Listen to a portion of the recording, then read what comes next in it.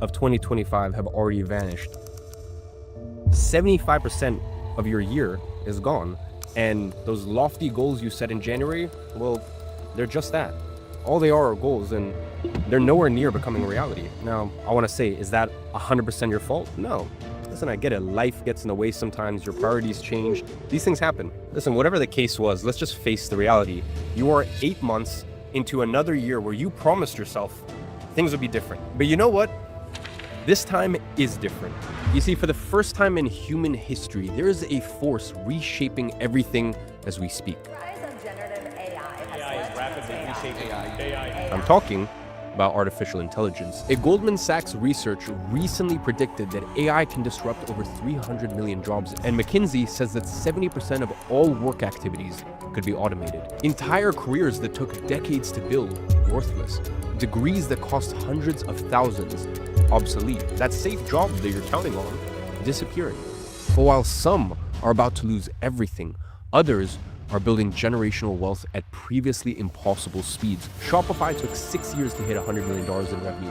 OpenAI did it in 2 years. And now we have specialized AI companies doing it in 8 months. The same 8 months that just slipped through your fingers. Is this the 2025 you wanted? Look, right now, as you're watching this, something unprecedented is happening in this economy. We are witnessing the biggest disruption to how money is made since the internet was invented. And for the first time in decades, the advantage is shifting away from the wealthy, the connected, and the experts, and towards regular, everyday people. There are still 4 months to go in 2025, and the good news is you don't need to create the next billion-dollar unicorn in 8 months to achieve true freedom. All you need to do is position yourself in the right place to surf this massive wave that is about to hit the market. And that is why we created the Make Money Online Challenge 2.0, to show you how you can leverage AI to position yourself at the right place and the right time while still in 2025. Let me tell you something incredible. The last time I hosted this challenge earlier this year,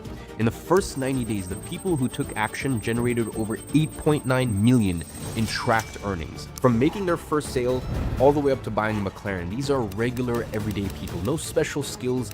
They just position themselves at the right place at the right time. And most importantly, took the decision to make this year the turning point of their lives. So yeah, it's true, 8 months of the year have already gone by, but the next 4, those are yet to claim. The last 4 months of 2025 start now, and I want to challenge you to create a $373 a day online business with me, 100% live, over the course of 3 days. So are you gonna keep letting the last 4 months of 2025 slip away, or are you gonna join me for this challenge? The decision is yours.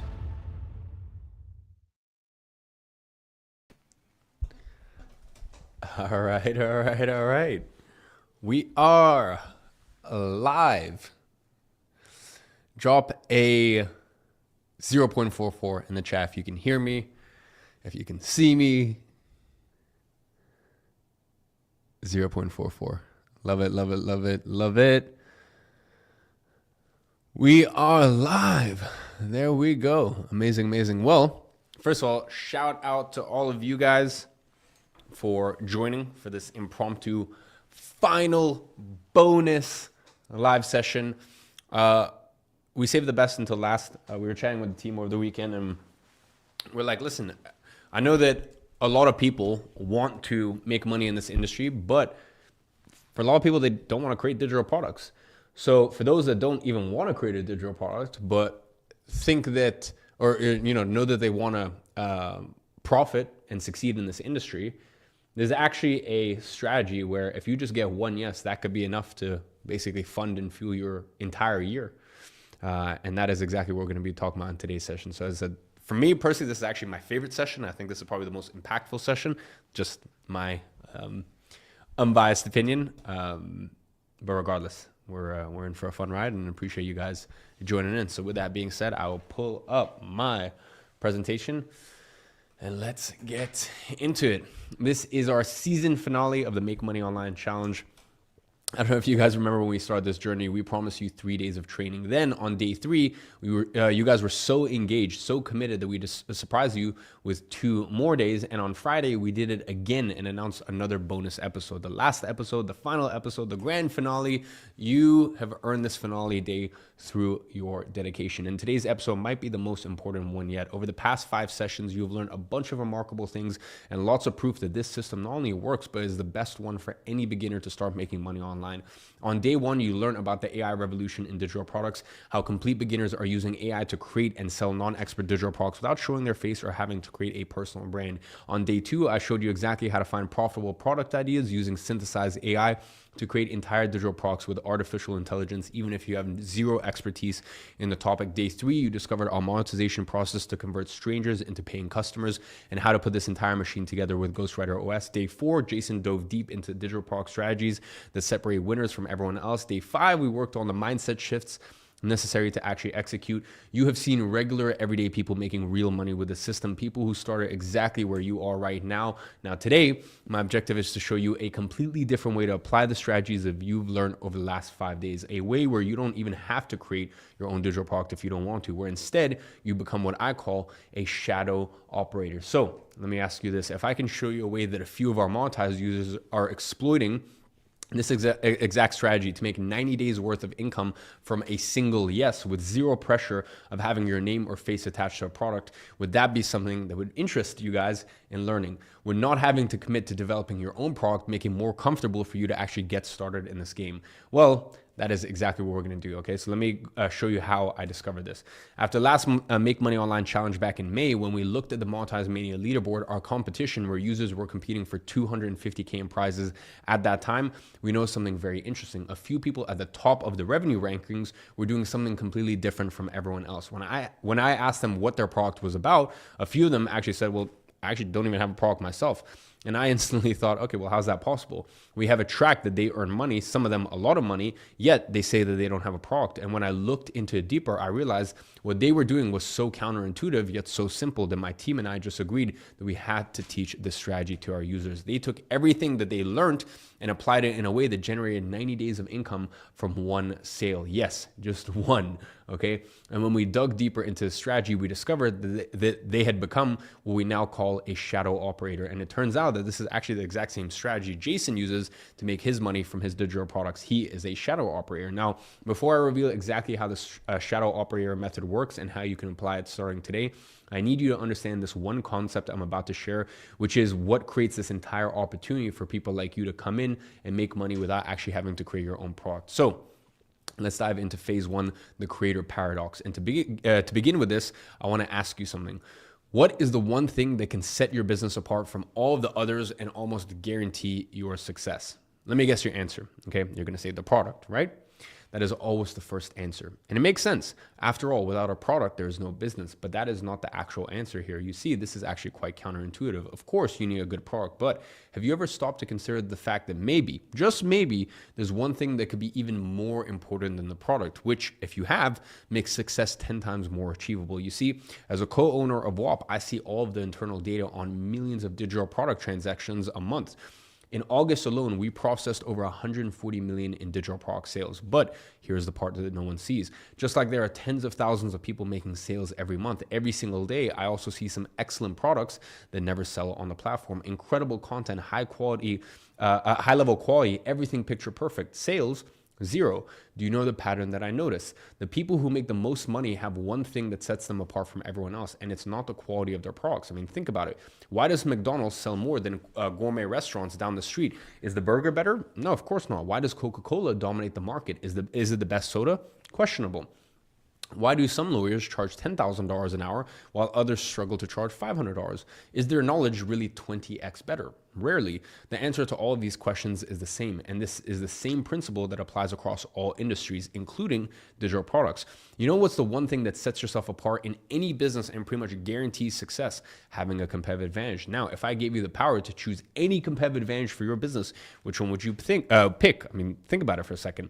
Imagine you own a restaurant on a busy street packed with other restaurants, all fighting for the same customers, all battling for the same attention. What competitive advantage would you choose over all others? The best food on the street, maybe the fastest service, or maybe the lowest prices. That sounds like a pretty good competitive advantage, no? Well, I personally wouldn't choose any of these. Do you know what I would choose? A hungry crowd. 1,000 people who hadn't eaten in 3 days standing right outside my restaurant. Why? Because with a hungry crowd, nothing else matters. I mean, think about it. The food doesn't need to be the best on the block. When you are starving, any sandwich feels like the greatest feast of your life, and the price can be higher than all of the competitors. A desperate, starving person will pay whatever it takes. There is no bargaining when your stomach is eating itself from the inside. You just want to get rid of that hunger. It is the ultimate competitive advantage that you can have. The same thing happens in the online world of digital products. In this case, your hungry crowd is your audience, not just any audience, an engaged, trusting, and most importantly, hungry audience for the solution you provide. When someone in your audience has a deep pain, a burning desire, desperation for change, they don't compare 10 options. They go for the solution from someone they already trust, okay? Having an audience to sell your digital product to is literally like playing the game with cheat codes turned on. And this isn't just theory, by the way. You can see it through my own example. Why do you think I make so much money? Because I have the same competitive advantage, an audience that knows, likes, and trusts me. And when you take this shadow operator approach I'm showing you here today, you get to have the exact same competitive advantage that I have. And here's the key part of this strategy. Building an audience from scratch takes years, and I mean years of grinding with almost no return. These creators post 5 to 7 stories a day, YouTube videos every week, writing scripts for hours, getting back to hundreds of comments, all of this for 2 to 3 years straight while working a full-time job on top of it. It is like having 2 full-time jobs, but the second one barely pays you anything. They've invested all these years and still get little to no financial compensation for it.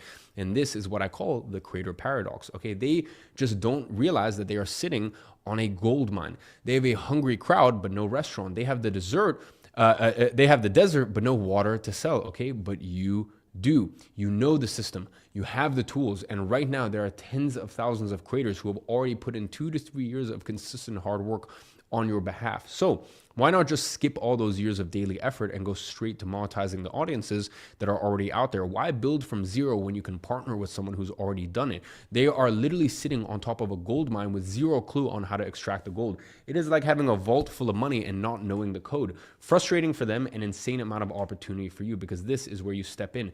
You have what they don't, knowledge to create products. They have what you don't, the hungry audience. It is the perfect match. Right now, there are more people with a hungry audience than ever before, but also more people with an audience struggling financially than ever, more frustration with monetization than ever, more desperation for solutions than ever before. It is a perfect storm of opportunity, and this is exactly what those smart monetized students I mentioned earlier figured out. They saw this massive gap in the market, thousands of creators sitting on gold mines with no clue how to extract the gold, and they positioned themselves as the solution. They became what we now call shadow operators, okay? So if I show you exactly what being a shadow operator entails and how you can get started with it, even with no experience, to make $5,000, $10,000, even $20,000 per partnership without ever having to put your face out there, would you commit to me to give this a try? Perfect. So first, let me explain what these people did as shadow operators. It is very simple. They take people with a small to medium-sized audience and they simply create digital products for them to sell to their followers who are already desperate to buy something, okay? The expert's face is on the product, the expert's name is on the product, while you stay completely in the shadows without having any pressure on your shoulders of having your name and reputation attached to the product being sold. But all of this strategy only works because they discovered a specific type of creator, the niche creators, not huge influencers with millions of followers, not insanely successful business owners. No. Okay, that's not who we're targeting. But small creators, fitness coaches, language teachers, business consultants, photographers, gardening specialists, okay? People with knowledge about a very specific topic and with passionate followers who already know, like, and trust them. And the crazy thing here is most of these niche creators already have a line of buyers, but no products to sell them, despite their followings literally begging to buy something from them. This is a rare case of a market with high demand but zero supply. It's like standing next to a crowd of thirsty people full of money in the desert, being the only one with gallons of water and just not knowing that you could actually bottle this water and offer it to them. I mean, think about it. Every other business fights over scraps, too much competition, not enough customers. Here, customers are begging to buy and nobody's selling. Now, let me ask you, what happens when you enter a market like that and simply give people what they desperately want? You make money, okay? Millions of these niche creators exist, and most of them don't even know that they are sitting on a gold mine. So here is what a few of our very smart users who notice this started doing. They simply tell these creators, hey, I see your audience is desperate to learn from you. What about I put a product together for you and create your entire monetization system that will turn your followers into buyers. I do all the work and you keep 50% of the profits. And boom, just like that, with one yes, just one, they walk away with instant access to tens of thousands of engaged buyers. Then they use Synthesize and Ghostwriter to create and launch a digital product for these niche creators, and they split the profits 50-50. With this strategy, it's not uncommon to see people making $10,000, $20,000, even more from a single product with someone else's name on it. The niche creator stays in the spotlight, the student stays in the shadows, and both of them make money. We call this the shadow operator method. And the craziest part is some of these shadow operators are quietly banking more than huge influencers that everyone's watching, okay? And let me be honest with you here. I've been critical of this business model before. I'll be very honest with you, okay? Up until recently, I actually didn't like this business model because launching someone else's product used to require a lot of work, okay? But because we now have access to specialized AI that can literally do 95% of the heavy lifting for you, that completely changes this dynamic. This makes this a rare opportunity for you to join a market with insane demand and little to no supply. So, if I were to show you the 4 actionable step strategy to identify, reach out, and launch these small creators, are you willing to put this into practice? First, we have step 1, where I will teach you how to identify high profit potential creators. You'll discover the exact signals that reveal which creators are sitting on gold mines without even knowing it. I will show you my collab email hack that instantly identifies desperate creators with high earning potential. And I will walk you through real examples of creators that could be making upwards of $200,000 from their digital products, but are leaving it all on the table, which is exactly what you can help to fix. Then we will move on to the second step about how to actually structure your partnership for maximum profit. This is where you're going to learn how to position yourself as the solution these niche creators desperately need while keeping zero pressure on your shoulders. After that, we will go to the third step where you will learn how to actually generate 90 days of salary from just one partnership. Next, we will go through the actual math, how a single creator product launch can put tens of thousands of dollars in your pocket, even if 99.5% of their audience simply ignores their digital product. And finally, we will finish with the fourth step, where you're going to master the 1 yes strategy to land your first deal. This is the exact outreach system that turns cold messages into profitable partnerships. By the end of these 4 steps, you will have a complete blueprint. No guesswork, no confusion, just a clear path to make you able to apply the 1 yes strategy and turn yourself into a shadow operator. But wait, did you think that was all? No. Hold on, because I saved the best part for last. At the end of today's episode, I'm going to offer you a gift that over 20,000 people have paid $995 to access, okay? A complete system that transforms everything I'm about to teach you from theory into execution. The same system that helped create thousands of my students close 4, 5, and even 6-figure deals when they had zero experience. This is the difference between knowing what to do and actually getting results from it. But here's the catch. This is only for those who stay until the end and take this specific action I will reveal. Not tomorrow, not next week, but today. So with that being said, if you are serious about executing the 1 yes strategy, stay with me for the entire episode. Now, remember when I said this was a perfect storm of opportunity? Well, let me show you just how massive this opportunity really is. Right now, as we speak, there are literally millions of creators around the world trapped in a bizarre paradox, okay? They wake up every day, create content, and get thousands of likes and go to sleep without making any money. Entire audiences begging to buy something that never gets created. Comments saying, make a course, that get ignored. DMs asking, where can I learn more from you, with no reply. It is the biggest financial waste I've ever seen on the internet. There are tens of thousands, if not hundreds of thousands of creators in every niche imaginable who simply don't know how to monetize their audience and knowledge, which brings us to step 1 of the shadow operator method, how to identify niche creators with massive profit potential. Let me show you some real examples I found in just a few minutes of scrolling through Instagram. As I mentioned, even small size creators can generate a lot of money. Take this example. This guy talks about medicines with natural ingredients. I will keep their handles censored just out of respect for them. He has 20,000 followers talking about wellness through alternative medicine. He has no digital products. If anyone created a digital product for him about how to make in-home natural recipes for healing or whatever he teaches specifically, they would make solid commission checks, okay? Because even though this is a relatively small account in a very specific niche, and for this very reason, whoever follows him feels like they are a part of the tribe. They share the same beliefs, they feel the same pains, and they are way closer to the account owner. And because of that, his audience wouldn't even flinch before spending $67 to $97 to improve their lives with these recipes that they already believe work, okay? Let me show you the numbers. Do you remember the economics of digital products that we covered back in episode 3? How I told you that for every 100 people who visit our product page, 1 to 5 people actually buy our product. So let's do the math here. If you did a pretty average job with him and just got 2 out of every 100 people to buy, that is 400 sales, okay? At $97, that's $38,800. On a 50-50 partnership, you would be making over $19,000. Not a bad start, huh? Check out this other niche creator. She's a young mom of 5 who talks about motherhood. This is one of the most powerful audiences you're going to find because her followers have a common trait with her, a child, okay? And for most moms, their kid is the central part of their life. So seeing a person talk to them from mom to mom creates an insanely strong bond over such an important topic for them. How easy do you think it would be for you to sell a digital product to her audience, showing her way of raising a child, how she educates them, her routine, how she deals with issues, etc.? Let me tell you, it will be really easy. Again, let's say you launch her digital product and you completely mess this up. Out of her 75,000 followers, you get 99.5% of them to ignore her digital product and 0.5% of them to buy at $197.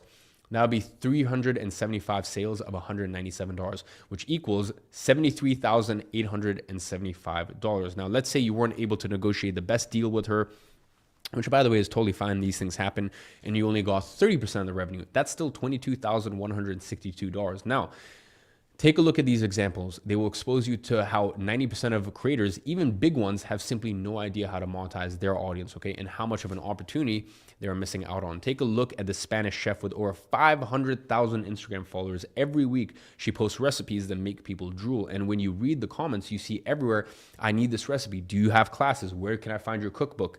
And what does she sell? Nothing. She has 0 digital products in a niche where people happily pay hundreds of dollars for a simple recipe. She's easily missing out on $200,000 per year. Let me show you. Let's consider here that only 1 out of 100 people buy a digital product you launch her. So out of 500,000 followers, that would equal 5,000 sales of her digital product. Let's say we price it at $75, which is very cheap for a product that has the face of an expert this big. 5,000 sales at $75, that is $375,000 in revenue over the course of a year. Our users inside Monetized usually negotiate a 50-50 split of the total revenue to launch the digital product for an expert, which means that in this case, you would have gone paid 50% of this $375,000. That is $187,500 for a single digital product that you would have had to launch once, which you will create by basically organizing recipes that she's already shared. So when you see someone like this with 500,000 followers, people literally begging in the comments for an offer that doesn't exist, and you know for a fact that they are leaving $375,000 on the table every year simply because they don't have a digital product, do you then see how massive the opportunity is for someone like you to step in and help them monetize their existing audience? Simply by organizing content they've already created and packaging it into a digital product format. Do you see how all that is missing is someone with the systems to actually bridge that gap? And this, by the way, is not a one-off example. I have found dozens of them in 5 minutes of research, okay? And I will tell you in a minute exactly what to look out for on their profiles to know if they have high profit potential. Take a look at this dog with 404,000 followers, okay? I don't know if you know this, but the US pet industry will move $157 billion with a B in 2025, okay? $157 billion. That is bigger than the GDP of countries like Morocco or Dominican Republic. And this dog, with hundreds of thousands of followers, of pet-obsessed business owners following, pet owners following, you know how many products he has? 0, okay? Meanwhile, in the same niche, people are selling training guides for $47, brain training for dogs, even a 5-page canine meal plan PDF for $155, okay? There's some insane examples in this niche. There are even digital products selling dozens of units a day at $497. Something as simple as this ebook digital product can sell hundreds of thousands of dollars, okay? Think about it. Dice's followers aren't just fans of cute dogs. No, they're dog owners. They're spending an average of $2,000 a year just on their pets. They would buy anything that makes their dog's life better. Do you see how having 404,000 followers on an account like this, but nothing to sell, is like owning a store on Fifth Avenue and keeping the doors locked? The owner is sitting on a slice of this $100 billion plus year industry while thinking, oh, it's just a dog with an Instagram page. Now look at this crazy example. 1.9 million followers in his personal development, motivation, and life philosophy space. What does she sell? A physical book on Amazon for $9. $9, okay, to 1.9 million people. And that is like having a stadium packed with fans, and the only thing you have to sell is water for 50 cents a bottle. In this niche, digital products sell for $297, $497, even $997. So let's say you partner up with her and launch a digital product, and let's say you completely mess this up. You implement the steps that I've taught you all in the wrong order. You have the wrong packaging for your product, and your page script sucks.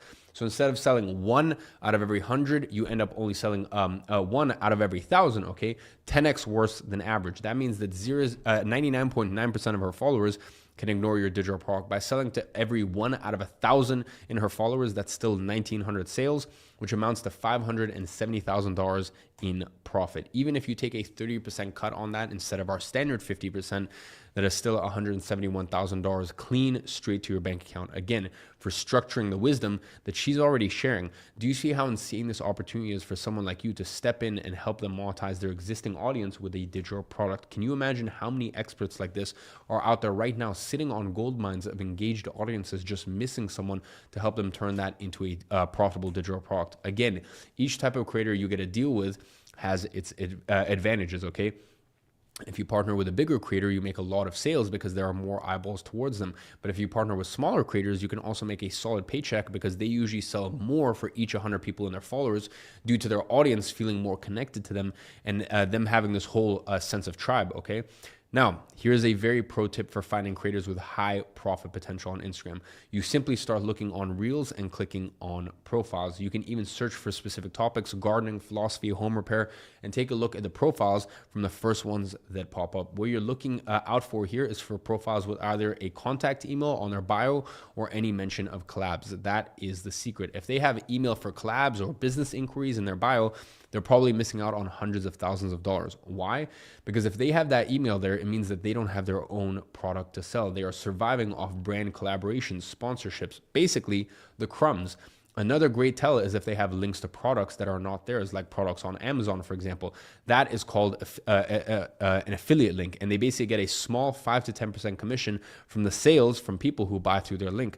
This means that they're already willing to promote products to their audience, and in this case, they're getting paid a very, very, very, very tiny percentage of the money that they actually bring to those businesses. Remember, back in episode 3 when I talked about the hope marketing approach, that is exactly what they're doing, hoping some brand will throw them $500 for a post. But here's the beautiful part for you.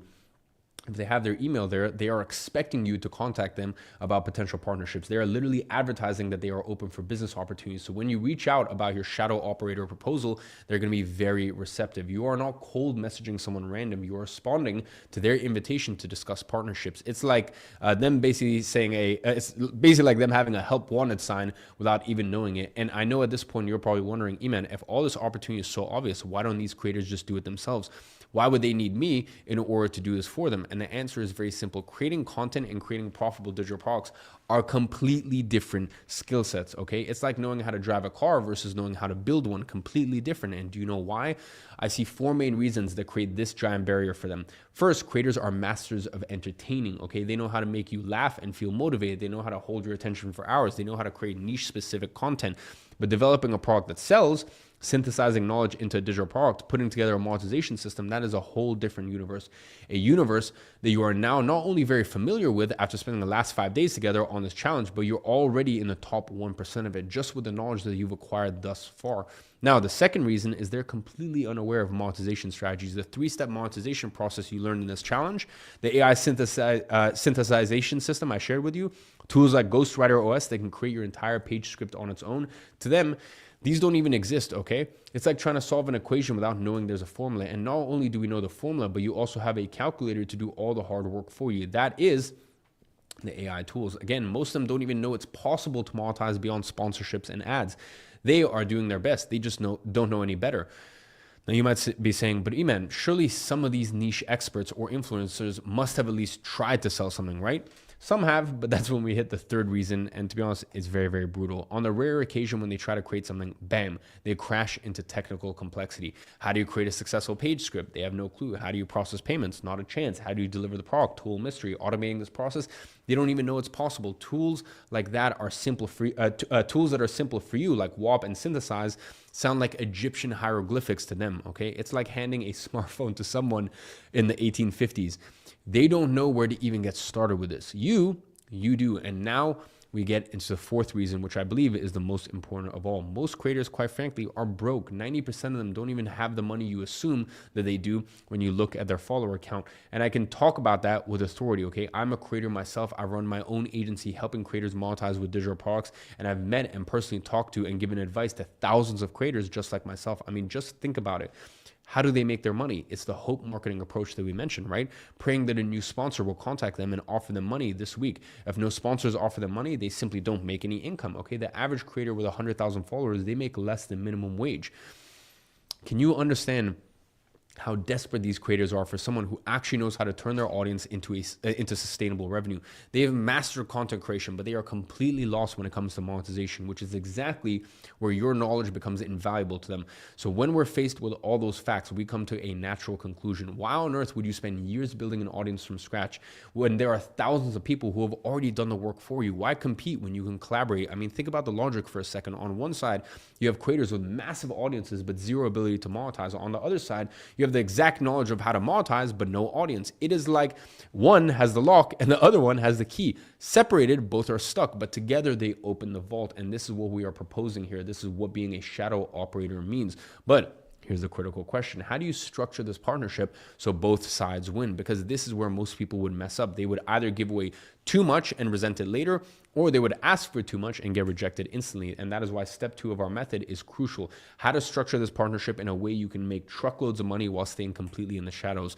The mindset you need to approach this from is that there's no point in time, is that at no point in this time are you taking anything away from the other party. And that's very important for you to understand. This partnership is about creating value where none previously existed, okay? The creator keeps doing what they love, creating content, showing up and entertaining, while you do what they can't. That is structuring products and implementing systems. You already have the exact tools you need to do that. The result, both make far more than they ever could alone, and their audience gets the very thing they were already asking for. It is genuinely a win-win-win situation. And the best part, selling to an audience that already trusts the creator is infinitely easier than selling to strangers. When the product has their face, their voice, and their name, their audience doesn't question it. They buy, even if the product page is kind of clunky, even if the product script is not the best, even if you make a bunch of mistakes along the way. As long as you offer them something, a lot of them will buy, okay? Because when you're hungry, you don't care if someone offers you a sandwich or a steak, you just eat it. And that is where their audience is coming from. Now, most people don't know this, but the shadow operator model, where someone is the face of the brand while the shadow operator acts behind the scenes, has been around in other industry for decades. I mean, just think about it. Artists have record labels behind them. Actors have producers behind them. Sports players have agents behind them. Book authors have publishers behind them. And here comes the part that you probably don't know. And when you do, it will change your perspective forever. It's not just that this model works. It's that historically, the shadow operators earn just as much, if not sometimes even more than the stars. In the music industry, we have Max Martin. Now, you probably don't know who that is, and that's exactly the point. He is the legendary Swedish producer behind the biggest hits of the last decade. Media literally refers to him as the invisible man behind some of the biggest stars. His net worth estimated at $400 million. Martin has worked with Taylor Swift, Britney Spears, Ariana Grande, The Weeknd. He has 27 #1 Billboard Hot 100 songs to his name, but he hardly shows his face anywhere. He doesn't even have a social media. Okay, that is a true shadow operator. He charges over $100,000 upfront per song plus eternal royalties. I mean, think about that. While Taylor Swift sweats on stage, deals with paparazzi, and lives under constant pressure, Martin is at home in Sweden cashing royalty checks, okay? Every time Shake It Off plays on the radio, Martin gets paid. Every stream of Blank Space on Spotify, Martin gets paid. Every commercial use of Can't Feel My Face, Martin gets paid, okay? In 2016 alone, he pulled in over $54 million. He never set foot on stage. He never dealt with fans. 99% of people don't even know who he is, and yet he is richer than 99% of the artists who made the songs famous. And that's exactly what we're doing here through digital products with creators. But it doesn't stop there, okay? Record labels, the picture gets even clearer. In some cases, they keep 85 to 95% of revenue until recouping their investment. After that, they still hold 50 to 60% of everything, depending on the artist that they're dealing with. In publishing, it's the same story. Penguin Random House, HarperCollins, billions in annual revenue.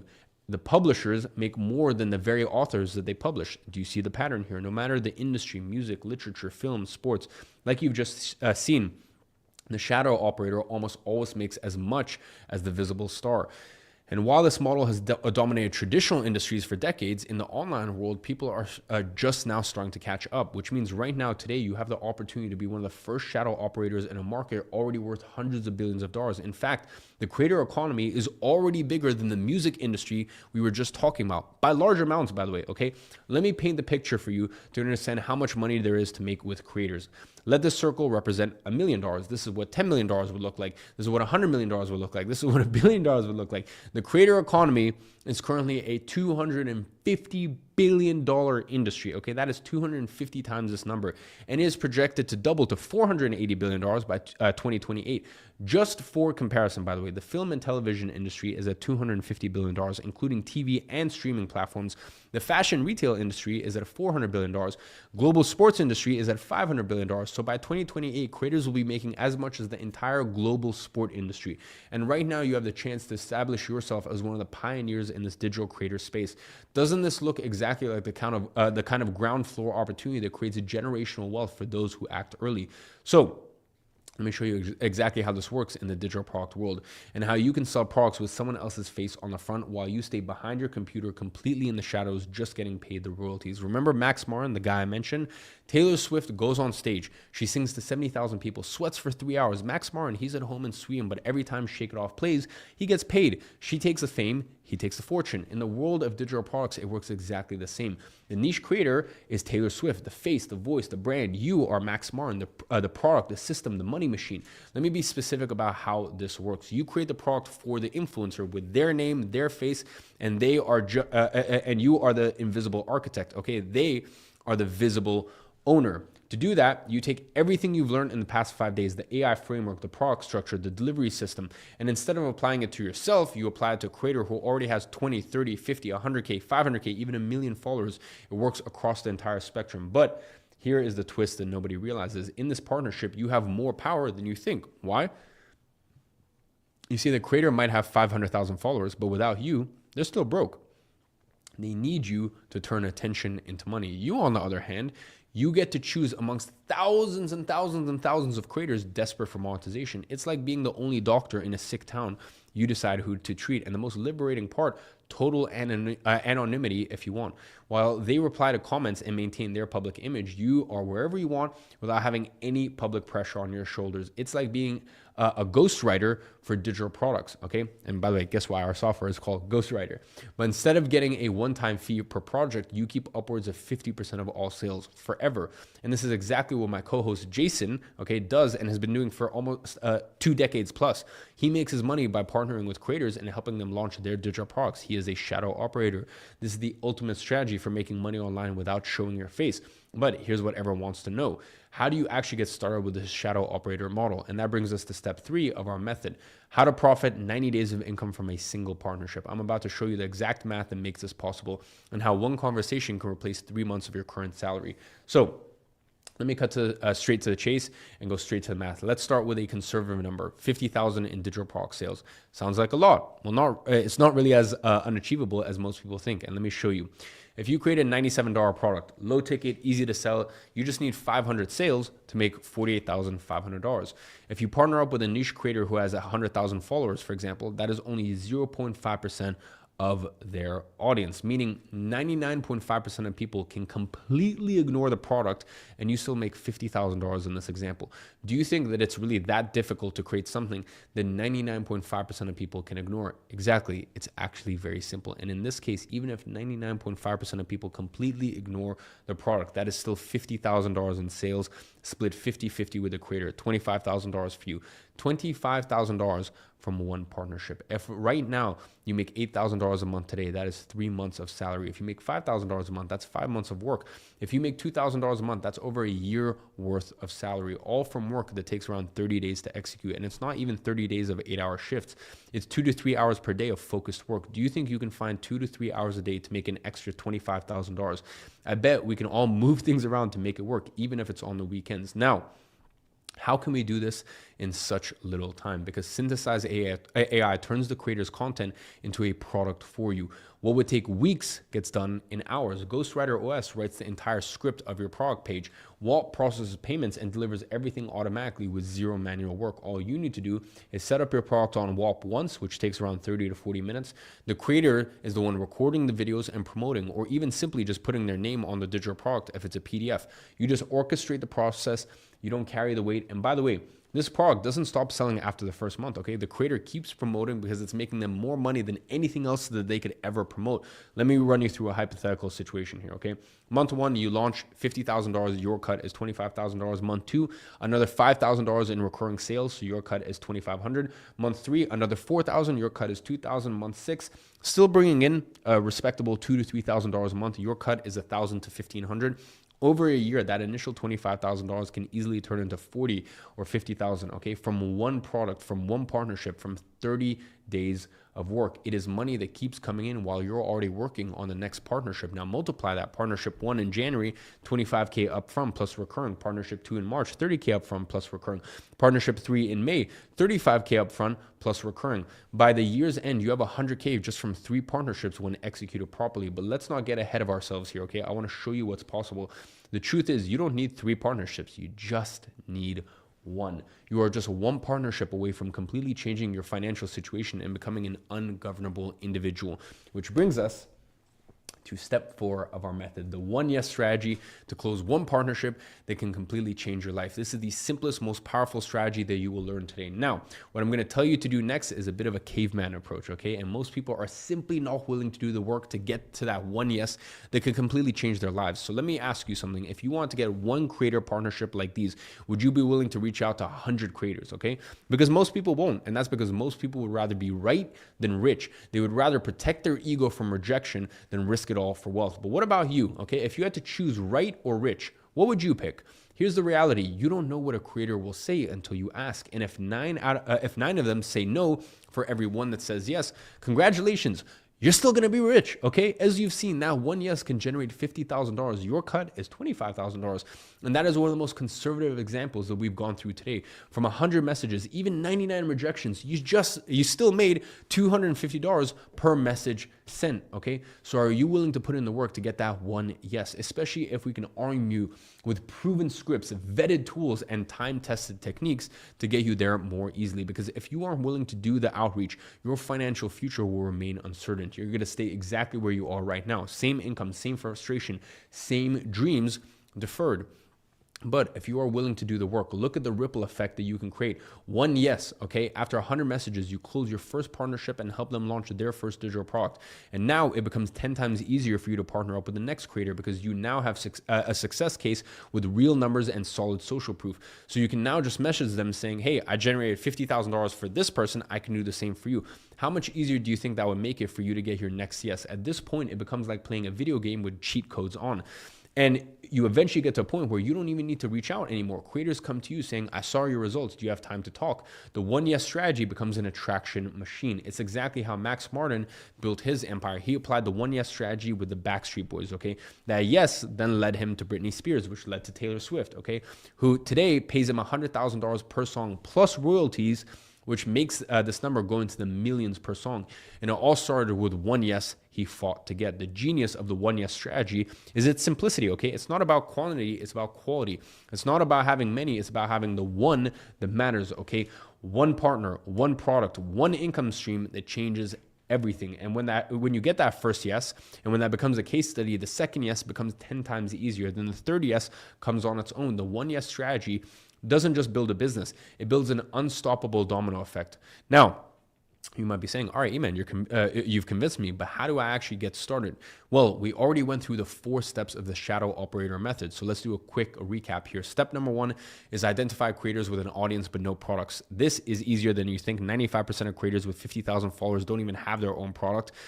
They survive on miserable $100 to $200 sponsorships, AdSense that pays crumbs, and affiliate deals with 5% commissions. There are literally millions and millions of creators sitting on gold mines without even knowing how to extract the gold. You open Instagram, YouTube, TikTok, you look for creators in the niche that you choose, and within 30 minutes, you're gonna have a list of 50 perfectly qualified creators. The signs are obvious, tons of engagement, but a Linktree link in bio with nothing to sell. Comments showing clear buying intent, and the typical, oh, collab emails in a bio that I mentioned earlier.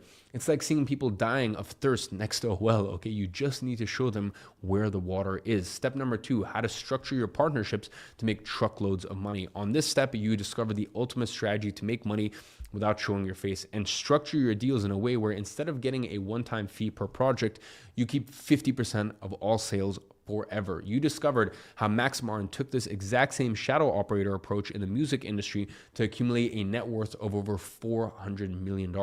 You saw how this creator economy is going to double to 480 billion by 2028, which means that right now, today, you have the opportunity to be one of the first shadow operators in a market already bigger than the music industry. And all you need to do to get started is to take everything you've learned in the past 5 days, the AI framework, the product structure, the delivery system, and instead of applying it to yourself, you apply it to a creator who already has 20, 30, 50, 100, 500K, or even 1 million followers. And finally, you learn how to have more power than the creator in this partnership. Why? Because you're not asking for money. You're offering them money, okay? You're not selling, you're proposing a partnership. You're not taking, you're actually giving, okay?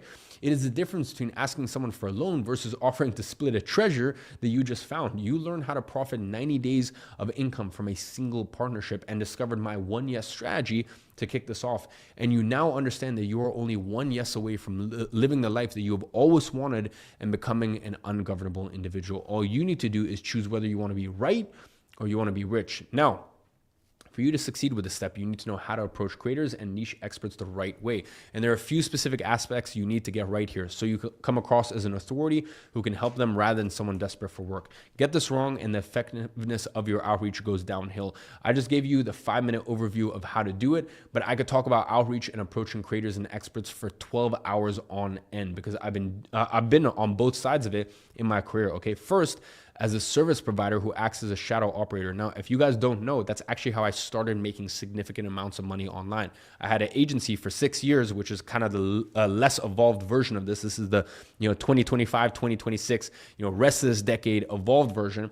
Now, at first, I was helping local businesses with ads, and then I started helping online creators create and launch their own digital products. My first client that I got specifically for this was right at the beginning of 2018. And second, I am also a creator myself that gets approached dozens of times a day by service providers who wanted to work with me. So I know exactly what works and what doesn't better than anyone else in the industry. Hence, I can talk about outreach and creator partnerships for literally 12 hours on end. In fact, that's exactly what I did around a year ago, back when I created Agency Accelerator. For years, I taught people how to build agencies from scratch. And inside of Agency Accelerator, I reveal my exact strategy on how to approach business owners and get them to pay you $1,000, $2,000, $5,000, even $10,000 a month in retainer. I mean, think about how difficult that is.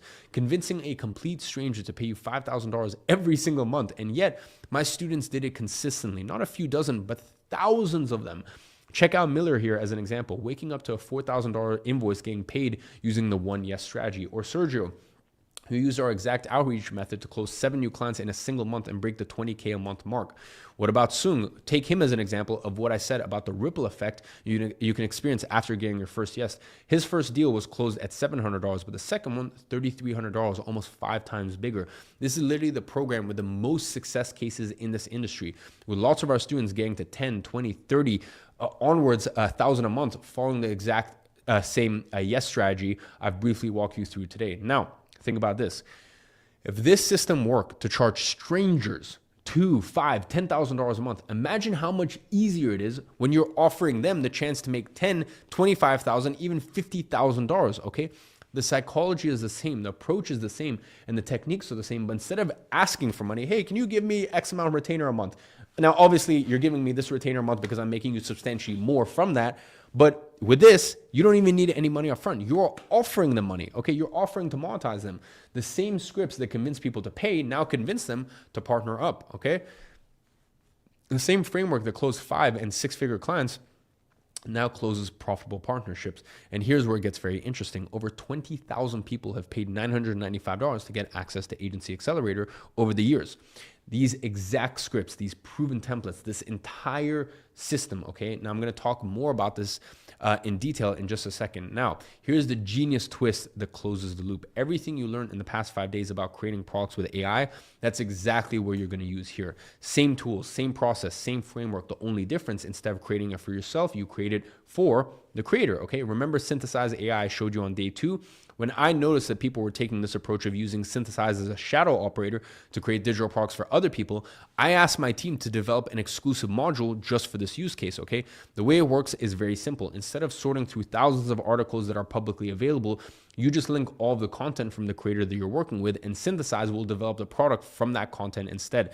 Take all of their YouTube videos, Instagram posts, TikToks, and feed it all into the shadow operator module inside of Synthesize. Synthesize will then extract their knowledge, organize it into modules, and create their digital product based entirely on their expertise. And that's how 30 days of manual work becomes 3 hours of AI supervision. Everything I showed you about monetization strategies with our Ghostwriter OS tool, it's the same process, okay? AI writes the product page, the scripts, even the posts and stories to give the creator so they know what to say when promoting the product if you want to. And you can upload a transcript of one of their videos to Ghostwriter OS. That way it literally writes in their own voice already. So every script it develops will naturally sound exactly like them. You are not inventing anything new. You are just applying the same formula that I have taught you.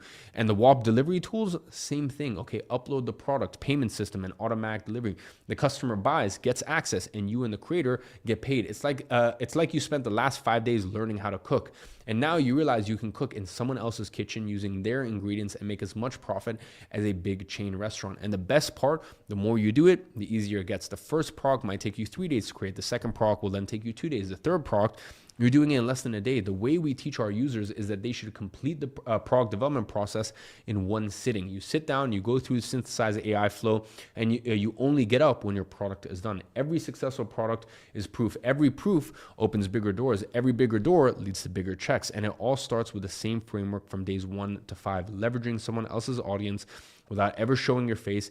Now, I'm going to be completely transparent with you about something important. This model works. The numbers don't lie, and the logic is solid, but there's one real challenge that separates those who succeed from those who quit: getting that first yes. Let me be honest with you, okay?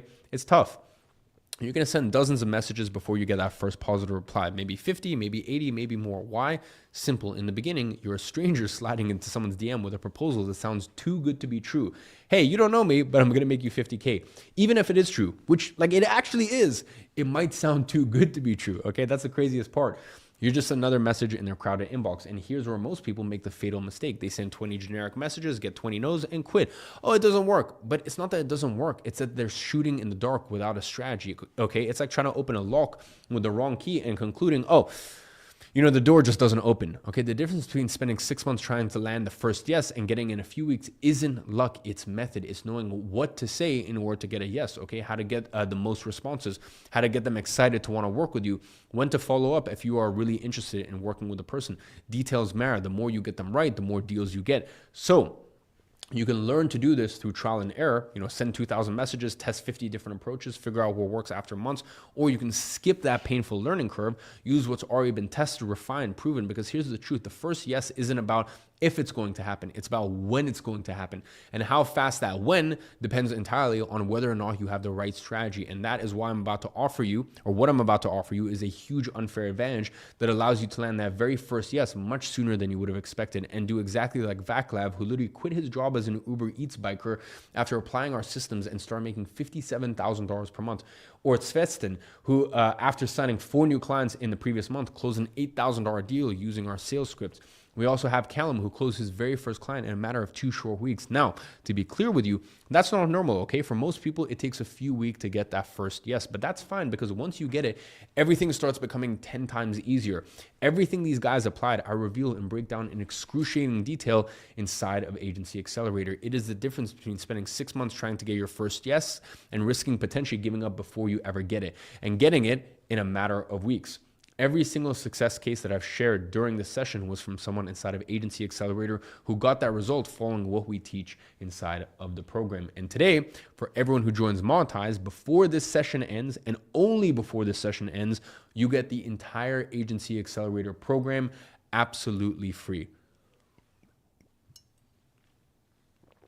And just remember, this is the same Agency Accelerator that over 20,000 people paid $995 to access. And that is my $995 gift for you today. But here is what you need to understand. Agency Accelerator is not actually available for purchase anywhere. We don't sell it anymore. Not for $995, not for $19.95, not for any price, okay? The only way you can get it is right here, right now, as a bonus, as a free bonus for taking action during this live. You see, the only reason I'm making this available to you is because I'm seeing people actively use this strategy right now and being very successful with it.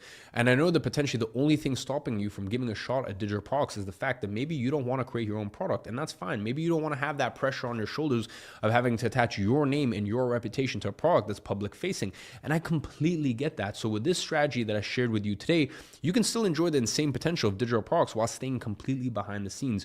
And the combination between our system inside Monetize and the outreach strategies taught inside of Agency Accelerator will give you a competitive advantage that no one else in this industry has.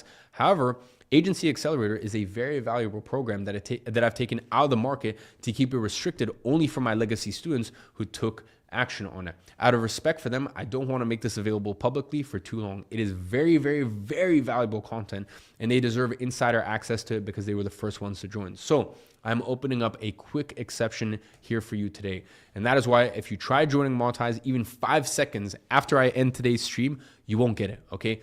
So when you understand this part, let me show you exactly what you will get inside of Agency Accelerator. First, you get the complete step-by-step outreach system. This isn't just scripts, it's a complete outreach system, okay? It first shows you where to find the right prospects, then how to craft your message for maximum responses. That includes my exact message scripts that have been tested thousands of times, as well as the right way to approach them without seeming desperate or salesy. Critical mistakes to avoid that kill your chances instantly. How to execute follow-up that gets responses without being annoying. Every single detail is mapped out so you are never guessing. After implementing this system, you will be able to apply the same strategies that have convinced CEOs to pay $2,000 to students like Rohan, or a fitness influencer with 130,000 followers to pay $5,800 upfront plus 10% of revenue to Yakub. As he says himself, with this system, you are only 5 to 10 no's away from your next big payday. What about $11,600 in a single deal Elias was able to get using our outreach methods? Or even more impressive, weeks later, getting him a $20,000 deal. Every single strategy that our students use to get all these results convinces creators to partner with you. Second, we have the closing framework that turns maybes into yeses. We show in excruciating detail the process of closing a deal from very first contact to the final yes. Every single detail is covered so you're never left guessing what to do. We include dozens of hours of me on actual sales calls closing clients, okay? So you know exactly how to approach each one of these conversations. Most importantly, you get my exact sales scripts that I've used and refined for years, responsible for generating millions in sales. When to push, when to pull back, how to handle every objection, and most importantly, you get all my onboarding system so you know exactly what to do after you close the deal, which is the part that actually most people overlook and get stuck with. Third is the partnership structure template. Okay, we break down exactly how to structure these partnerships with examples of how I structure my deals with my own clients, access to the exact agreements and contract templates to establish clear terms and guarantee a healthy and profitable relationship for your partnerships with creators. Everything is structured so that way the creator keeps promoting, because that way they can keep earning. No confusion, no disputes, just clean partnerships. These three components work together to create a complete system. So here's what you're going to get. Agency Accelerator, which teaches you how to close 4- and 5-figure partnerships. My proven sales scripts for closing 5-figure partnerships. My exact contracts, agreements, and billing structures to guarantee your partnerships are structured smoothly for both you and the creator. As I already said, Agency Accelerator alone will cost $995, and you can't even get it for this price anymore because I've taken it off market. But today, you get it at no extra cost when joining monetize. Okay, now remember, this is a presentation only bonus. When this session ends, so does this offer. And in the case that you don't remember, let me show you everything else you get inside Monetize when you enroll today. Inside Monetize, you're going to get our four-step AI powered system to create digital products, which I've taught over the space of the last week. Just with this system alone, you can create and launch a digital product for creators as a shadow operator in just a few hours. Then you get Synthesize AI 3.0 for a full year. This is the world's most powerful digital product creation engine. And specifically for those who join today, I'm going to give you an exclusive access to our secret shadow operator module inside of Synthesize AI. This allows you to bypass the typical synthesis process and instead feed Synthesize with all of the content from your creator. So that way you can create a digital product personalized specifically for your specific case. You get Digital Product Formula. This is our step-by-step implementation training that's going to walk you through the 4 steps of creating and launching a digital product, developing the product, monetizing it, delivering and scaling. So that way you never have to worry, oh, what do I have to do next? Because everything is mapped out for you. Remember, this process is the exact same regardless of whether you're creating a product for yourself or for a creator. It's like having me as your personal trainer, but instead of building muscle, we are building your financial future. So can you follow simple instructions? If you can, then you have all it takes to make this work, okay? And I know some of you guys are now wondering, but if I take the shadow operator approach, do I still compete for the $350,000 in prizes for the Monetize Mania? And the answer is yes. Okay. In fact, there's a lot of people on WAP and Monetize making money as shadow operators, some of which actually ended up on the Monetize Mania leaderboard. They were the ones leading this new approach. So if you take this approach 100%, you do qualify. In case you don't remember, these are the prizes we're giving to our top 10 spots. Okay. When you join Monetize today, you will also get a list of 100 profitable niches already validated and ready to explore. This is the best way to find untapped creators who have dozens of thousands of dollars in pent up demand that's trapped in their audiences. You get Ghostwriter OS, which will be a major component of your partnership. Okay, so that way you can develop all the content of the product pages and page scripts for your partnerships without you having to learn how to write sales copy yourself. You get 52 weeks of live weekly coaching with me and my team, which by the way is huge for shadow operators because every week you can bring your specific partnership challenges, get scripts reviewed, troubleshoot creator relationships, and get real-time guidance on closing deals. Exclusive community with thousands of people applying the same model. Then even with all that, if you still don't achieve your first sale, we have another safety net for you, the perfect product insurance policy, okay? If you don't make your first digital product sale within 60 days of joining Monetize, my personal team will step in and perform a complete diagnostic review of your digital product and monetization strategy. We'll examine every detail, your unique value zone, your product packaging and format, your pricing strategy, your monetization strategy. Then we will deliver a personalized action plan telling you exactly what needs to change for you to get your first sale. This way, even if you do everything wrong, you can still find success because our team will personally help you.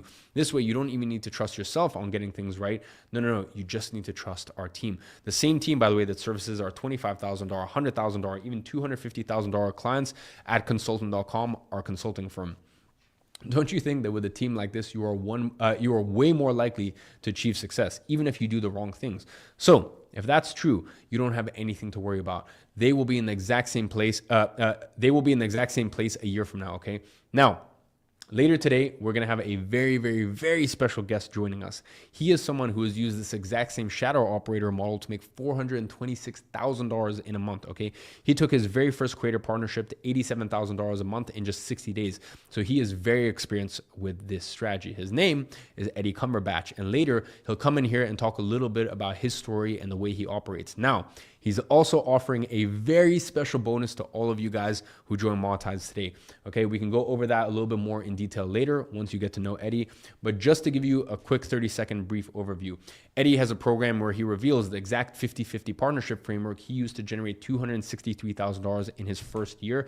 His complete DM scripts that close real creator deals, including recordings of the actual conversation with the creators. He'll show you how to create an irresistible offer for your creators, how to identify ideal creator partners, educational niches, and he'll also share his unique monetization system to help creators sell their digital products to their audience effectively. Just so you understand, over 2,000 people have paid Eddie $697 for this program, and you get access to it at no extra cost when you join Monetize today. And this program specifically is also only available if you join until the end of today's session, just like Agency Accelerator. All of that is worth over $10,000 in real actual value. Your investment to get everything inside Monetize is only $1,995. Plus Agency Accelerator, which is worth $995, is completely free, but only if you join before this live ends. Here is how to secure everything right now. Look at the chat. There's a link pinned at the top. Click that link. Complete your Monetize enrollment. Agency Accelerator gets added automatically, and that's it. 3 clicks and you save $995. But the second this live ends, that bonus disappears forever. Since January, Monetize has gone from $1,000 to $1,495 to $1,995 today. Every time we reopen, we increase the price. And based on our pattern, it's safe to assume that we will go far beyond $2,000 at this rate. Now, when will I open it again? I can tell you for a fact, it won't be this year, okay? I have no idea when it is. You just need to know that right now, when you're joining at the lowest price that it will ever be at, okay? And you will get, this is gonna be the lowest price. Now, as to when we reopen again, I can't tell you what the price is, but I can tell you it definitely won't be cheaper than it is today. And if you look at our pattern and our trajectory, it only seems to be getting more expensive. One partnership has the potential to pay for everything 2, 3, 5, even 10 times over, but only if you have the complete system. Monetize gives you the product creation tools. Agency Accelerator gives you the partnership scripts. Together, they give you everything. The link is in the chat right now. But remember, once this live ends, this opportunity ends with it. Making the right choice is the difference between having the complete treasure map or trying to figure out everything as to how to dig on your own. And by the way, speaking of treasure, while we're talking here, millions of creators are leaving fortunes on the table. The Spanish chef, the Rottweiler, the personal development lady, they are still waiting for someone like you. And 95% of creators have no idea that the shadow operator model even exists, okay? You are stepping into a completely untapped blue ocean market. And here is what you now have from the past 5 days. You have the complete AI framework, the tools, Synthesize, Ghostwriter, WAP, the business model blueprint with Agency Accelerator, the exact system that thousands of students have used to get CEOs paying them $2,000, $3,000, $5,000, even $10,000 a month, which you are now going to be able to use to your advantage to close profitable creator partnerships. It all starts with the action you take now. The only thing missing is your decision. And look, the fact here is 99% of people watching will do nothing. And that's not an exaggeration. It's the actual number. They're going to be in the exact same place a year from now. It is the 0.44 that will take action today, okay? So are you going to be a part of the masses, or are you going to be a part of the 0.44% club that is committed to becoming an ungovernable individual through the power of AI and digital products? Which one are you? We have gotten to the last day of our challenge here, and it is the last chance for you to make this decision. You're only one digital product away from the life that you have always dreamed of. And if you are ready to finally get that yes, it all starts with the action you take now. Click the link that I've dropped in the live chat right now. You're going to see this page, and when you click the button on it, you're going to be redirected to a secure checkout page. Choose the payment option that makes the most sense to you, and let's get started working on that first yes today. You're going to get instant access to Monetize and all of its bonuses directly inside of WAP. When you enroll through this link, Agency Accelerator will automatically be added to your account, and you're going to get instant access to it. You can literally start going through it right now. By the way, on top of all this, we have the most powerful guarantee ever created in this industry. This is a better than money back guarantee. Okay, it is a work with you until you win guarantee. Because the fact is, you don't need the money itself. $1,995 is not going to make or break your life situation. What you need is not money, but to learn how to create a monetization machine, a machine that prints money for you consistently on demand. Because once you have that, all of your problems get eradicated. And on Monetize, we work with you until you have that in place. It is simple. You have to 10x your investment inside of Monetize through your digital products, or we keep working with you until you do, okay? We're never gonna charge you another dollar for updates. We're gonna keep coaching you. We're gonna keep giving you new updates to the programs. We're gonna keep supporting you until you hit that 10x investment mark, okay? And we can offer this because we can verify all of the numbers. We can see everything through WAP. Every sale, every customer, every dollar, it is all tracked in our backend, which means we're not working on some honor system, okay, where you have to trust us about the results and vice versa. We can literally verify every number in real time, and that is why we can offer such a crazy guarantee, because we know this works, okay, and we can prove it's working for you. So really, you only have two options. You either succeed and make at least a 10x return on your investment, or we keep working with you until you do. And by the way, if finances are tight right now, we have financing plans available, so you can break this down into payments that are more manageable. So just a reminder, this is everything you get today. Agency Accelerator and Creator Accelerator expire as bonuses as soon as I finish this webinar. And the enrollments for Monetize, by the way, officially close at 11:59 p.m. Eastern time tomorrow. That is it, okay? They close. After that, I don't know when I will open Monetize again. All I can say is that it will not be open in 2025. This year, it will never be available again, okay? So if you want to join, you might as well join right now and grab the 2 extra bonuses with you. So click the link below. You have all the info you need there. And if you have any trouble checking out, just a heads up, my team will personally message you through WhatsApp on the phone number you use on the checkout page. So with all that being said, it is now time for our final Q&A. We also have Eddie joining us in just a few minutes for his session. So just a heads up, if you leave, you are going to miss out on that, and they always get cut out. So yeah, if you leave at any point, unfortunately, you won't be able to see it. So without further ado, welcome back to our co-host, Jason. Yo!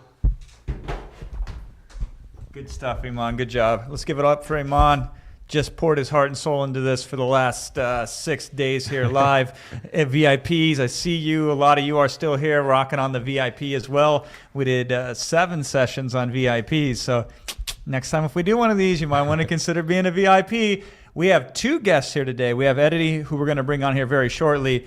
We also have a second guest, Fidel, who's very interesting as well. We're going to bring him on a little bit later. We have 2 exclusive bonuses, and you know how I roll. I like to stay on until we make sure everybody is ready to go. And if you're not ready to go, that's cool too, but we'll make sure you understand the full totality of the value that you're going to get here. Now, heads up on this, because all you've been asking me the last couple of days, I didn't have an answer for you.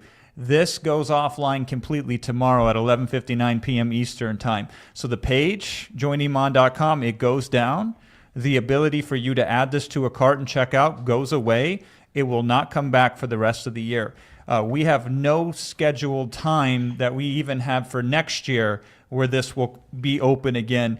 We don't ever know if we'll open this again. That is the God's honest truth, straight up from me to you. So tomorrow night is the last night. Now, if you're ready to sign up today, then of course you get the 2 extra bonuses that we just debuted in front of you here as well. You can wait until tomorrow if that makes more sense. But after tomorrow night, it closes. Mm-hmm. So it's getting down to the brass tacks. And this is always like bittersweet for me, Iman, because I love being here. And I love working with everybody, talking to them, and we get to reach everybody. But then we don't get to see each other for a very long time. So we love to enroll the people who are ready to enroll, because then we can work with you on the inside, which is where we spend most of our time with people that are ready to go and sign up and all of that. So just wanted to get the housekeeping out of the way. And shout out to everybody who stayed with us on 6 days. That is a major commitment.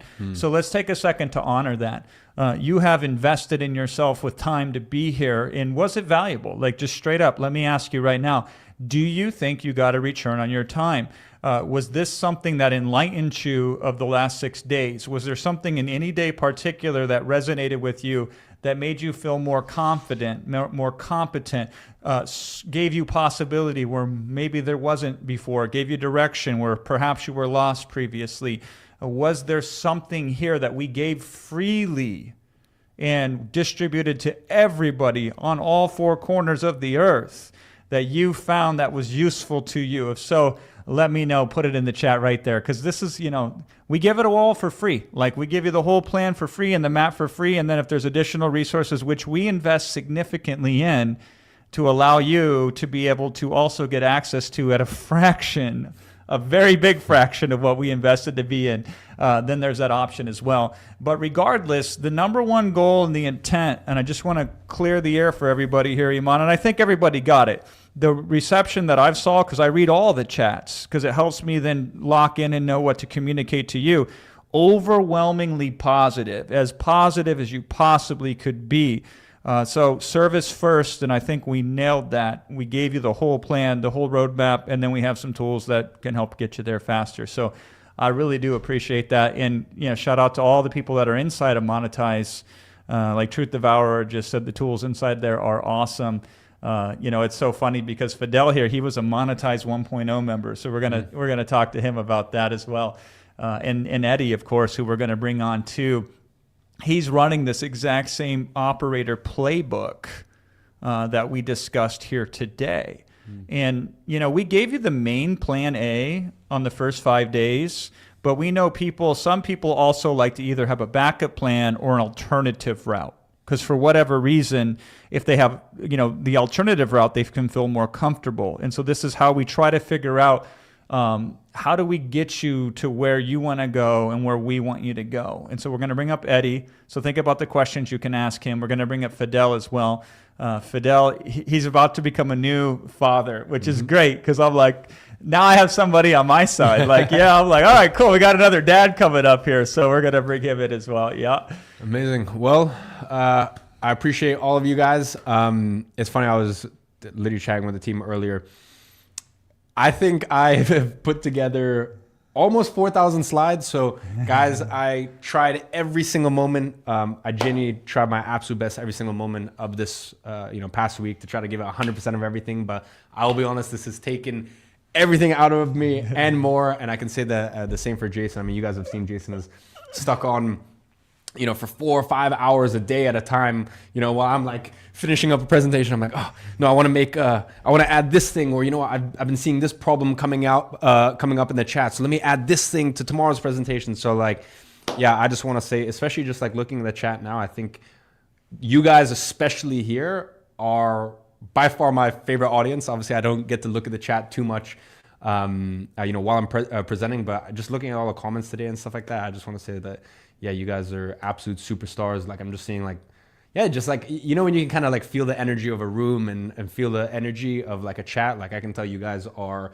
a bunch of very, very committed, smart folks. I mean, it shows that you guys are here all the way until the end, even though we didn't even announce this until a few days ago. We were at dinner on, what was the place called? The omakase place. Hanu? Yeah. And we were enjoying some food and the idea sprung to mind, so we got back to work. But love you guys, appreciate you, and I will empty this seat because it said there's 2 special guests. So appreciate you guys, and we'll see you soon. Awesome. All right, strap in, boys and girls. Get the coffee going. I'm going to pop over here in this other seat so I can make way. 1 second. Ugh. And I hurt my back yesterday. I did the VIP session. I did an extra 2 hours on top of what Iman did yesterday. And I hurt my back getting out of the car. This is what happens when you get older. So you better stack your money up now. Here, I'll go center just for a second. I got some notes. I got some questions. I'm going to spend more time specifically answering questions. I do have my notes here with some of the questions already on screen. Because this is the last day that we can ask questions together. I catch a flight home to Los Angeles early tomorrow, Dubai time. And I have yet to pack as well because we've been focusing just on this. So I do have a bunch of questions. I will get to them. I just want to be aware that you see that I see you. And because this is a more intimate audience, and this is like one of my favorite things. So at the end, here's what happens. We typically will have 3 people that show up to this final event because we've been going day 6, really over an 8-day period, I think, in totality. And we've just been going at it. So typically 3 people emerge at the end. People who've already bought. There's an abnormally high number of people at these types of events when you do it right, who already bought, some of them on day 2, who are still showing up because there's so much value just in what we give for free. So if you've already signed up for Monetize, type in Monetize into the chat because people won't believe this. They'll be like, who would show up after they've already signed up? And it will blow your mind how many people who are here who have already signed up. And then we have a second group of people just for whatever unfortunate reason, financially, it's impossible for you to sign up. And I just saw all the monetizers out of the corner of my eye there. Shout out to all of you. Love you. And, that's tough, and I get that, and so you can't sign up right now. So you can invest your time, which is a smart decision, and why you're here with us today. I just want to acknowledge that. I appreciate that. And then there's a third group of people, and there are those of you who are leaning towards a yes, but aren't quite there yet. And this is like, God, if I can get another 100 souls, that's how I always think about this, or another 50 souls, or another 150 souls, or maybe 200 souls. That's what I do it for. And this is a good lesson for all of you, is we do it for the people who we can impact. We don't do it for the people that we can impact. And you have to reach a lot of people to meet the few people that you can impact. Yeah. And VIPs, y'all get all the bonuses. We hook VIPs up. We make sure that the VIPs get taken care of. So you have all of those. So I'm going to blitz through a couple of the questions that we put down here real quick, and then I'm going to bring up our first guest, Eddie, who's a beast. I just met him tonight. Eddie was like, dude, I've studied your stuff. He's like, I've made a couple of million just with some of the stuff you've taught, Jason, on top of all the money that he's made from following Iman as well. It is a small world at the top, and I can't wait for you to experience that. So we're going to bring up Eddie, a really cool guy. Like I said, I just met him. And then a little bit later, we're going to bring up Fidel too. Does Monetize have affiliate marketing?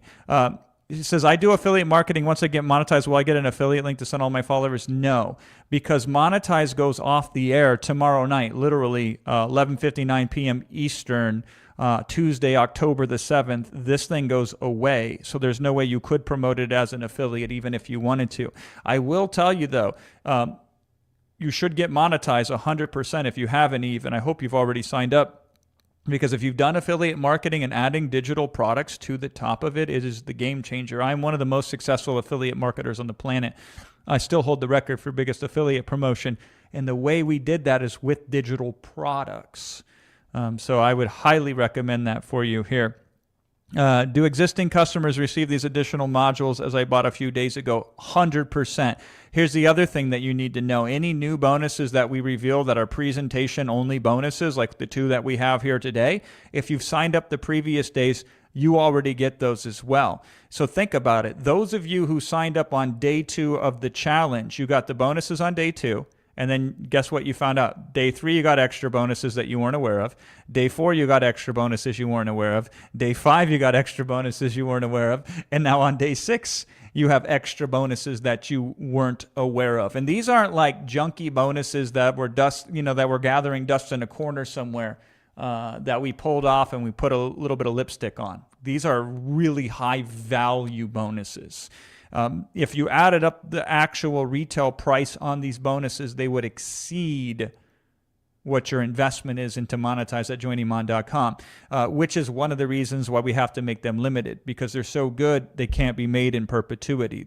We negotiate the best we can to make them available for a limited amount of time.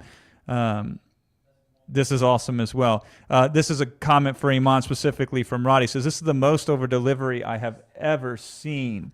So shout out to you, Rod. I appreciate that. Is it just a VSL here again?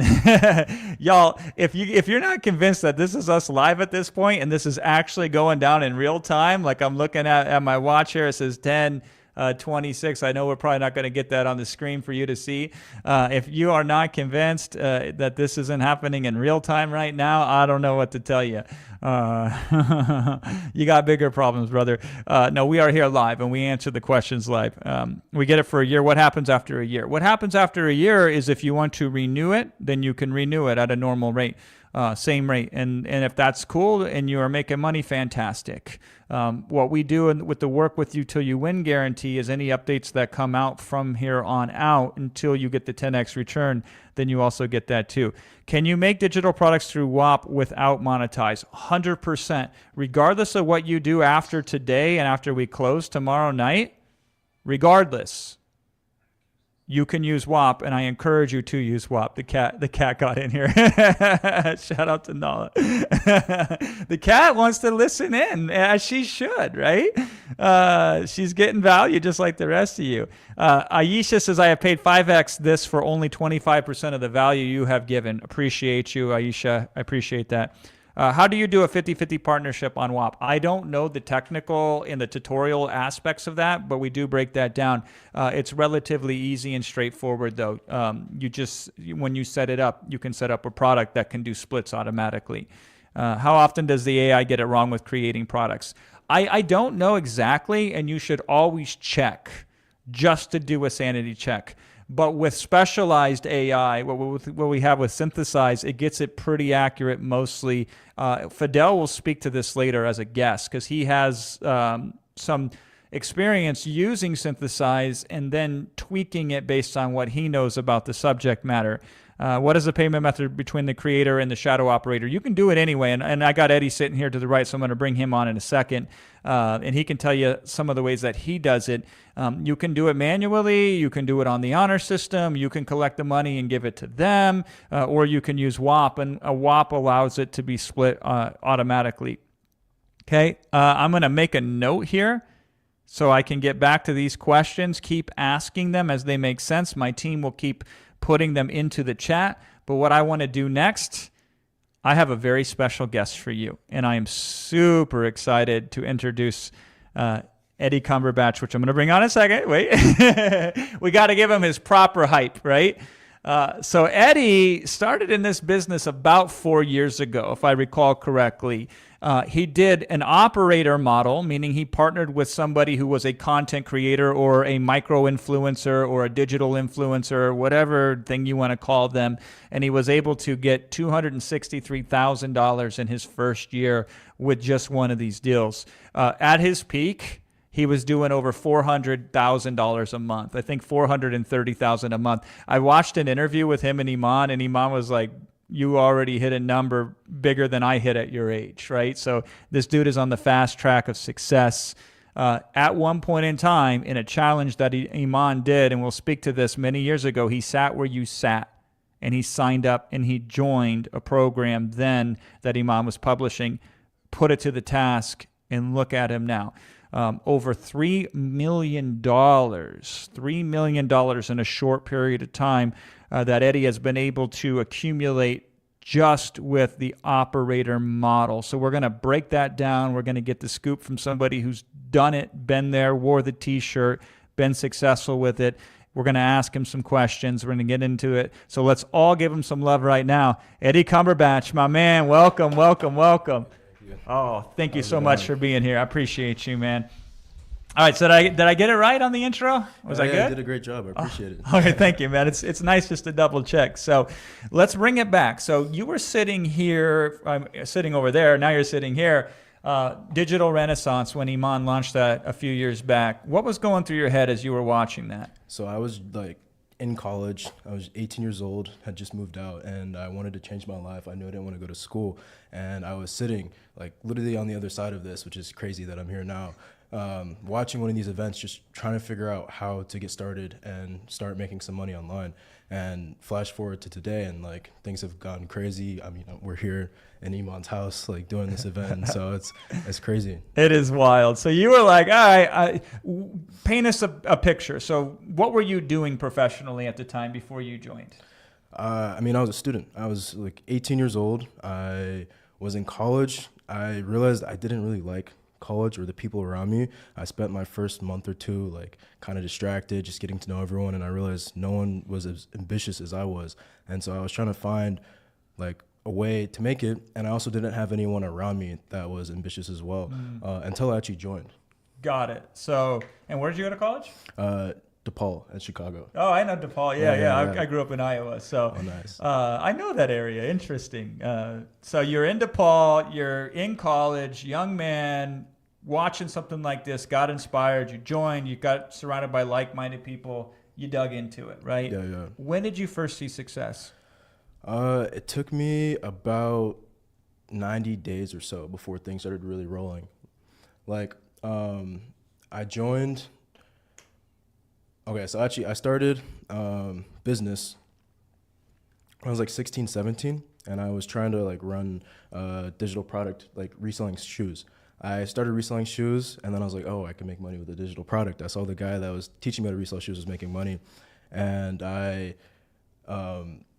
realized it was hard to like actually. Can you get a little closer to the mic? Yeah. I realized it was hard to run it myself. I didn't know how to make content. I didn't really know how to actually run the business.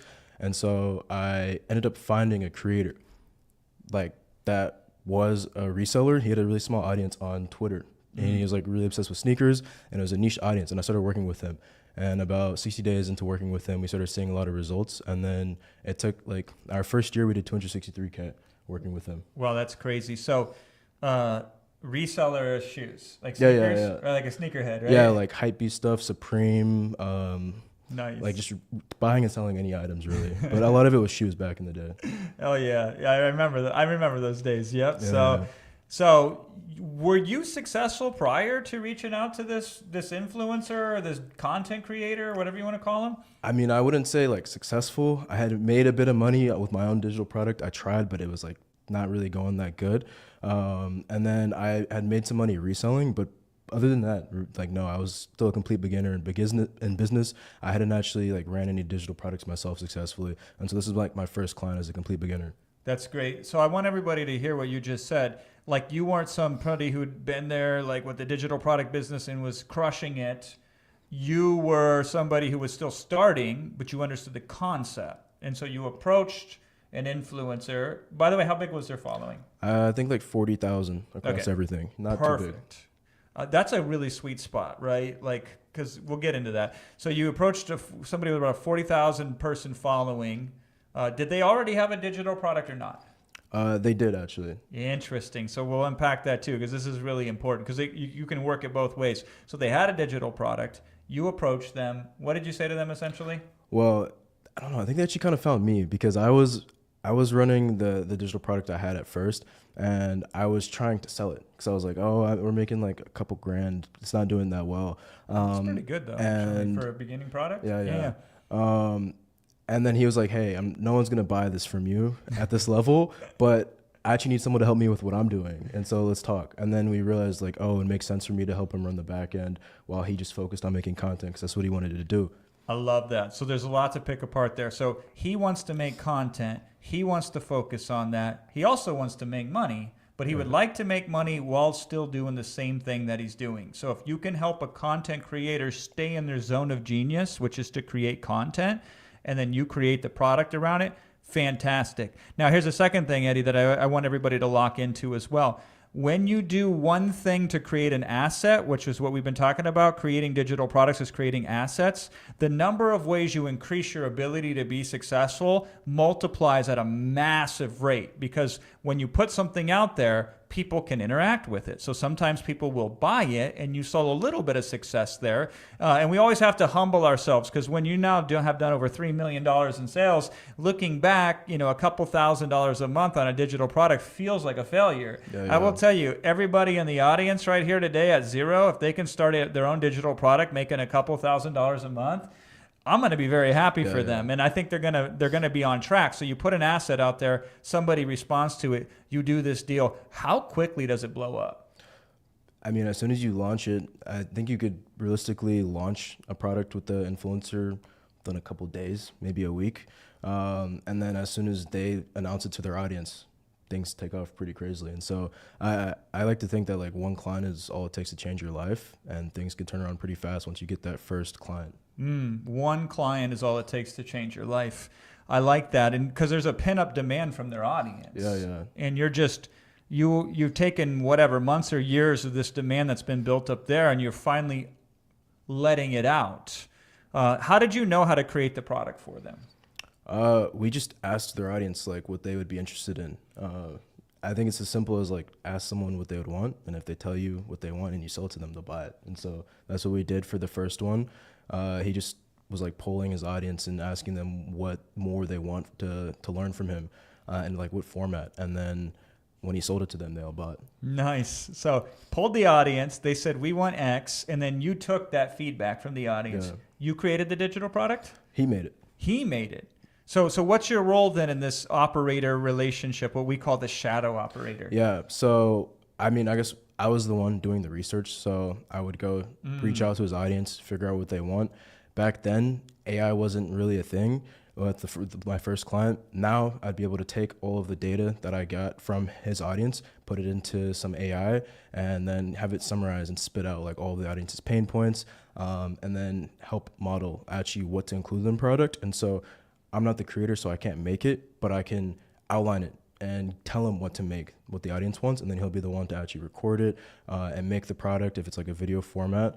And then from there, I help him like figure out how to sell it. And so how is he actually presenting it to his audience? Like if it is on Instagram, what is he posting on his stories and all of that?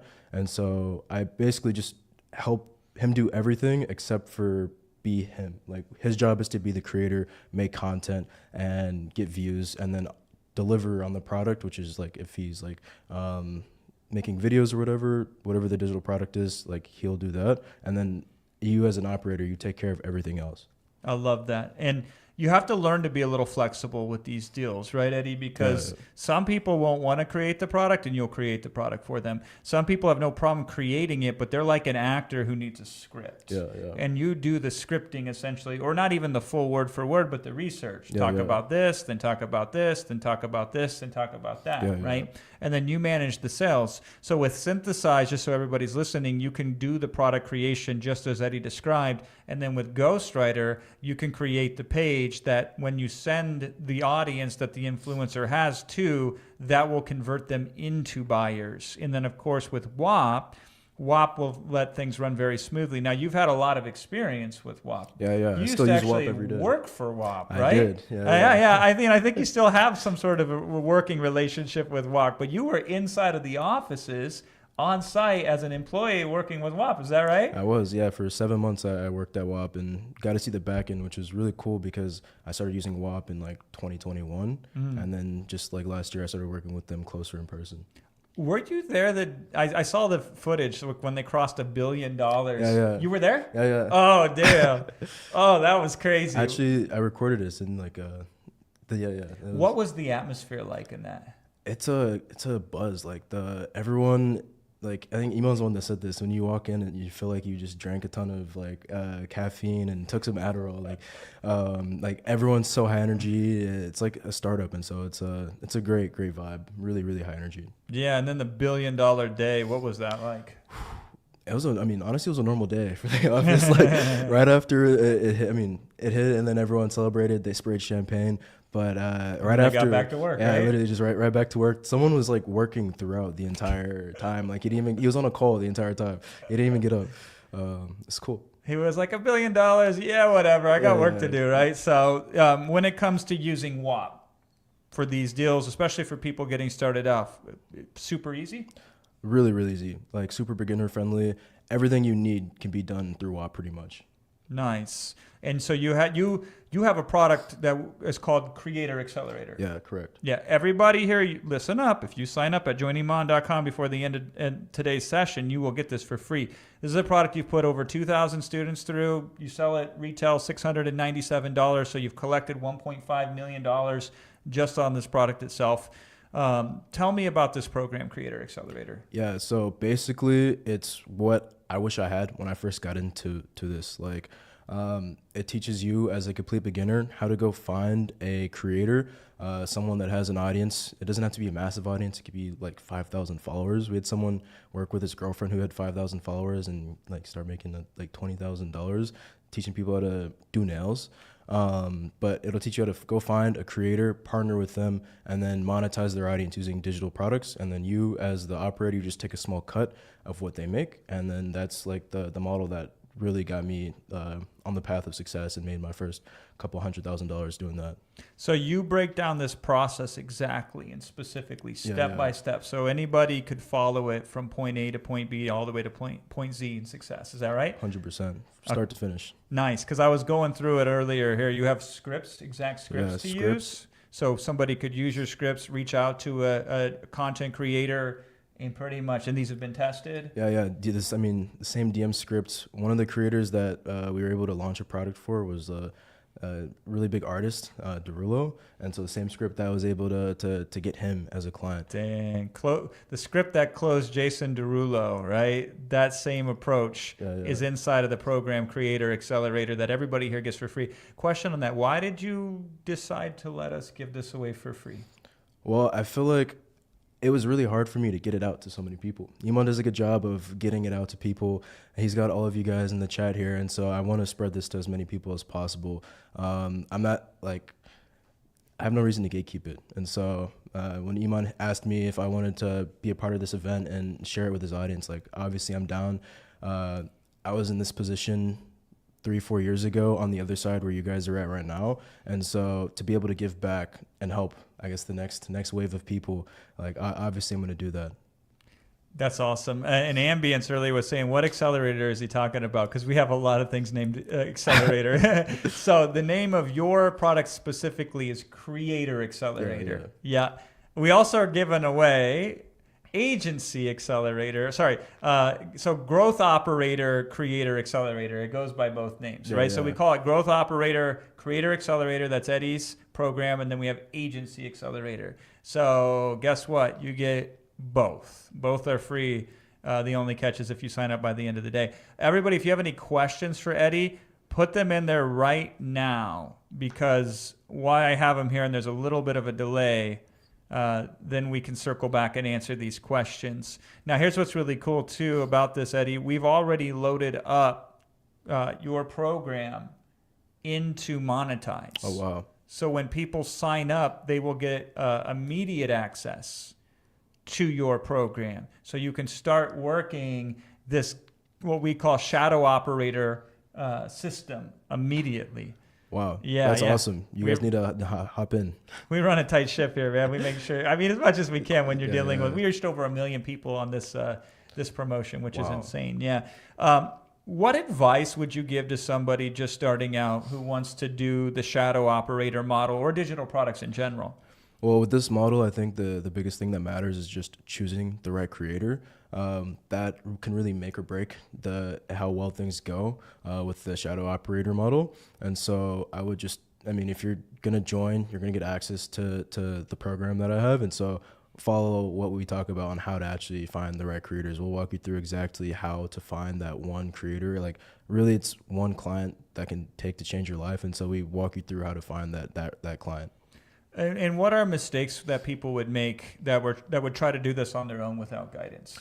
Yeah, I think a lot of people would assume that just because someone has a lot of followers would mean they would be a good client, which really isn't the case. I think numbers, like in the right cases, yeah, the more followers someone has, like they'll be a good client.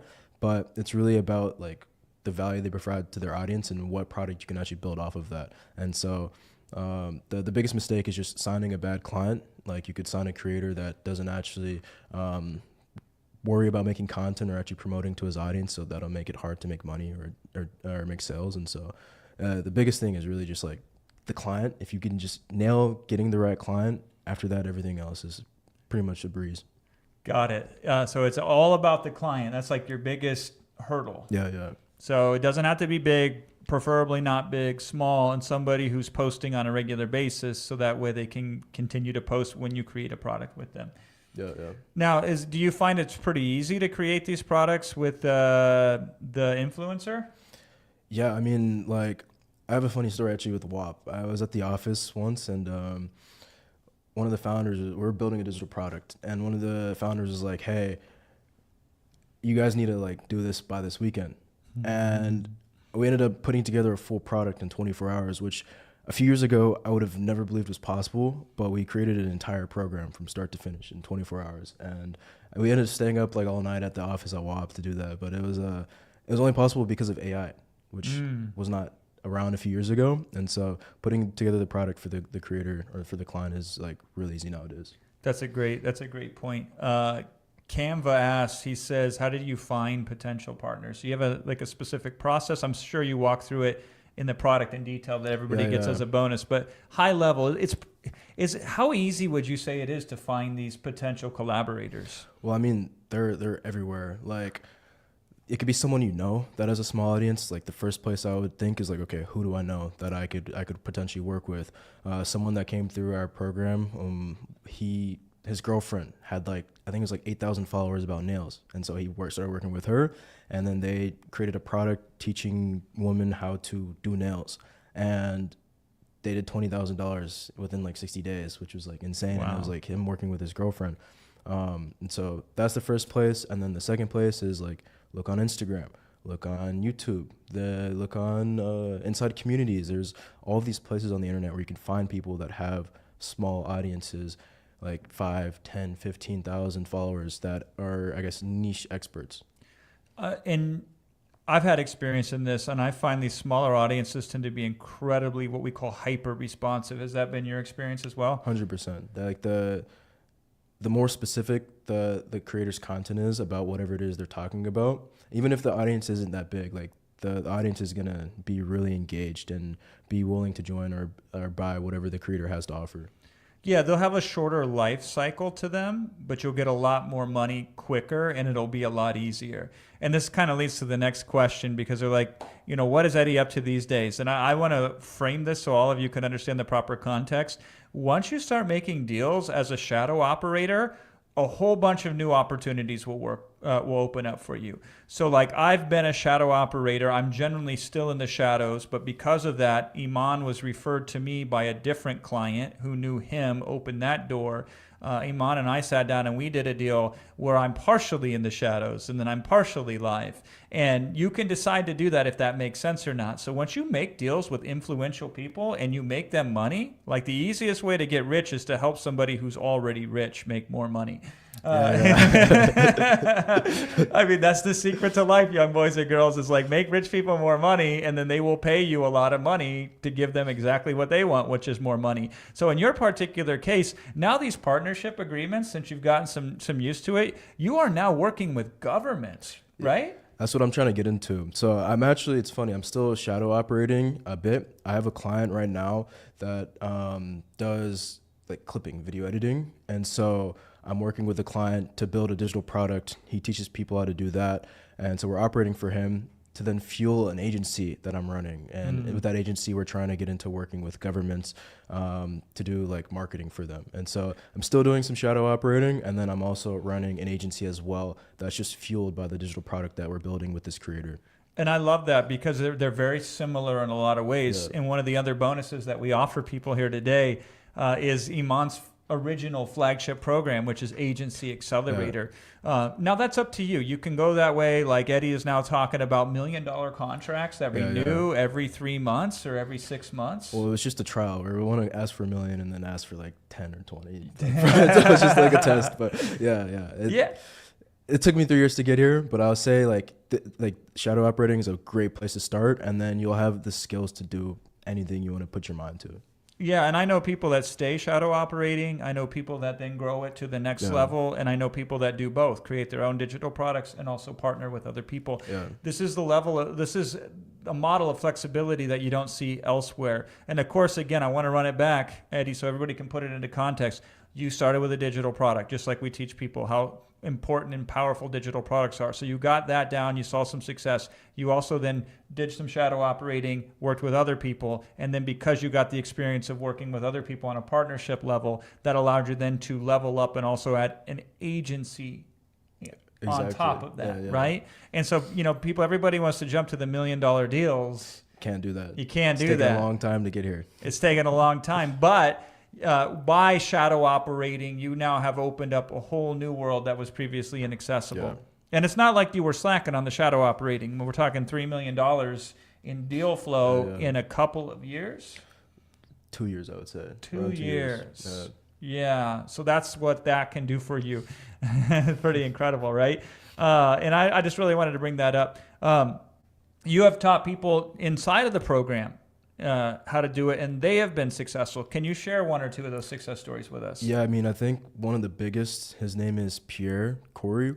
You guys might know him. He's working with one of the biggest people on YouTube right now. I don't know if I'm supposed to or not supposed to say their name, but he, I think in his first 90 days or so, made 210,000 shadow operating with a clothing brand creator. Wow. And then now he's working with another creator. And I know they made a lot of money. They're making like, they think the creator makes like $1 million a month because he's like a really big influencer. He blew up. He started working with him when he was small, and now he's gone on to blow up really, really big and one of the biggest people. And so, but he started off and made a couple $100,000 like his first few months, and then now he's working with a massive creator. And so some people have gotten some crazy results and changed their lives with this. Is crazy. I'm glad you brought that up, Eddie, because if you catch them on the upward trajectory, they tend to take you up with them. Like I think about one of the first shadow operator deals I did in 2010. Like this is how far I go back, right? We did a deal with a guy because this is going to make me sound so fucking old right now, right? So nobody flame me in the chat, right? I'm sensitive about this. He came to me and he says, the web is going mobile. This is how far back I go. And he goes, I got a product idea. Will you guys publish it? So we didn't call it shadow operating. We didn't have cool names for it back then. So he said, yeah, sure, we'll publish it. And so we did that, and that thing did reasonably well. He made like a 6 figures or something odd with that. And then a couple years later, he came back to us with a different idea. And then we published that, and we made 7 figures with that. And then in 2020, he came to us with another idea, and that was the one that we did shadow operating on that did $57.9 million in 226 days, which was a record at that time and stood for many years. And unless we had did the first deal with him as an operator, we couldn't have done the second deal. And then if we didn't do the second deal, we couldn't have done the third deal. And the third deal was $57 million. Wow. And you're now, you have your students that are doing deals, catching people that are coming on an upward trajectory, being with them from the start. And you're talking $1 million deals. And on that question, I've seen a few people ask this, King Ben being one of them. How do you make these revenue splits? Like, what's the deal structure like? It really depends on like the creator and your experience as well. I think I was really lucky with my first client, and we ended up. I had another partner that I was doing this with, my best friend, for our first client. We got 66%. So I had 33, my best friend had 33, and then the client had 33. So it's kind of like a 3-way split. And then most other deals that I've done, like the one that I'm in right now, is 50-50. And I think that 50-50 is pretty fair. Maybe for your first client, you don't go 50-50. Maybe you go like 20-80 or 30-70. But in a sense, you're doing a lot of the business work for the client. And so I say to push for more percent. Yeah. But it depends on every single deal, to be honest. Yeah, I mean, the reality of it is you provide more value than the content creator does. Even if they're more famous than you, even if they have a following and you're quote unquote nobody, right? You make the cash register ring. And so you are infinitely more valuable to them because you can completely change their life. However, they might not be aware of that. You don't have posture yet, meaning you don't have a track record, you don't have success stories, and you probably are nervous, and you probably have imposter syndrome, and you're probably worried that you're going to not deliver on your promises, right? So in that instance, I recommend just 50-50. Why? Because the numbers are equal. People are like, okay, that makes sense. You take half, I take half. The deal gets closed quickly, and then money gets made. And then when money gets made, then you can go and do another deal with the same creator and say, for this one, we'll do X, and then this is how we'd like the deal structure to be. Or you can go to other creators and say, hey, listen, here is the deal structure, and you can negotiate more if you want to, right? Or you can go the other way, right? Like I work with many clients where since they're spending a large amount of money on advertising and they're spending money to bring in assets and everything else on top of that, and I'm just conducting the orchestra, so to speak, right? Then I will take a lesser percentage because I don't have the exposure that they have. I'm not taking the risk that they're taking, but I am providing value in my own unique way by creating the digital assets. And for that, obviously, you should be compensated. Eddie, this is my feeling. I'd love to hear your opinion on this. Is like I watch a lot of YouTube, like more than anything, right? Like I'm an old head, so like Instagram, I'm not quite sure how that works. TikTok, I don't understand that at all, right? And old media is too old for me, so I'm a YouTube guy. Okay. And every time I see somebody plugging like a brand sponsorship deal, especially in an information-based niche, right? If you're like doing one of those drama channels on YouTube, right? Or some political commentary, whatever, right? But if you're teaching people gardening, or if you're teaching people very specific things like how to resell shoes, like you got into, right? That's heavily informational based. And then to watch them plug somebody like, BetterHelp.com or Ridge Wallet or they don't make anything on those sponsorships, right? And they make less than that with AdSense, which is how they're compensated by YouTube by showing those annoying ads. And so like they will make so much more money if they have their own thing to sponsor, quote unquote, versus plugging a third party. Do you agree with that? 100%. There's a word I used to use a ton when I was talking about creators like that, and it's broke influencer syndrome. Like there's a disease going around, and it's these influencers that have this audience, they're making this content, they're an authority in their niche, they're an expert, but they aren't selling anything of their own. Like if they're plugging BetterHelp or they have a sponsorship like that, they're making a really, really small percentage, and it's not that much money. And so they actually need a shadow operator to come in and help them monetize their audience with a digital product. Yeah, it's funny. You just reminded me of a story. So I knew, and we helped do an Amazon deal with the lead singer of the group Chicago. This is an old rock and roll group. Yeah. And it's funny because you were in Chicago, right? Yeah. And they're in the Rock and Roll Hall of Fame, and they play with everybody and all this kind of stuff. And the lead singer of Chicago, I worked with him personally. His name was also Jason. He said to me, he goes, if you see any old rock and roll band touring, it's because they're broke, right? He's like, I don't care how famous they were. I don't care how much they've accomplished. If they're touring, they're broke. And so in your case, the broke content creator syndrome is similar, right? If they're plugging these models, they're probably broke. Yeah. If they don't have a product of their own that they're selling, I mean, the AdSense really probably isn't paying that well. And then if they're just doing like sponsorships, it's also probably not paying as well as it could be. Like they'll make decent money, but they can make way more if they had their own product. Way more. And the thing about this is it's crazy because you would think that they get paid in attention. This is how I look at it, right? And so good for them. They decided the horse they chose to ride was the horse of attention. And so they put all their time into that horse. They learned the algorithm. They learned how to get views. They learned how to get attention. They learned how to have retention, hold attention. They learned how to build connection and community. All of those things are valid. Unfortunately, the economy doesn't reward attention quite as well as they reward monetization. You follow me here, right? And so you can spend your time on the monetization side of it. They can stay in their lane, their zone of expertise, which is on the content creation side of it. And this is when we can put two things together and get more than each part on their own separately. But they will default to what's comfortable to them. And sponsorships are comfortable. And AdSense is comfortable. And they will go broke doing it. And Eddie, like I've seen it, but I would love to hear your opinion on this so they can hear it from you. I've known too many people on YouTube that get 1 million views and can barely pay the rent. Like, is that a reality? It's like every day it's happening left and right. Your favorite influencers probably don't make anywhere near as much money as you think that they do. And it's so sad because they have this like crazy skill of getting all this attention. They're entertaining their audience or providing value, but yet they're barely affording their bills. Like most people don't realize that a lot of creators are living paycheck to paycheck. Yeah, a lot of these, what they call CPMs, which is like cost per thousand views, are so low that if they get 1 million views on a video, they're lucky to make $2,000. Yeah. And it keeps going down every year, I think, as well. Yeah, it keeps going down every year. But if you sell and I'm not talking a lot, like not an expensive product, but if you sell a $100 product, the equivalent of $2,000 is 20 sales. 20 sales on 1 million views. Wow.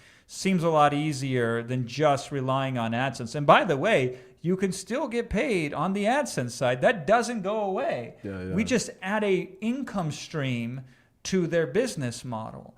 And this isn't new. Other people have done this as well. It's just that we have a system. Iman specifically has an approach that's really effective, plus tools, plus resources that most people don't have. And then you have a system as well that's been proven, Eddie, right?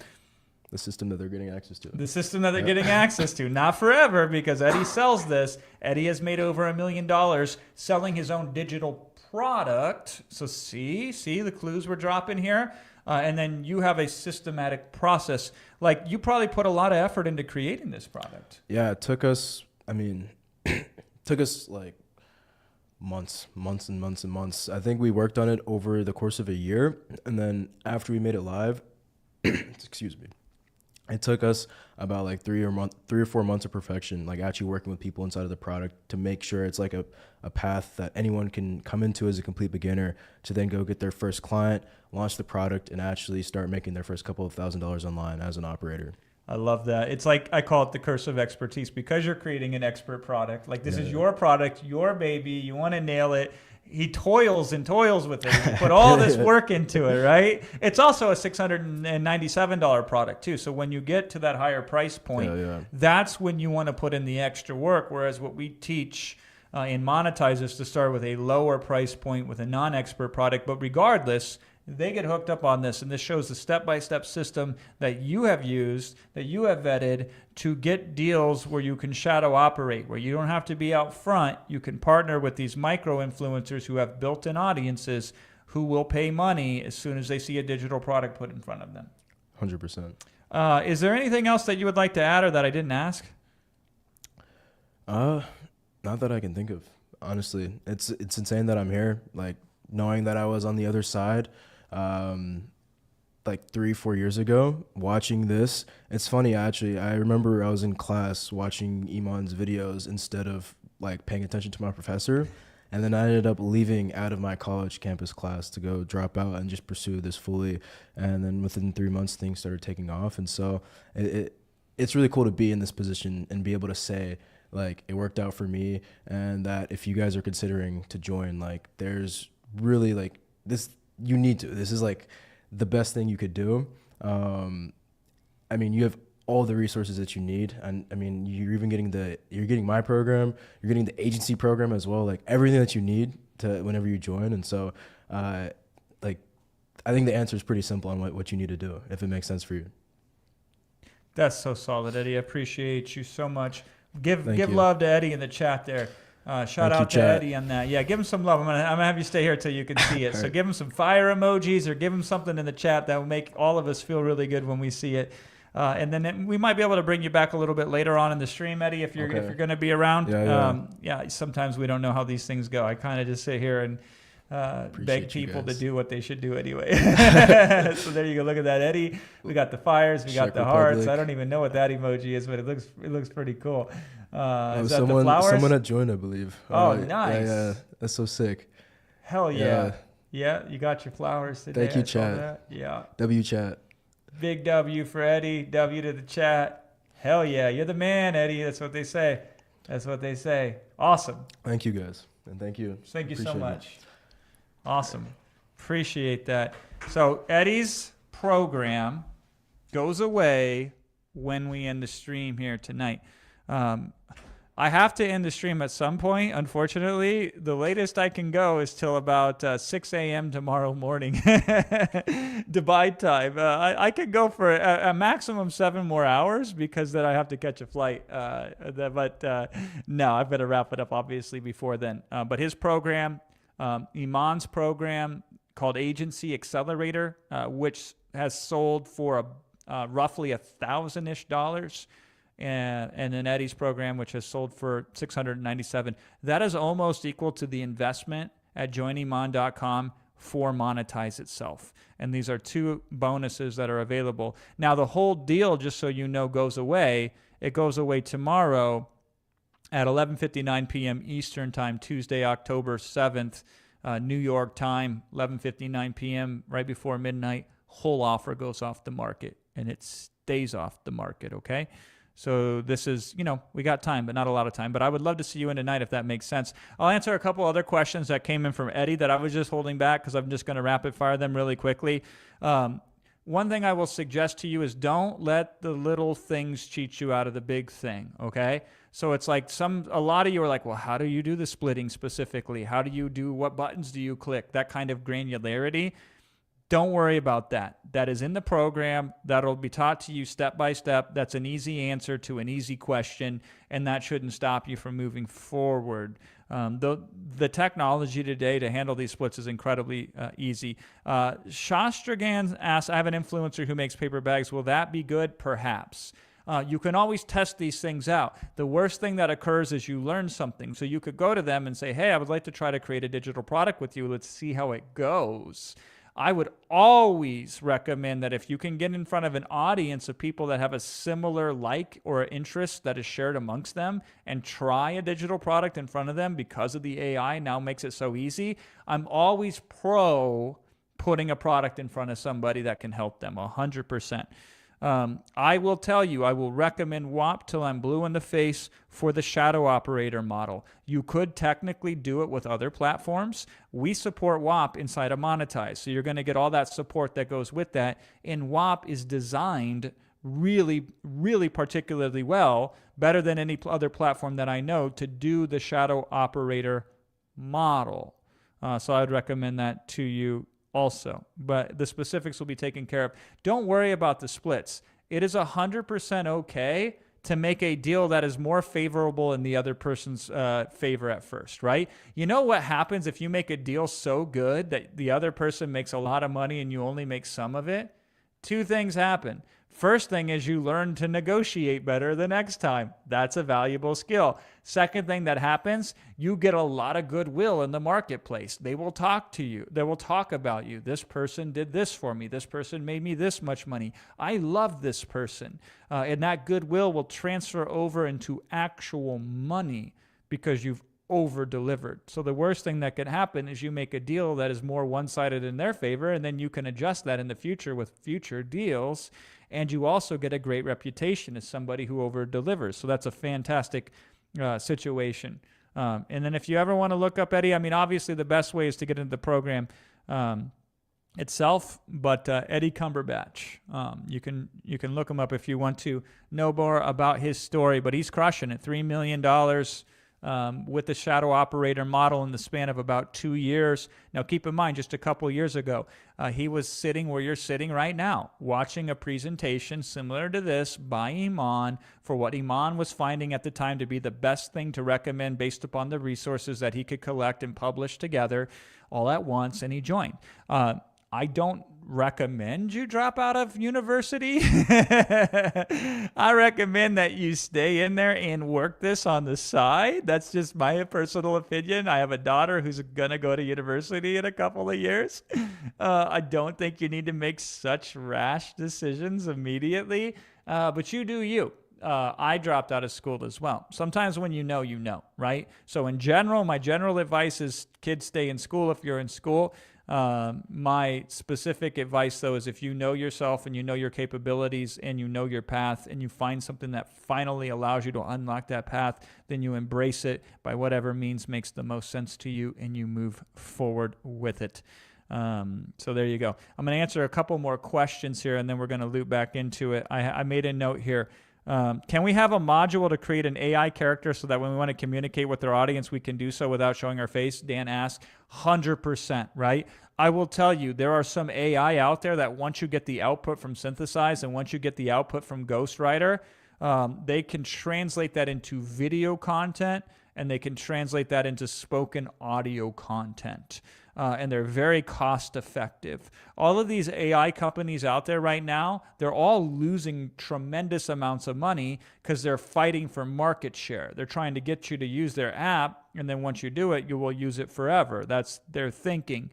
So they make it incredibly cheap for you to use what we call general AI, and then you can access those for whatever they charge, but you can take the output of Ghostwriter, you can take the output of Synthesize, and then if you want to have extra bells and whistles on it, you certainly can. It is optional. It is not necessary, and certainly not immediately. You may want to level up and go there one day, so you certainly can use the AI to do that. But what we find is it's really simple to create.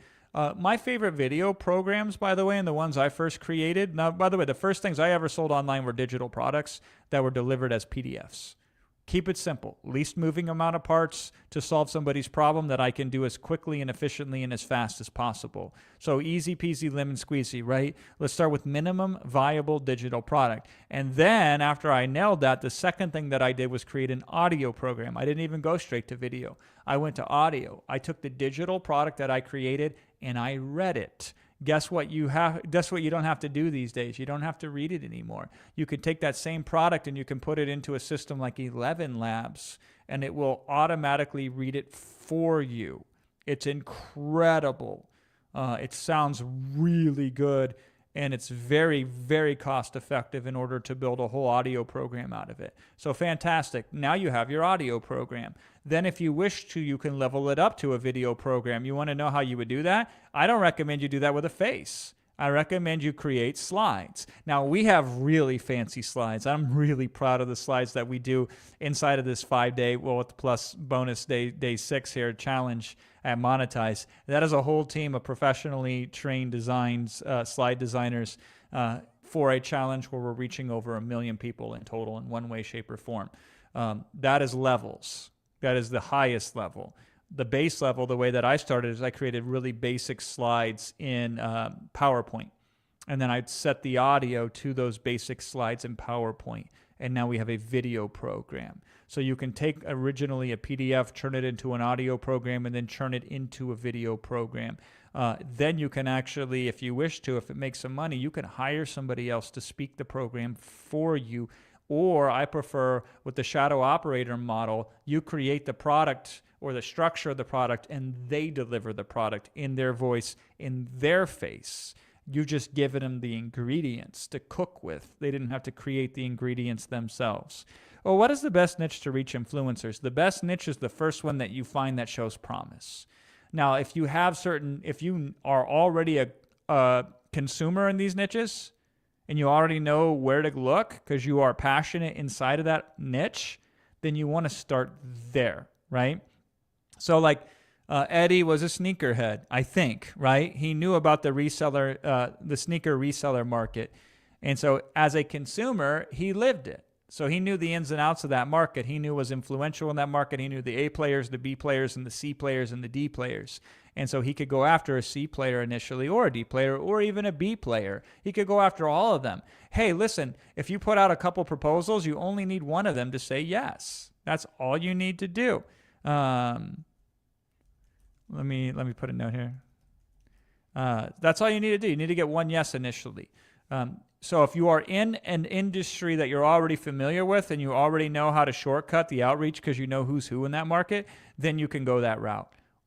Or you can do research and you can use the tools that are provided in the training and the processes that we make available inside of Monetize at joiniman.com, and you can do that too. All right. Yeah, I'm just answering something from Max. Okay, cool. All right. So that's the other way that you can go about it. So you can use research base. You can see it as you just go through it. You can follow the training modules, and you can look around and see what industries you're in. There are more influencers these days than there are, like, I don't know. I need a good metaphor for that, right?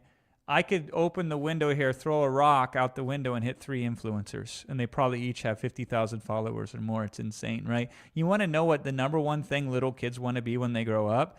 They want to be influencers. So they are good at influencing attention. They are terrible at influencing monetization. Those are two separate skills. One of my friends named Joe Polish, he says, he has this saying that I love a lot. He goes, there's no relationship between being good and getting paid. So there's no relationship related to being good at something and getting paid for it. Now there's a relationship that if you're good at marketing, then you get paid for it. But as a regular skill, like getting attention or in a subject matter, there's no relationship between being good at it and getting paid for it. Getting paid for it is a separate, unique, distinct skill that you have to cultivate. And that's what monetization, that's why we called it monetization. Because when you monetize something, that's that separate, unique, specific, distinct skill that I'm discussing right here.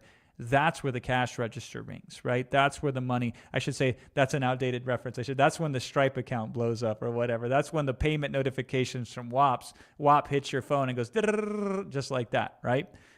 So you are studying in the skill of monetization, which is way more profitable than in the skill of influence, being an influencer, and it's way easier too. It's just not as cool. It's just people don't get famous working behind the scenes, but that's okay. If I had to pick between being famous and being rich, I'll pick rich every single day of the week. Okay, so there's that, right? If we have an agency, should we still join? 100%. This would be fantastic. Now, this is what's interesting about this business. Eventually, if you stay in it long enough, you will spread out to all sorts of different models because you will continue to find different ways to serve. So if you're in an agency, the easiest way you can grow an agency business is with a digital product, 100%. Imam was in an agency business, and he added a digital product to it. And vice versa. If you are in the digital product business and you're successful, then the easiest thing that you can add on to it to explode it is the agency aspect of it. They can go hand in hand. This is why having Agency Accelerator is such a value add for you here today. We're going to bring up another guest here very momentarily. And this is a really exciting one. I can't. And he's had to sacrifice a lot to be here, and he came here out of the goodness of his own heart just to pay it forward because he got benefit being in a program. He was in Monetize 1.0. And now he wants to pay it forward to you. So we're going to bring up Fidel here very shortly. Man, y'all stuck on this partnership payment split thing I've seen. And I know I'm behind in the chat because I'm going back to earlier when we collected, so I'm sure it's piled up even further. Just be okay with trusting me far enough that when I say this is pretty easy and you can learn it with a simple tutorial, that you can learn it in a simple tutorial. It's pretty straightforward, my friend. It's not a boogie monster. It's a couple clicks of a button and it's a couple settings and you're ready to rock and roll. Now, I'm ready to rock and roll on this next guest that we have here. His name is Fidel Guajardo. I think I got that. Chloe's giving me the nod. Okay, shoo. All right, Fidel, here's what's cool about Fidel. Fidel joined Monetize 1.0 because he knew that he needed to get a digital product business going. Now, Fidel had a different business that was doing pretty well. He had a business in real estate. He was on the service side. So he is now joining the creator side. So he had the expertise over there, and he wants to get into the digital product business. And so he gets into the digital product business. He's recently launched it. It took off. It went crazy. We're going to break this whole thing down. Now, here's the craziest thing. Fidel is married, and his wife is pregnant, and she's due with a baby in December. So he is spending time with us today in October, about as close as you can get to traveling with a baby due. I know this experience because I got 3 of them, right? So he has really went out of his way to show up with you today. He's not being compensated in any way, shape, or form. We asked him because we knew that this has been valuable to him, and he agreed. So let's give him a whole bunch of love in the chat. And let's welcome Fidel Guajardo. Fidel, welcome. My man. Jason. Thank you so much for being here. I appreciate you so much. And then as we go through, I'm going to clip some questions from him as well. So team, can you make just a separate tab and then put the questions for Fidel right in there? So Fidel, you joined Monetize 1. Take us back to what was going on in your mind at the time. Yeah, so it was around January, I think, is when I first joined. So I had an idea of what I wanted to do. And then with the first iteration of the product, it helped me kind of build out the course curriculum. And then as time went by, I started adding more stuff, taking some stuff off, and just making it a little bit better. So I introduced it to my audience, and right away, it started taking off. And we did digital product plus coaching and started doing pretty well. Okay, so what made you decide to buy Monetize? So I would see Iman for a couple of years, and then everything that he was saying about how a lot of creators are using digital products to monetize something that they are good at, it just really resembled with me. And I knew what I had on my side being in real estate. So I discovered like a new way of getting deals and getting more properties under contract because we do wholesaling. So my unique mechanism, I was able to put it in the digital product and then just offer it to more people to help them the same way to scale their business the right way.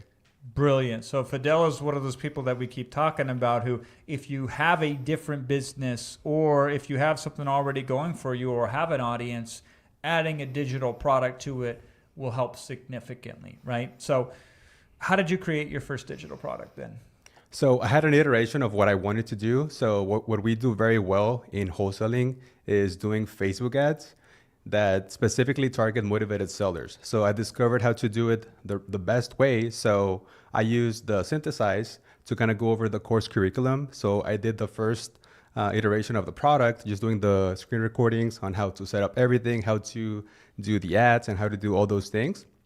And then I basically just launched it because like a lot of my audience was asking me what I was doing because I would share my success on my Instagram stories. And they started asking about it. So it was just very easy for me to position it as the best solution to their problems because I know exactly what it is that they're going through. So my product helps them a lot and it helps them make money. So it was a very easy decision to make. So you use Synthesize to kind of give you most of the product. You saw all the product and then you adjusted it because you've had experience in this and you had like your brand and you're a face expert. You're an expert with a face, we'll call you, right? Yes. So you were able to fine tune it. So how easy was it to use Synthesize? It's actually really easy. It takes a while to give it the context, but I like it because you can find your unique value zone, even if you don't have any expertise. For me, I knew exactly what I wanted to do. So I used the function where I already had a niche and I already had something that I was good at. So I used it, and within a couple minutes, it gave me the first iteration of the product. And then I took the best slides and I added my context of what I know into something that was just more digestible and easy for my audience to just kind of go over. And I had a very easy time just using that, and along with the other resources. But yeah, it was very easy. Very easy. And that was the first product you ever created? Yes. Digital product. Yeah, Okay, the first cool. one. Now you also use Ghostwriter, is that correct? Exactly. Can you walk us through how that worked for you? Yes. So once I had the product and I knew that my audience was going to buy it, I was like, okay, how can I help more people? So the cool thing about the Ghostwriter is that you're able to leverage the other social media platforms like Instagram and YouTube, because with some of the agents, you can go to the YouTube agent and then it can give you topics that you can speak on that the audience is kind of already going through. And me being in the business still while having my digital product, I knew exactly the problems that they're going through, how to solve them, and all those things, right? So the agents on the YouTube was great. The thumbnails, it was great. And then also on the Instagram stories, it was really good, where you spark kind of like the conversation on what the problem is. And then it was just very easy to engage with them in the DMs and then, you know, book a call to kind of show them what you can do for them. So even though you know this audience really well and you could sit down yourself and write out every piece of content, and you've done social media successfully, right? You still chose to use Ghostwriter. Yes. Why? Well, a little bit of context, like I was not posting a lot. So my YouTube channel is brand new, have around 300 subscribers.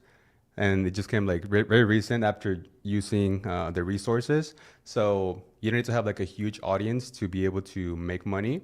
But I knew that if I wanted to grow bigger, I had to use the resources that I already had available in order to sell my product to a bigger audience. Got it. And so far, the product has sold about 200,000? Yep, 200,000 Since April? since like April, yes. Yeah, there we go. Good job, man. Thank you. That's not bad for your first digital product. It's less than a year, and you've already produced over 200,000. What other value have you found being in Monetize and working with Iman? Because you're also a Quantum Mastermind client Yes. as well, too. Yes. So that's the highest level that Iman offers. So what are some of the values that you've discovered being part of this group?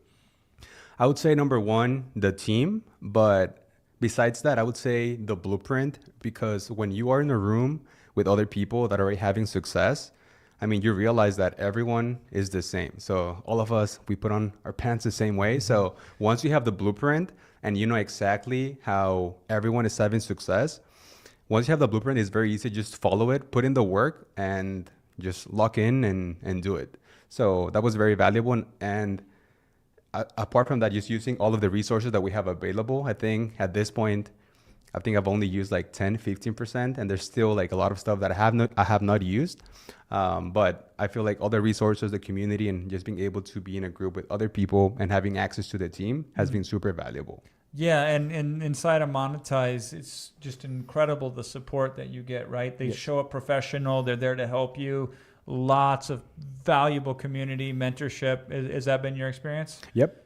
Yeah. Yes. And whenever I log on to Monetize, I know that all the team, Andreas and everyone is on there asking answering your questions to make sure that, somebody is with you, guiding you to the whole process. Yeah. Andres is a beast. Yeah.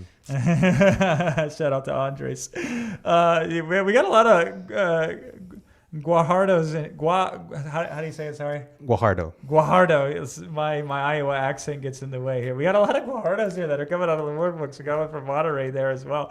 Where are you based out of? Just so everybody knows. I'm based in South Texas, so I'm Nice. Mexican, and in Spanish it's Guajardo. So Yeah, I wouldn't even try if that. you can pronounce that, it'll be good. I can't quite roll it just like that. Yeah. So what does the future look like for you? I know that you're a soon father to be, right? And that carries responsibility with it in the business. So what are you doing on the business side? So on the business side, I still have my real estate wholesaling company. We are scaling that. But then also like all the sales that I've had have been from the organic side. So now it's time for me to just like get to work and scale the coaching side even further. So although everything has been organic, we just started running ads like 2 Yeah. days ago. So I really want to take this big and help more people because I see a lot of BS advice out there for real estate, and I just want to help everyone the best way possible because you don't need to reinvent the wheel. You just need to work smarter, not harder. Yeah. So all your digital sales have came 100% organically at this point. Yes. Yeah, just by using Ghostwriter, putting the content out there, making the sales. Yes. And now you're like, let's scale this thing with some ads. Yep. Yeah. That's the goal. Now, what's funny, Fidel, is your real estate business, you grew the service side business with ads. Yes. So you have experience with ads. Well, so in my industry, it's very common that you're relying on an agency for them to run your ads. So I flipped it on its head and I'm like, why do I need this agency if I see the ads that they're putting out? And I'm like, I know I can do better ads. So after I launched this within my business, so we went from getting like a 4x return on our ad spend to over 10x. And I know that a lot of people have the same problem. So I'm like, why are you giving these agencies all this money when you can do it on your own? Yeah. And if you're able to solve the marketing constraint, if you always know how to get leads, I mean, you can be very bad at sales, but you'll always get, Yeah. sales, right? So we just incorporate our marketing process and our sales process to help the people just make more money. And I love that. So like, even though you get that side of the business, when it came to the digital side, you didn't start running ads immediately. Why did you go the organic route? Yeah, because first I wanted proof of concept. And what I mean with the first iteration of the product, you need to get some feedback, especially if you're doing coaching, right? So after I got the first couple people in, we started tweaking some of the offer components and the deliverables to help the people. And we're still trying to make it better, but we just do it based on what the people are asking for and giving them resources to make sure that they have all the success they need in order to succeed, right? Yeah. So it all started with the organic, and now I'm at a point where, the organic, is going to grow, but then with the ads, I know that I can fast track it a little bit more. Nice. And you said something important, Fidel, that I want everybody to hear. You launch the product, you see the feedback from the marketplace, and then you make adjustments. And this is something I've been talking about over and over again, and Iman's been talking about over and over again for the last few days, because a lot of our folks are scared to start. Yeah. Because they're like, well, what if I don't get it exactly right? What if there could be improvements here? What if people have challenges with some of the material when I publish it on the digital side of things? And I'm always saying, well, we iterate. Like if they can see that we're helping them and we respond to their feedback, we have customers for life at that point. They will love us. And that's what you did. You tested proof of concept. It got positive feedback immediately. People were happy with it. And they also said, hey, could you also do this? And it'd be great if you also did that. And you said, of course, because it doesn't really cost you anything extra to add to the digital product, right? Exactly. But I'd also would say it's like, you guys that join Monetize, you have the best tools to be able to use them, right? So with the Synthesize, you can put a new topic. If the first one you didn't like it, you can keep on trying some new ones until you land the one that you actually like and that you know that you're gonna have more success with, right? So I feel like a lot of people, what hurts them a lot is like that they don't make a decision. And I feel like in the end, the world is divided by the optimisms and the pessimists, right? True. Where the pessimist, if they want to start something, they get a little fear and they're like, oh no, I'm not going to start. But the optimists, they go at it even though they have that fear, but they just start. So I would just suggest you guys just take the decision and start. So give me context when you first started in business. How old were you? I was on the real estate. I started in 2022. Okay. Yeah. And before that, I was a car salesman. And, Nice. And then I started my first entrepreneurial company. I had a meal prep business, but that's how I got my start. And since 2022 until now, of course, I've grown a lot as a person. You go through the mistakes and you start growing. But I would say one of the biggest things that is going to make you successful is how fast you make decisions. And if you are able to learn from your mistakes in order to just keep on evolving as a person and always looking for new ways to develop your skills. So I invest a lot in coaching. I know I joined the Monetize Quantum, but then for the real estate side, I've invested a lot of money into coaching. So it has always given me a positive return on my investment. And I'm a very big fan of just investing into different courses, coaching, because I always like to learn new things. So when you make an investment decision in a program, you said I've always gotten a positive return on it. Like, how could people who are joining Monetize see a positive return on that? Like, what advice would you give them when you invest in yourself? How do you get that positive return? Whenever I join something, I say, how can I be the best student? And what do I need to do in order to become that person, right? Showing up, asking the questions, putting in the work. And that's going to be super important. But before all of that, I just have a very, very high belief in myself that I know that I can do anything that I set my mind to. And I know if you guys have the same belief in yourself, you're going to succeed. So it's not a matter of if, it's a matter of when. So all you need to do is show up, do the work, and just keep on, failing and learning and just keep on going. So you have an optimistic outlook when Yes. you show up. You have to. Got it. Where do you think that comes from?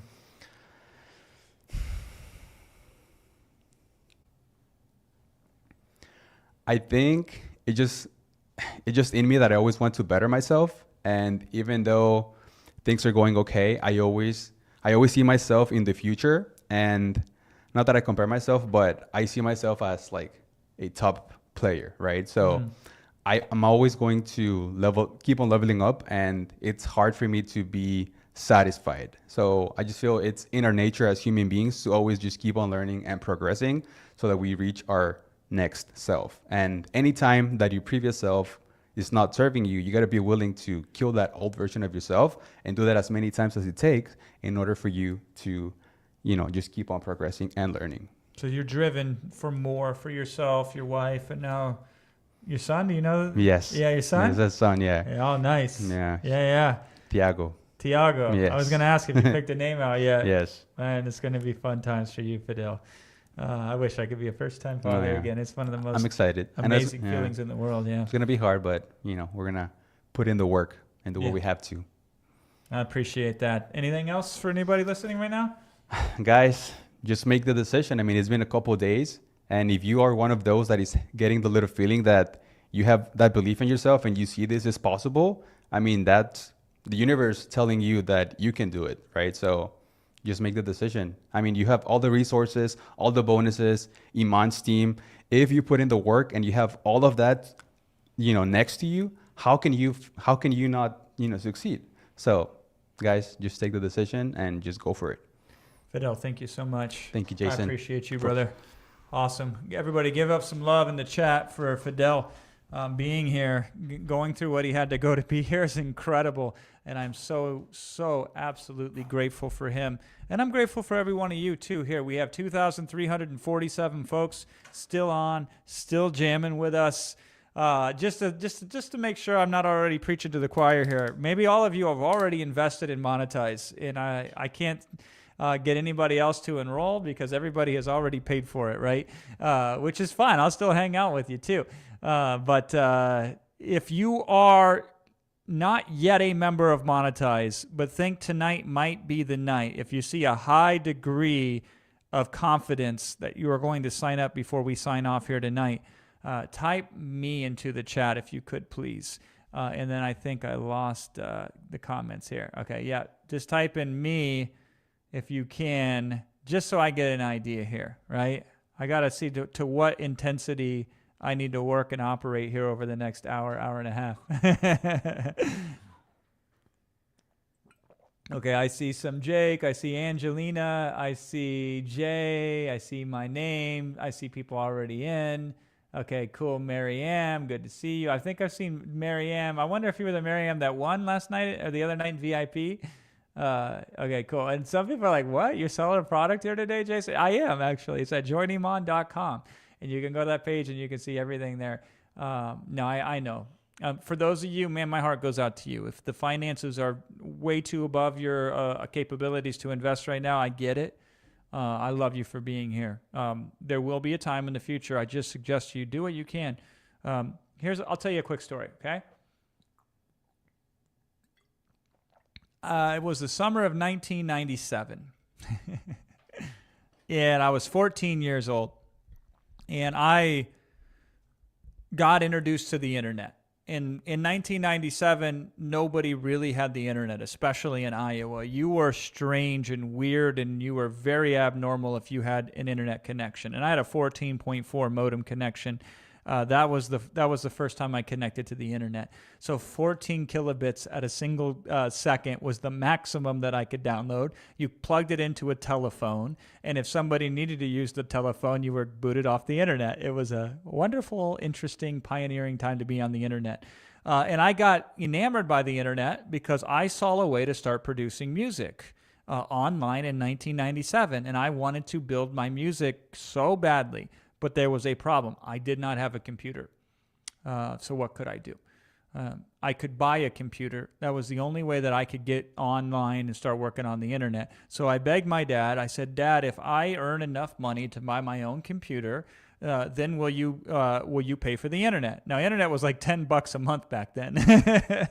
And so my dad says, if you buy the computer, I will pay for the internet. So I found this computer was a 286. That was the model of the computer, and it wasn't a tower. We call them towers these days. But this was one that laid flat. The computer laid flat, and then you put a monitor on top of it. So I had to make $400 at the age of 14 in 1997 money, which in 2025 money is probably like $2,500. It's more than what it would take to enroll and monetize. So I went to work. I got a summer job, and I painted houses in the summer, and I was able to make enough money. And I got ripped off too. This is a sore spot because I got paid like $4 an hour at 14 years old to work hard manual labor. So it took me about 100 hours of work to buy this computer. It took me a month. So at the end of the month, I had enough money to buy a computer. So I didn't care that I got ripped off. I didn't care that I had to work hard in the Iowa sun. It gets hot in Iowa, not quite Dubai hot, but pretty hot. And I was able to buy this computer. And then I had this computer, and then I could do things that I couldn't do before. So if you're ever in a situation where you find yourself wishing you could afford something, but you can't, then this is what I always told myself. I said, I never want to be in this position again. That was always my mantra. If I got into a situation where it was something that I could invest in myself. Now, by the way, investing in yourself is different than buying things. You can invest in yourself or you can buy things. And it's cool to reward yourself. Don't get me wrong, right? However, initially, if you want to invest in yourself to better yourself and you lack, I always said to myself when that would happen to me, I never want to be in this position again in the future, so I will do what it takes so I don't find myself in this position again in the future. So we will not open up Monetize 3.0 ever again. It closes tomorrow night. It closes at 11:59 p.m. Eastern. When you go to joiniman.com, you will see a countdown timer at the top. It will follow you down as you scroll. When that thing hits 0, the page is programmed to be self-destruct. It will go away, all right? And so this is available. Now, next year, we may do Monetize again. I think we're past AI digital products. We have done everything we can at this point in time to lay the opportunity out there and push it on. I don't know what the deal will be with Iman and with me and what the structure will look like and what we will do next. I know we will do nothing next for the end of the year because my whole end of the year is booked and so is Iman's, right? So the earliest we could ever offer something is next year. So if you are in a financial situation where it's 100% impossible for you to make such an investment, then you're going to have to wait until at least next year. So then do what you need to do in order to make some money and then save it. So when you have the opportunity to invest, you can. And I know some of you that are in different countries, right? My wife would always tell me this story when she was younger, and we tell it to the kids a lot too, because we're really instilling this in our children. That our children have to be self-sufficient. You know, our children have grown up around wealth, and so we want to make sure they're not entitled. And so they have to go out and they have to be self-sufficient. So we have to teach them and train them on these values. And so when my wife was younger in Romania, so we're talking barely post-communistic Romania, we're talking 7, 8, 9 years after the Communist Party had fell in Romania, and it didn't fall right away, even though on paper it did. There were still communists in the regime that were running the government as it transitioned. And so my wife would have to go to a brainwashing cult, basically, who would sell them on some weird religion and sit there for 4 hours to hear them talk their propaganda on the off chance that they may give her 2 used Crayolas, 2 crayons. So that's how they used to get things in Romania in the middle 90s and in the late 90s, right? In the late 90s, they would sit through 4 hours of somebody talking about a religion to try to indoctrinate them on the off chance that they might get 2 crayons, 2 Crayolas. So it is not lost on me for 1 second that some of you from different parts in the world, the money is relative and it stretches differently in Algeria, for example, than it does in the United States of America. So I get that too. And it's difficult because I can't speak to each and every single one of you individually. So I get it if the money is too small. If financing makes sense, you can certainly finance it if you fit that correct and proper profile. But there are many of you who can make the investment, and it would be okay for you to make the investment. You haven't made it yet, and that's why we're having these conversations still. So I just wanted to, a couple stories I snuck in there for you. Yeah. Let me answer a couple questions. And then I also want to emphasize to you as well the bonuses that go away today. You will see Agency Accelerator as an exclusive bonus on joiniman.com. That's available until we end the presentation today. You will not see Eddie's bonus on that page, I don't think. At least I don't see it above the fold. And I'm scrolling through the page right now as we speak, right? Okay, it's so we have Agency Accelerator, but you also have Eddie's program. And Eddie's program, I'm going to bring this back up. I put it here. Where did I put it? I don't know where I put it. You have his, what we call Growth Operator Creator Accelerator. And this is Eddie's program as well. It is 2 different specific approaches on how to do this shadow operator business. Eddie has his way, which is really powerful. And then Iman has his way, which is also powerful. Now, Iman's way is the agency way with a little bit of extra adjustments to it because the agency model works incredibly well for shadow operations. Now, the Creator Accelerator by Eddie works specifically exactly on the model that we discussed and that we talked about here today. So you get both of those. The catch is only until we are done and we signed off here today. It is 11:44 p.m. my time here in Dubai. I do have to get up at 6 in the morning tomorrow to catch a flight, a casual 16-hour jaunt back to LA. So I'm not sure how long we're going to go for. I will try my best, though. Let me answer a couple more questions. I got so much positive feedback from you as well. I really do appreciate that. Shout out to my VIPs. Yesterday on day 6, I did a VIP session that I was especially proud of. That happened impromptu. When you show up consistently, great things are bound to happen. It's an inevitability. It's called the law of inevitability. So I was feeling really good about that yesterday.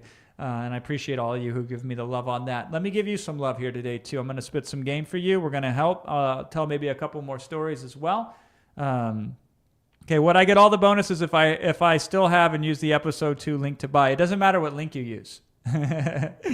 Whatever link that you use will get you the bonuses that are only available today because they all go to the same place in our shopping cart notes what time you check out. And then based on that timestamp, we allot you the bonuses. Now, if you're a VIP, we override that and we do give you all the bonuses.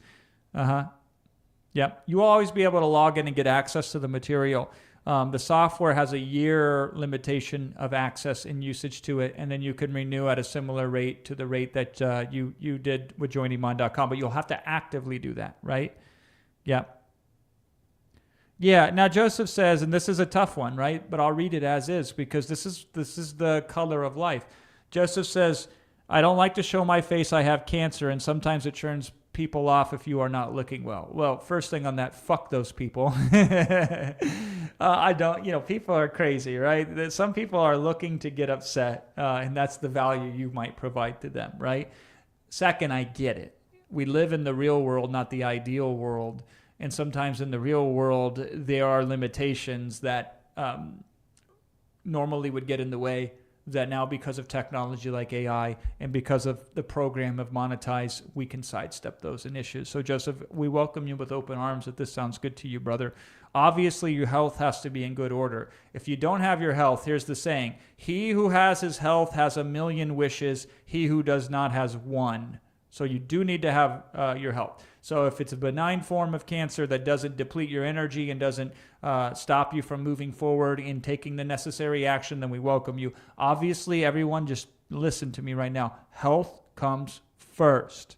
Health is the first wealth, okay? So prioritize your health, please. So if joining this program and you're in ill health and you will continue to be in ill health and you can't manage both, manage your health over this. I just want to be incredibly clear with you. There's a lot of people who try to take things that I will say out of context occasionally, and I get it. They're fans of a different flavor, fans of a different feather, I guess, right? So just want to be very clear with you because that's how I live my life. I want you to prioritize your health first. But if you have your health, you have enough of it to have the vitality to move forward. And we don't need the type of effort that moves mountains. That's not necessary here. We need consistent everyday effort with just some focus on a consistent basis. Then we welcome you with open arms. But if you do have a health issue that doesn't affect you in terms of energy, but may affect your appearance, your voice, and so on and so forth, then we can still work with you and you can still be incredibly successful in this digital product business when you go to joiniman.com and sign up. Thank you. Appreciate that. I saw a lot more good comments that my team had clipped here. Why am I not being able to complete the payment option? I do not know. However, I do know this. Not only when you go to joiniman.com at the bottom of that page, there is this thing, and I'll just put it on the screen real fast. It says, send a WhatsApp message. So you can jam on that, right? The other option here, and you might not have noticed this, is there's a section to book a call. So you can set up a call to help you with the process to get you signed up. I talked to the team today, all on this Zoom, real briefly. Max was running point on them, and the people that are taking the calls. And man, they've been putting in work. So I shout out, acknowledgement to every single one of you on the other end of the calls that's ready to receive the calls from people listening here today that book in on your call who need some help checking out or need some help enrolling. Shout out to all of you. You've been doing an incredible job. You've been working really hard. I see you and I appreciate you. Yep. She said, they said, I want to ask Iman about his consistency. How did he go over it? Because I always wish to monetize my YouTube channel. That's a good question. If Iman pops back up on here, we can certainly ask him about it. Now, here's what's really interesting. I have found very few people in my life that are like Iman. Iman is a very unique individual, very inspirational because he can do many things at an incredibly high level simultaneously. I am constantly in awe at his capabilities of doing that. It is very impressive. Most of us, we pick one thing, we get good and consistent at that one thing at the cost of most other things in business, and we just nail that. And maybe we do another thing, and maybe we do another thing. Or we hire teams, and then the teams can run those things. So there's always levels to this, right? There's always another level to this. Where I live in Brentwood, my wife and I can't wait to go back and I see her. It's getting so incredibly hard for me today. I love serving all of you, but yeah, my heart has been kind of broken because this has been the longest time we've been away all year. And since November of last year, it's the longest we've been away. So this has been, frankly, quite difficult. I only do it because it's worth doing it. Even though it's difficult. So there's a lesson to you there. Right? But if you want to build teams to go up to that next level, you 100% can. Sorry, I actually lost my train of thought. I got caught in my emotions. I'm in my emotions. A little too much there. So most of us get really good at one thing, and then we stick to that one thing, and then we grow that in our business, and that's more than sufficient.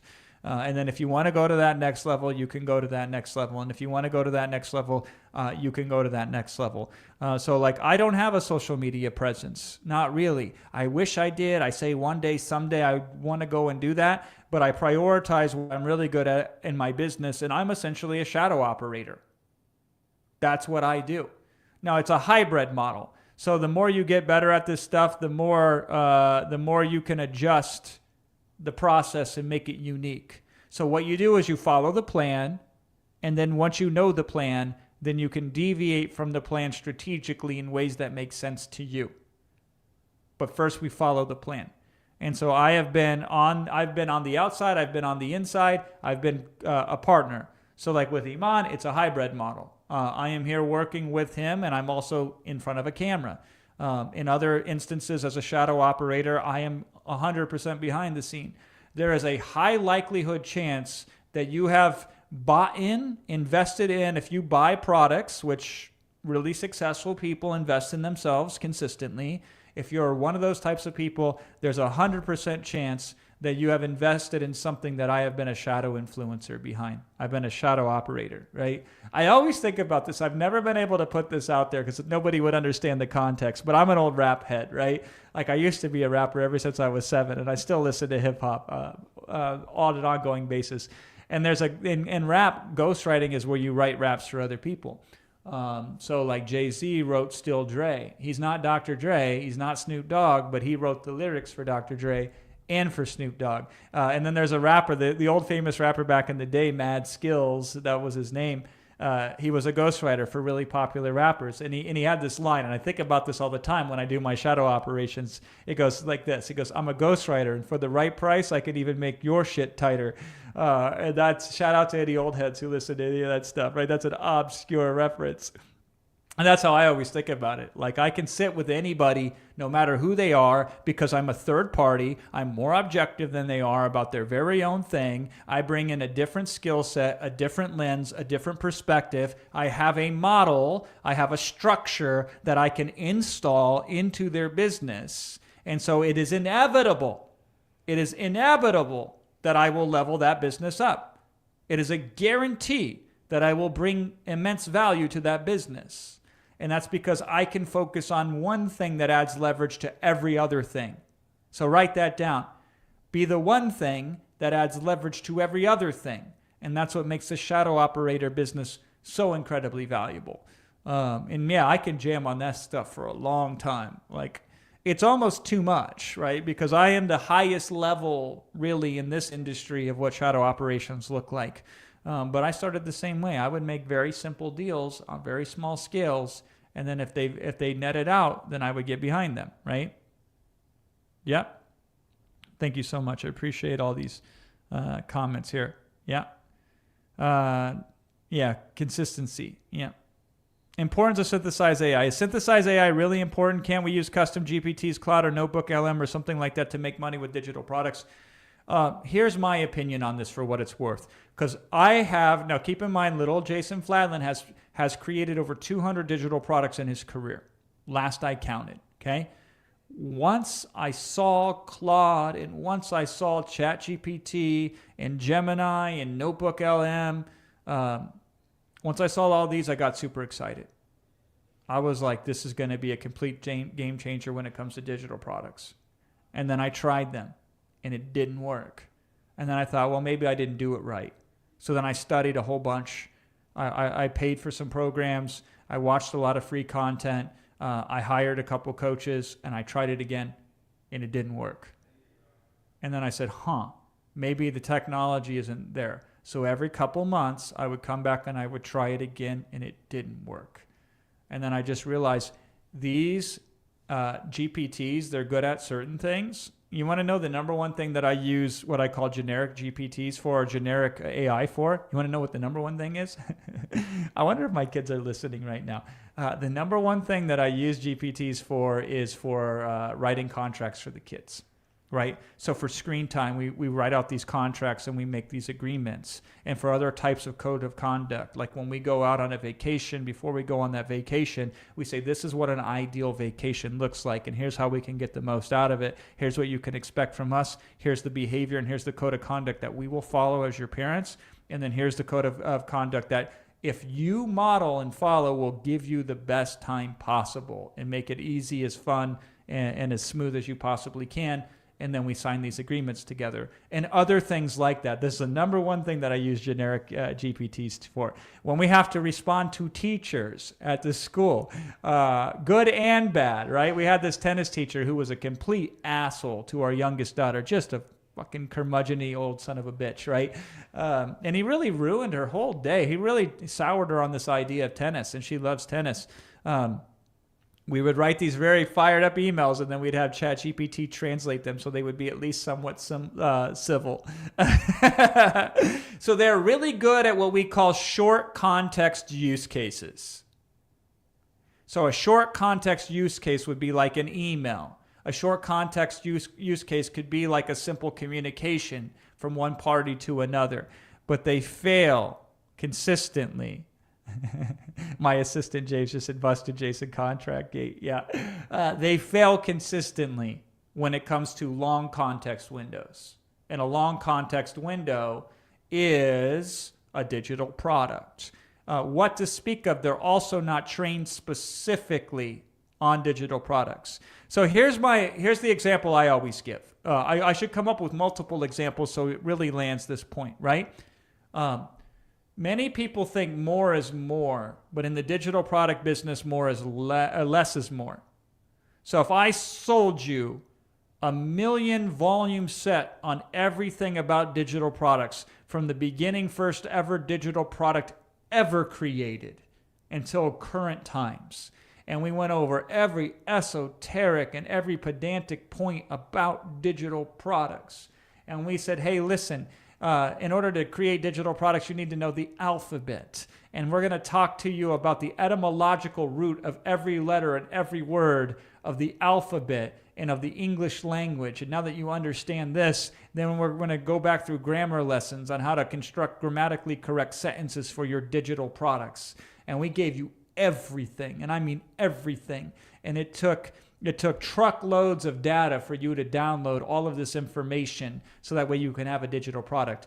Would that help you or would that hurt you? And the answer is that would hurt you, okay? If you're trying to find a needle in the haystack and we put more hay on it, does that help you or does that hurt you, right? If you are trying to guess the combination and it's 5 digits and I give you 5,000 numbers, and within those 5,000 numbers are the 5 digits that you need in order to unlock the combination, does that hurt you or does that help you? And the answer is it hurts you. If the combination is 5 digits, I'm going to give you 5 digits. I ain't going to give you 50 digits. I'm going to give you 15 digits. I'm going to give you 5 digits. And so generalized AI has too much noise, not enough signal, okay? I'm going to get a little geeky with you. Remember a little 14-year-old Flatlands out there busting his ass in the hot Iowa sun, painting the houses so he could save up for his first computer so he can make music. Once I started making music, I had to produce and mix the music. And there's this concept in audio engineering called signal-to-noise ratio, okay? So let's just say you could sit in on a session and you could record your favorite musician. But the only problem is when you put the mic in front of them to record them, there was a lot of noise. So there was like a hissing sound. There was a lot of background noise. There was a lot of unnecessary volume that was there that had nothing to do with the signal, which would be the singer's voice or the drummer's drums or the guitarist's guitar. So if you have too much noise in the background, it will drown out the signal of the sound.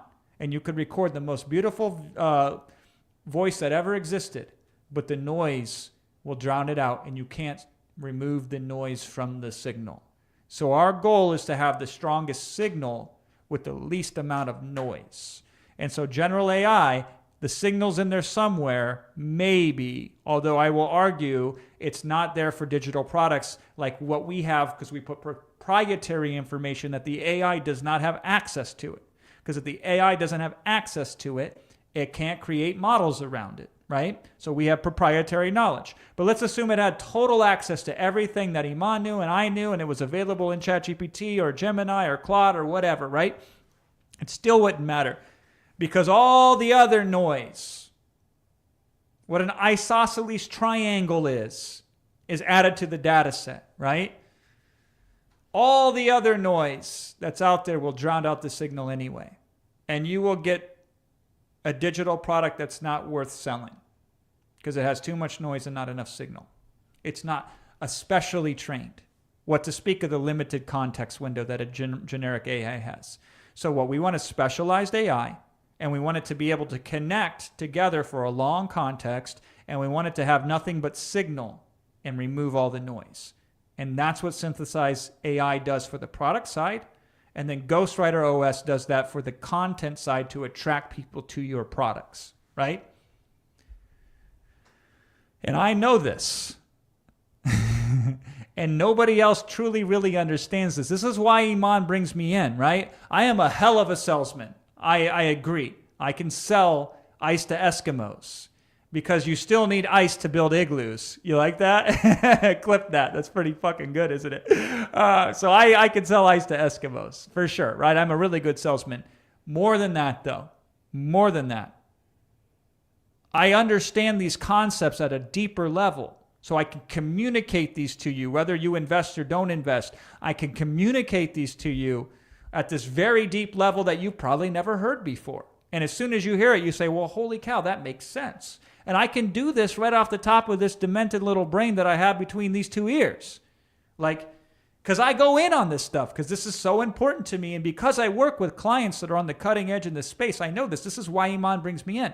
He brings me in because he knows I can take a complicated concept like that and explain it to you in a way where you can get insight and clarity. And then if you can get insight and clarity, then you'll say, okay, now I get it. Now the things that I was concerned about that I wasn't quite sure on, now I'm confident with, and so therefore I can go and I can join. And then if that is you, you go to joiniman.com and then you sign up, okay? I think I'm going to bring Eddie back up here in a little bit. Not right away because I got some more questions to rock through. And then I do want to, I want to connect with you on some other levels as well. But I think we got Eddie still around. So I'll probably bring him back up in, say, 10 minutes, somewhere around there. Because I want to wrap with Eddie a little bit more. How can we, so Simon says, because I got a couple of questions like this, so I want to bring him back up for this. How can we create trust for the first creators, influencers that work with us, even if we don't have a big following? So inside of the programs, you will get the exact specific recipe for that creation of trust. I will tell you on the outside, as best as I can explain it to you, a lot of trust is in how you approach the initial communication. It's really that simple. If you can approach the initial communication in a way where you sound professional, you sound like you know what you're doing, you feel good, they feel good about reading it, it's clear and it's simple to them, then you will get a positive response. Not by any one individual, but if you contact a few people, then that's enough to tip the probability in your favor, okay? So remember the other day, I guess you don't, you were, if you weren't a VIP, you didn't hear this, but I had, let me see if I can find this. The other day I had a set of, where was this at? Okay, yeah. I had this little Cult of Done manifesto. And rule number, where's it at here? Number 3. Number 3 on my Cult of Done manifesto was this. Pretending you know what to do is almost as good as knowing exactly what to do. Pretending you know what to do is almost as good as knowing exactly what to do. And that's because oftentimes in your head, you're like, well, if I have to do it right, then it's this and it's that, and you overcomplicate it. I'm not a fan of fake it till you make it. So there's some nuance to this, right? But pretending you know what you're doing is almost as good as knowing what you're doing. So if you approach it with the attitude of, I am going to put this out there and respond to the feedback that I get from it and make an adjustment if necessary, then you will actually act upon it and then you will get it done, right? So this is how you create trust, is you show up in a way that makes somebody say this person is worth having a dialogue with. And we have the scripts, like literal word for word scripts that have been fine-tuned to get that sort of response from people who don't have any experience prior who've been able to make this system work. Yep. I also recommend that you create your own digital product on top of that, because then you can show them, this is what I'm capable of doing. See? Now I could do that for you as well. So this is a nice little hack. I don't know how long this will last, but while it lasts, I would certainly take advantage of this if I were you. I would log into Synthesize. I would create a couple digital products, not one, but a couple digital products. And then when I contacted these influencers, I could show them a portfolio. I could say, this is the kind of work that we can do. The only difference is we will do it specifically for you. Specifically for you, right? And that's a very effective approach. It's called show, not tell. So you show them, because a picture is worth 1,000 words. In this case, a done digital product is worth thousands and thousands of dollars. Either you sell it or you show it as an example that somebody else can see. Or maybe you do both, right? How do you make sure AI doesn't give us the same answers everyone will be using with the same tool? So the tool is trained specifically to avoid that scenario. Okay. Now, Synthesize is optimized every single day. It improves because the technology improves every single day. And then we do large scale optimizations and up-level it. So Synthesize just got a massive upgrade as a platform. It was engineered at a whole new level. So the output now is even more incredible on top of that. But the thing of it is there's so many digital products. There's so many digital products. Let's just put it into perspective. There's $1 billion a day of digital products sold. Over $1 billion a day of digital products sold. 1 billion seconds is 32 years from now. Whereas 1 million seconds is 11 days from now. That gives you the scope. Because 1 billion is insane. So 1 billion is 1 million times 1,000, right? So $1 million is made 1,000 times a day with digital products. 1,000 times a day. Isn't that crazy? Right? $50 million every, what's the math on that one? I don't even know. You don't want to get Fladlin making math right now. Let me see if I can pull up the math on this, okay? So there are 60 minutes in an hour, or 60 minutes in an hour, right? And there's 24 hours in a day. So that's 1,440 hours. So if we take 1 billion, this is insane. Why am I even doing this right now? We take 1 billion and we divide that by 1,440, right? 694,444,000.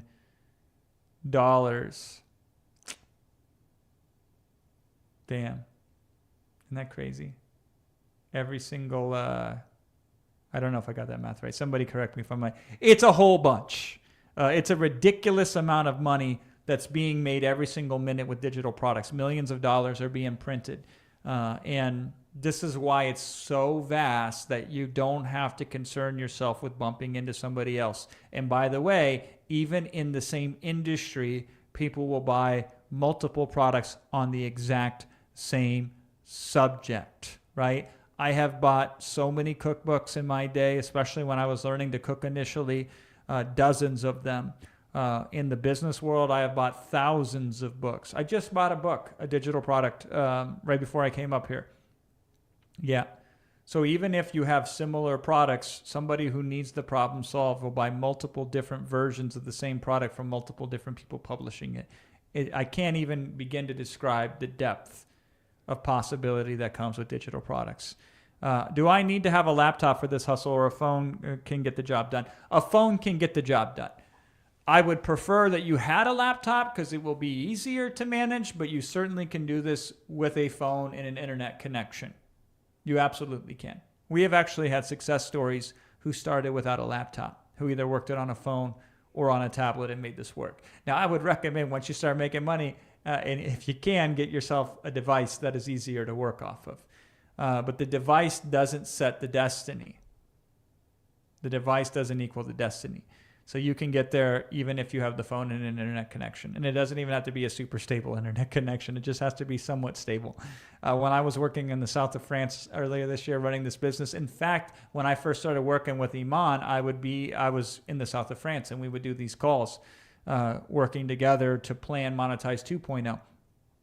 And I would do those calls with a really shitty internet connection because, French people don't like their internet.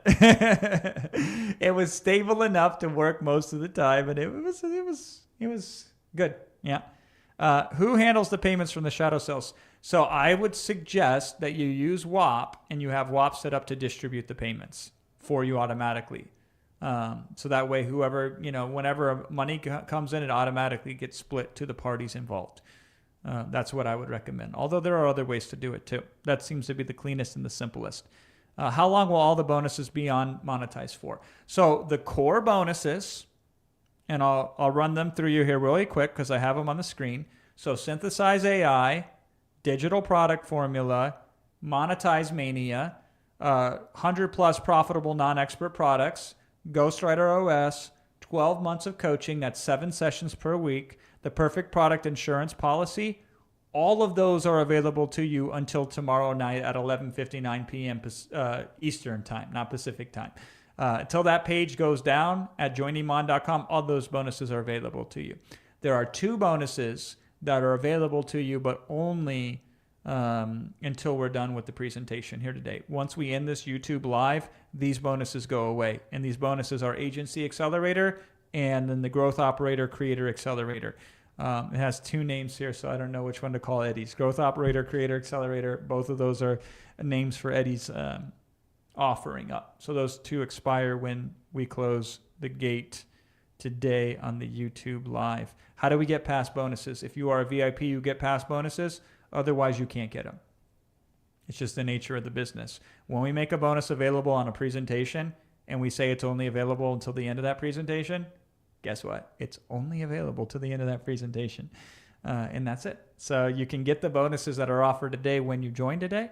Otherwise, if you join tomorrow, you will not get these bonuses or any other presentation-only bonuses. You will still get the regular bonuses, just to be clear with you, but not these extra earmarked specific ones from the presentation today. Is offer started for Rias? Is his offer started?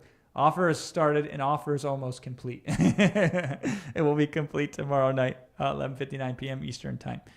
All right. Let me see here. Let me go back through. Guarantee. I'm going to make a note here as well. I'm going to make a note here. Okay.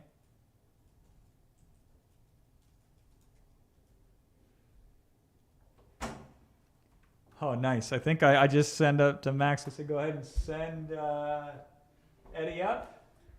How you doing, man? You back? I'm back. I appreciate you for coming back, my friend. I got a bunch of questions that I was answering, but a lot of these questions that I'm coming in are centered around this operator model, right? Okay. And so I would like to speak to it a little bit more from your perspective, since you've been in it recently, to collecting the payments. Like, let's talk about that. How does that work, generally speaking?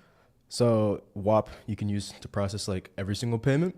Now, is this about collecting the payment from like when you're selling the product or collecting the payment from your client? Like when you're getting paid? Mostly it's about, okay, how do we split the money? How do we collect the money with the partner? But speak to both, right? Why not? Yeah. So that splitting the money with your client is actually probably the most common one that I've received. But the cool thing is if you're using WAP, I think with WAP, you can split it just on the platform. You can pay your team. So you could pay yourself out directly, and then your client could pay himself out as well. And so WAP allows you to handle all of that, which really makes it a lot easier. I remember when I first started, like they didn't have this feature yet. And so you would have to like bank transfer your client or send them a wire, get them to send you a link. It was a lot more complicated, but now it's as simple as like if you just use WAP to use for payment processing for the product, you can just split it on the platform. Yeah, and that's a newish feature like you're describing. Yeah. And God, I wish I had that back in the day. My advice, and I would love to hear your points on this too, Eddie, is I've always took the position initially of I'll set everything up so that way you don't have to mess with it. So I'll set up the payments and all that kind of stuff. And then I'll set up the split for everything as well. And then I'll show you when it's done. You want to be the one that collects the money. Yes. Just my opinion, right? If you collect all of the money, then you will be able to distribute the money. If somebody else collects all the money, then you have to wait for them to distribute the money. Yeah, then you're like having to follow up with them. You might as well set it up so then you can control and make sure you get paid on time. Yeah, and 9 times out of 10 you do. Okay? Yeah. But even when you do, if you're sitting there wondering about it, you could lose sleep at night. So we always start with, we'll collect all that, frame that as a benefit. Hey, listen, we're just going to take care of it. Don't, and you show them, like, this is how this works and everything, so you know that you can get paid and all that. Then if the person decides, well, I don't know about that, then if the deal's big enough, we could say, okay, you can take it, right?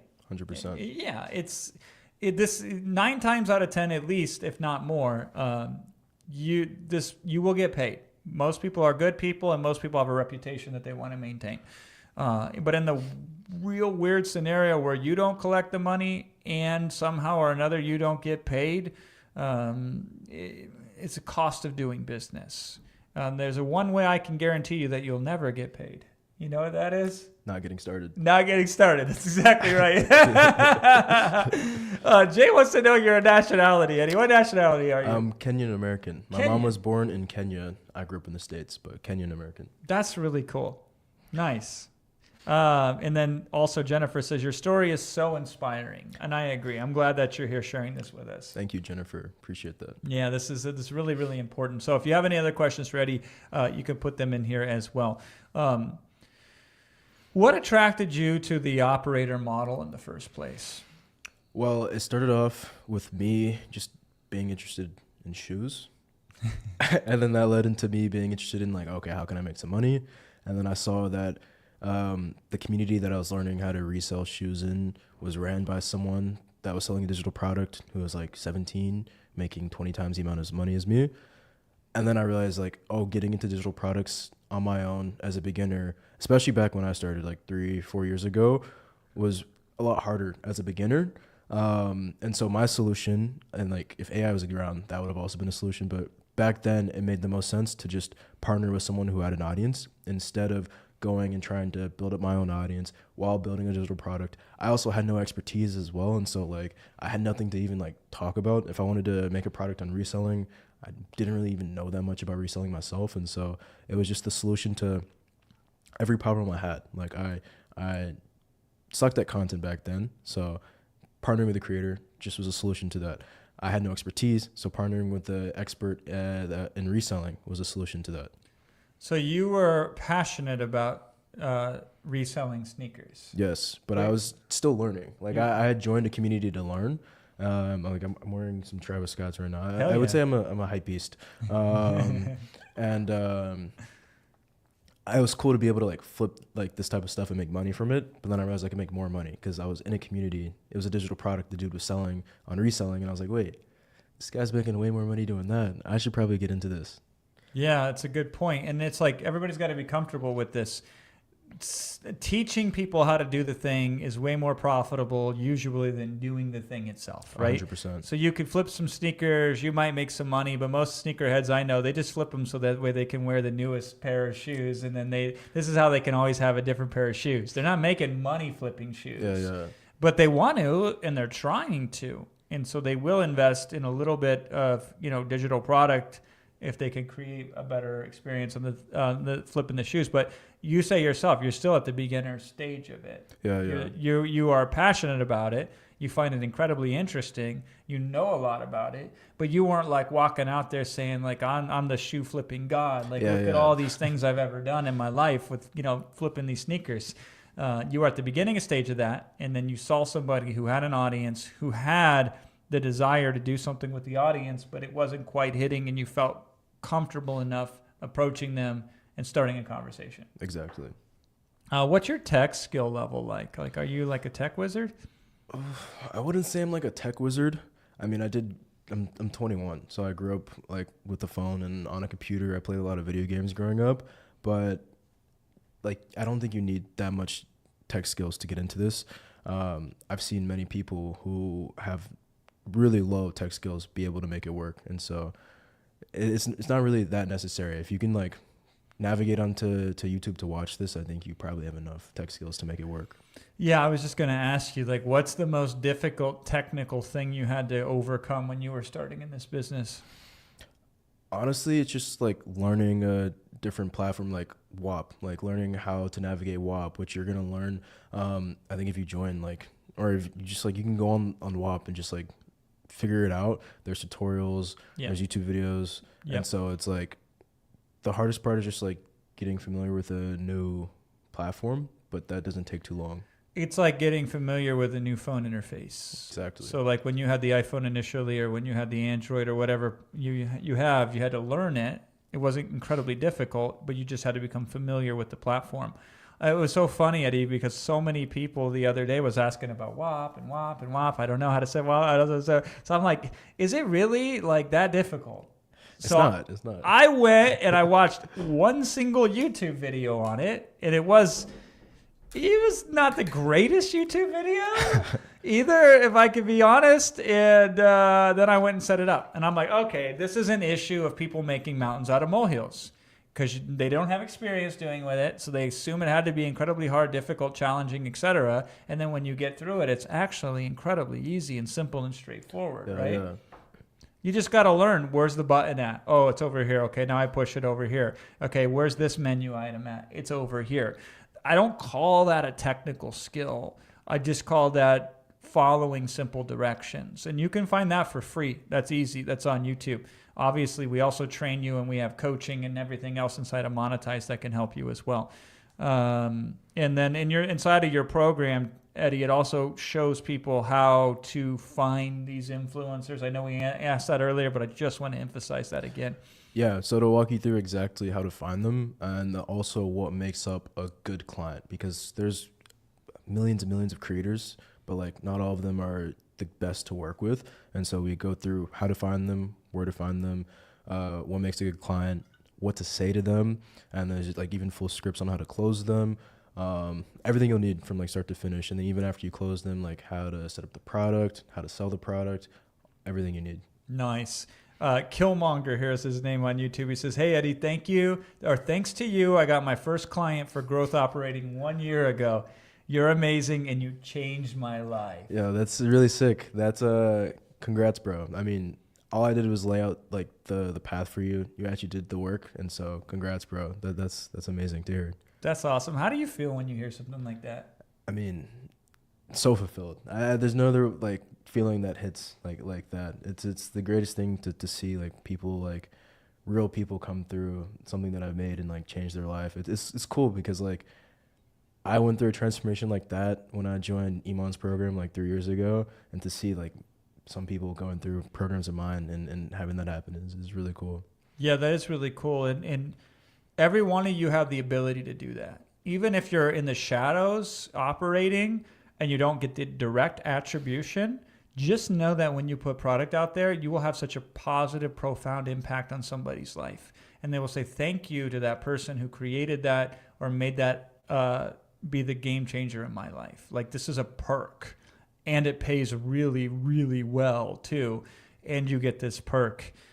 So know that that's a possibility. So it was really cool seeing that here, Eddie. And, you know, and I get it too. And this is like you said something to me when we were downstairs, like I had helped you in your business. Yeah. I had never even met Eddie before. I was like, thanks for telling me, right? Like, because I want to collect the success stories because they're that important to me. I mean, this is why we ended up doing this after a while, is to extend the legacy of success. And that's possible for you in digital products. So I really wanted to highlight that. We have also a lot of Kenyans in the crowd. So shout out to Kenya now. Kenyans are everywhere, man. I appreciate that. I love that. Here's one that says, how do you manage the partnerships and keep a good relationship with the creators that you partner with? Yeah, I think for me, I've always like found that people that I'm like working with become great friends. And so like the guy that I'm doing business now, I'm doing shadow operating for someone right now, and we actually like hang out in person. Like we went and played paddle recently. And so obviously that might not be possible like if the client is like across the world, but I think the best way to look at it is like just build a genuine relationship with them, talk to them often, call them as much as you can, and that'll help make sure the partnership goes well and smoothly, and things get done. I mean, just do what you need to get done on time, request that they get what they need to do for you on time, and then just like I've always thought it was really important to like they don't have to be your friend before you get into business with them, but like become friends with them. Yep. You first of all, when you make people money, they like you. Yeah, that's true. That's very true. It helps a lot, right? Yeah. And you know, with women, it helps a lot too. If you're single, like, just say it, okay? But the other thing too, and this has been my experience, Eddie, I'd love to hear your thoughts on this, is I find the easiest way to manage relationship with partners is to communicate expectations to you. Yeah. So today, here's what I'm going to do for you. And then tomorrow, here's what I did for you yesterday. And here's today what I'm going to do for you. So if you're always letting them know where you're at and what you're up to, and you're checking in with them, they get this experience of like, wow, this person is going the extra mile for me. Yeah. If you're doing it in the dark and you're not telling them what you're doing it, then the feeling with the partner is, are they even doing it? There's this feeling of uncertainty. Yeah. Yeah. So has that been your experience as well? Just direct communication seems to work the best? Yeah, and I think setting expectations in the beginning is also like really important. You don't want them to have really high expectations. I mean, and maybe don't make them set them too low, but like set them low and over deliver, and just make sure that they know what you actually are going to do. And as long as you set the expectations at the beginning, everything should be good, as long as it's properly aligned with what you actually do for them. Yeah, I love that. I typically give them a range. I said, hey, if everything goes well, which it usually doesn't, we could be looking at this, right?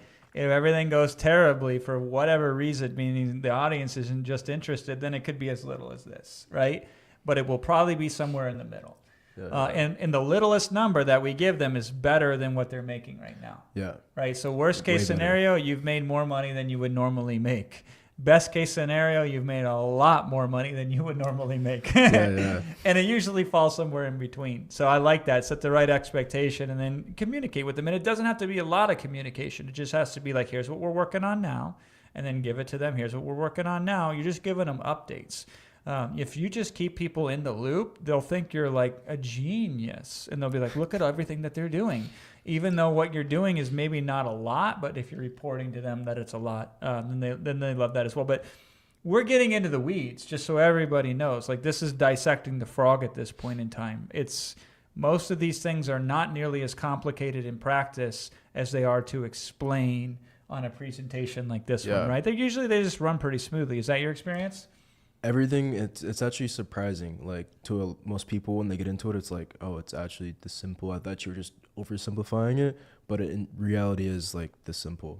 And so it is a fairly straightforward process. And I mean, all the steps are laid out for you. You just follow them. I love that. Yeah, and that's been my experience too. We tend to make it more complicated in our head than it actually is. And then once we make it too complicated, we don't act on it. Yeah. So we just got to simplify it and then move forward with it. Can the material target non-influencers, businesses that is? Let's just be clear about what we're talking about here. I don't care if they're an influencer or not. If they have an audience that they can easily reach and they have a relationship with that audience, that's who you want to work with. So you could call them an influencer, you can call them a content creator, you can call them a business. Like, we used to do this all the time back in the day, Eddie, with businesses that had emails. So they would send out emails to their audience on a frequent basis, and they would never, ever sell them anything. Really? Oh, God, it was very common, right? Basically just had money sitting. They just, diamonds in their own backyard, right? Just diamonds in their own backyard, and they're like, what's a diamond? Like, what's this shiny thing? It has no value, and then they throw it away, right? And so we would just say to them, listen, we would run these, what we call these ask campaigns. And so we go on an email list and we'd say, hey, listen, we're going to do something we've never done before. And because this is new, I totally understand if you don't want any part of this. So here's what you have to do. You have to actively tell me you want to know more about the specific thing that we're going to do in the near future. If you ignore this email or do not click the link that I'll put at the bottom of it, then I will never email you ever on this new thing that we're about to do in the future, right? Okay. Wow. Now, by the way, everybody's like, I want to click on that link. I want to click on that link, Yeah. right? And so when they would click on that link, we would put them on another email list. And that email list would be like, okay, you're on the special private email list. This is a short email. I'm only going to email you a short period of time. We're going to email you like 5 times over the next 7 days. And we have a new product. And we would like to sell it to you, right? Yeah. And at any time you don't want to hear about it, you can just leave. And so we would go to the partner to show them, hey, listen, we're not going to hurt your email relationship. We're going to make this a special experiment. We're going to tell the people in advance that we're going to sell them a new digital product, and they'd have to actively opt in to know what it's about. And so then we would run these ask campaigns, and then based upon those numbers and how well they would do, we would go back to the content creator or the business, and we'd say, now that this has done well, let's explore other ways that we can work together, right?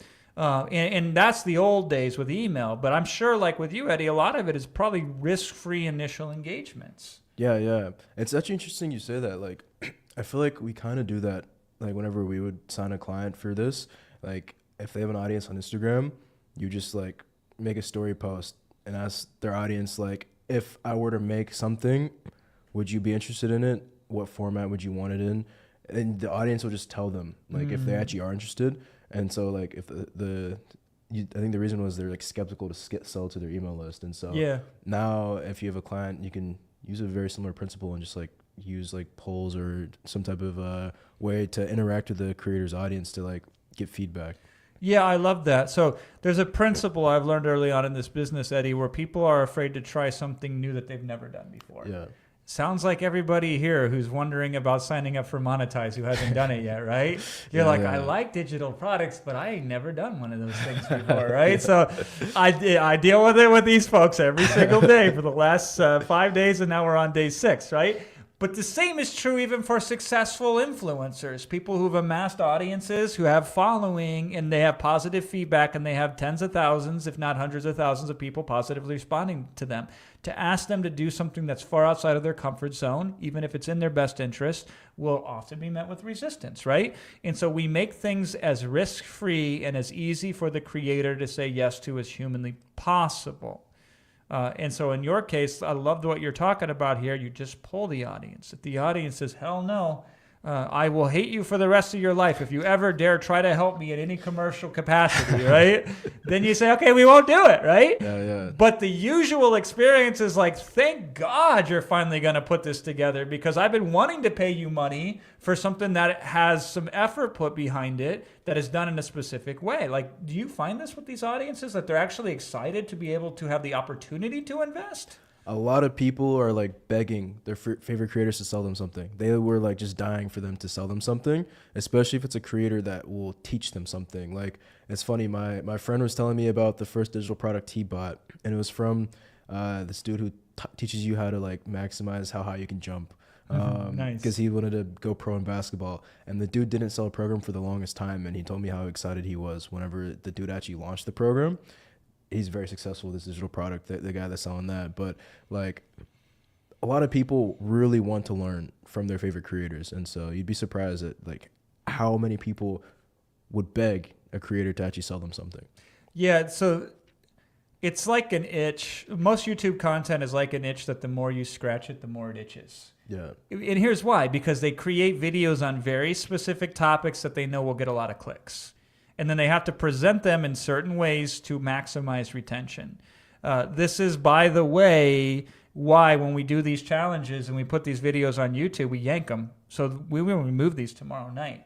Like, if you look at the metric on how these long-form challenge videos perform in terms of distribution on algorithms, is not very high. Because the average kid scrolling through Instagram or YouTube, they want that quick dopamine fix. So they never get too far below the surface level. So a lot of these influencers, they're giving their audience in mass what they want. They're like, they want that quick hit of dopamine. So, you know, the vertical leaper who's teaching people how to do vertical leaping, he's not creating a comprehensive, well thought out program structured from beginning step to end step. He's like, well, I know that a lot of people are searching for this one thing, or they're interested in one thing, and it would make good content to stop the scroll and engage them. So I'm going to create this very specific piece of content, which is useful but incomplete. It's useful in and of itself, but it's incomplete to the larger picture. And then they keep doing that. So the more the audience consumes from them, the more desirous they are to have a specific solution from them, right? Yeah. Isn't that crazy? It's so wild. Yeah, and so then they start to beg the creator, do you have a program that I can purchase? Do you have a course somewhere that I can buy? Do you have somewhere where all of this is put together? I would love to know more about it. And the creator still doesn't do it because the creator does what they do. Like, they don't want to learn this new skill. And so an audience, and by the way, not everybody in a 100,000 person audience is going to buy, because there's casuals, right? There are 3 consumers of all Instagram or all social media. There are the new, there are the core, and then there are the casuals. So the new are just the people with a passing fad who say, oh, that's cool. I didn't know you could create a higher vertical leap. And they'll watch 1 or 2 videos, right? So they'll count as a view, but they will never buy from you. And then you have the casuals who will always watch, but they're not totally dedicated because they don't want to be professional basketball players one day, or whatever reason is, they find it interesting but not enough to spend money. And then you have the core audience. That's the audience within the audience within the audience. And these are the people that will spend money and are looking to spend money. They just haven't been asked yet. And there are thousands of them within an audience of 100,000. But if you get 3,000 people to buy a $100 program, you just made $300,000. That is a lot of money. When my dad, was a teacher, it would take him 10 years to make $300,000, right? 10 years, right? In Iowa, he was making $30,000 a year teaching at his height. But There's $300,000 of value in a typical influencer's audience, not from everybody, but from the core audience inside, not the casuals and not the new people, but the core audience inside of the audience inside of the audience. And this is who we create these products for. And so from your perspective, audience, Eddie, you see this. Audience is grateful to have the opportunity to buy from their creators that they follow. Yeah, 100%. There's always going to be a pocket full of people. The percent may vary, but like imagine if it was 1% of people in an audience at any time are like the core that will be a buyer. You can do the math on some of these creators, even if they're not that like big of creators, if they only have like 10,000 or 20,000, that's still a good amount of people that will buy a product. There's just like money sitting in all of these creators' audiences. It's so interesting to think about. You just like I used to scroll on TikTok or Instagram and just be like, oh yeah, this guy probably has broke influencer syndrome. This guy probably does. There's just like so much money that they're missing out on, and they need someone like you to come in and help them actually to monetize their audience. Yeah, that's a really good point. Tanish says, can I make digital products as a shadow operator for YouTube gamers in reaction channels? Please tell me. What are your thoughts on that? For YouTube gamers, reaction channels, I would say that's more entertainment. That what I've said is like you want to target a client that is teaching their audience something, providing value to them. Entertainment, it's a lot harder to monetize, and their audience, they might buy like a digital product. Off the top of my head, I can't think of for React.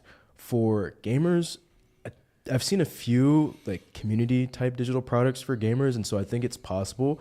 And I think if you're working with someone that like used to be like a Fortnite pro or a gaming pro, there's definitely a world where they can create some type of digital product where they're teaching them something. But my rule of thumb has always been like, if they're a more entertainment creator, it's definitely a lot harder. But if they're teaching them something, they're providing value, then it's definitely possible to make it work as an operator for them. Yeah, I'm glad you brought that up, Eddie, because there's two types of content fundamentally on social media. There's entertainment and then there's education. Yep. And you want to separate the two. So reaction channels typically, for the most part, are educational, right? Yeah. Now, I've seen like lawyer reaction channels. Like I have a friend who built a 1 million person subscriber list on YouTube doing like legal reaction, right? So he's reacting to these crazy videos of like cops doing stupid stuff and everything like that. And so in those instances, a digital product could make sense because the reaction is educational in and of itself. Like there's a lot of weightlifters and bodybuilders who will react to really stupid bodybuilding advice out there. And then there's digital product opportunities with them because it's based around education. But if it's just reaction because somebody did something stupid on social media that day and they're, like a Coldplay concert kind of reaction scenario, or like drama, like YouTube drama alert channels and stuff like that. And those are not the ones because those are primary entertainment. And then when it comes to like gamers, there are instances like I remember World of Warcraft back in the day. They had like these how to get to level 60 with your character as fast as humanly possible, right? Those were guides that people would publish that would sell a lot, make a lot of money.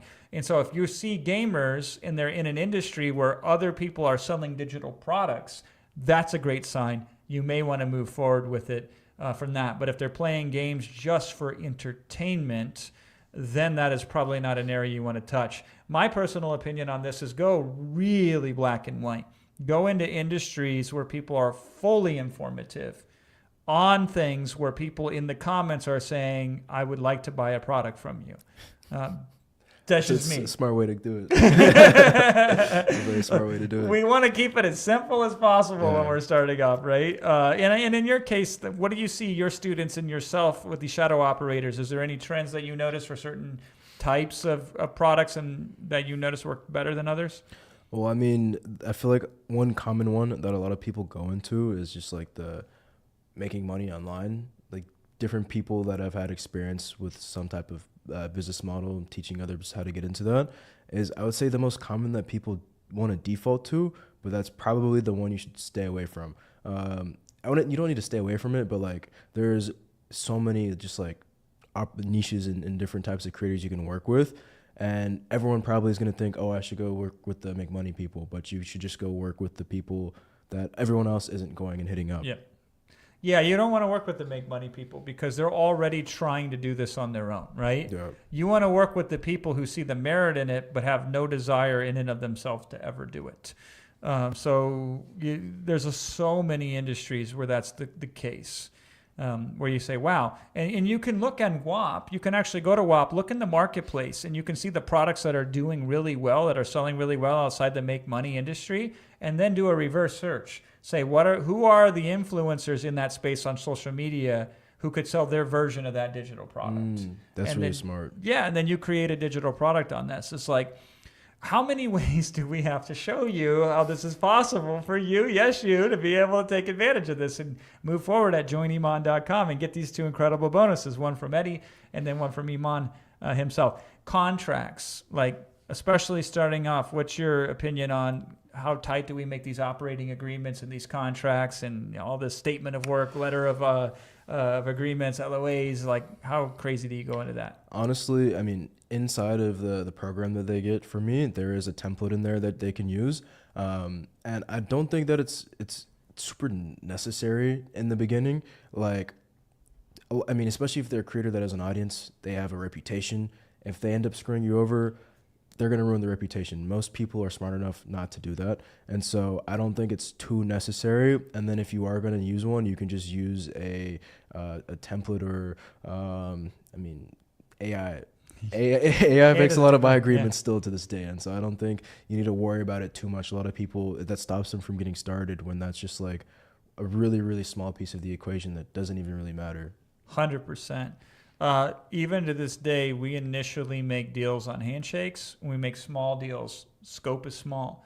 And then based upon the results of that, then we sharpen the pencils and then we put together official contracts, right? I like that. My personal philosophy on this is how I always say it, Eddie. I like pizza, I like spaghetti, but if we mix spaghetti and pizza together, it doesn't make a better meal, right? So some people you just aren't going to want to work with. It just doesn't connect culturally or whatever reason. And so we make simple deals with small scope initially to see how it feels. And then if it feels good and it makes money, then we come back and we formalize the deal. And so like what I would consider a small scope deal for almost every single one of you here would be really big. You're like, Dave, you call that small? I mean, it's all relative, right? So when we're making deals with lots of money that's exchanging hand as an initial engagement, it's still a very small deal. Yeah. And then you can scale it up as it makes sense. So there will be friction when you bring in agreements that aren't necessary, because even if an agreement's in place and somebody violates it, how do you remedy the agreement? That creates a whole set of tail and things that you probably don't even want to play with. And so when we're starting, we just make quick deals that make sense where there's no ambiguity in place and everybody kind of knows their role, and then we move forward. So you can write up a letter of agreement if you want, and that's really easy, where it says this is what you're on the hook for. Like, this is what I expect you to do. This is what you can expect me to do. Do we agree to that? Yes. So it operates less as a legal agreement, although it could be a legal agreement because it looks like one. It's more important to lay out the terms of expectation up front so there's no ambiguity of who's doing what. Now, when you're starting out making these deals, you should do most of the work. So a lot of their expectation on them is just that you are going to post this amount of times. Yeah. That's it, right? And then if they're going to record it, like I'm going to do all this, and your list is like 27 things, and their list is like 3 things. Yeah, and then after you make a good deal, then you want to go back, you could scale it up, then it becomes more parities, more equal, and then also you can make new deals with other people and have more equal parity up front, right? Yeah. So that's my opinion. Now, if you got to put a contract in place and that's the only way you can move forward with it, then just put the contract in place, right? It's not a big deal. Have you ever experienced a relationship that didn't turn out the way you hoped? What did you learn from it? Honestly, personally, no. Every client that I've ended up working with has gone pretty much exactly how I expected. Obviously, like the first client I ever signed, I'm still not working with, mainly because we just both grew out of that. But it did everything it needed to do. I mean, we made $263K from that just one partnership. I haven't signed a client that like didn't turn out how I wanted it to. But I've seen people do that, and I think the biggest reason behind that is just not really taking a look at the creator and the client and making sure they are a good fit. And so I think as long as you just analyze everything beforehand and then like just talk to them and see what type of person they are, based off the first initial vibe you get, you should be able to tell. And then if it doesn't work out, it doesn't work out, but no big deal. Just there's millions of creators out there, and you can just find another client relatively easily. True. You know, it's my experience in this, Eddie, is you have to be careful on how you look at the world. I'm talking about everybody here, right? If your natural tendency is to always find a way in which it could go wrong, Yeah. it's tough, right?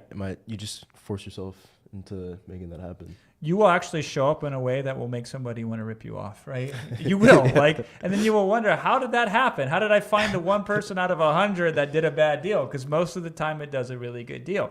But if there's some crazy psychological subconscious action that has a place, if every time you see a good idea, you shut it down, you censor it, you push back on it, you find the edge case of how it might go wrong, like, that'll be difficult for you to make a deal with somebody, because people don't like to be around people that show up in that capacity. And I'm not saying you go the other way. I'm not saying you close your eyes and say there's no weeds in the garden as the weeds take over the garden, right? Like, you have to just assess yourself, and you have to say the chances of these deals going right are very high.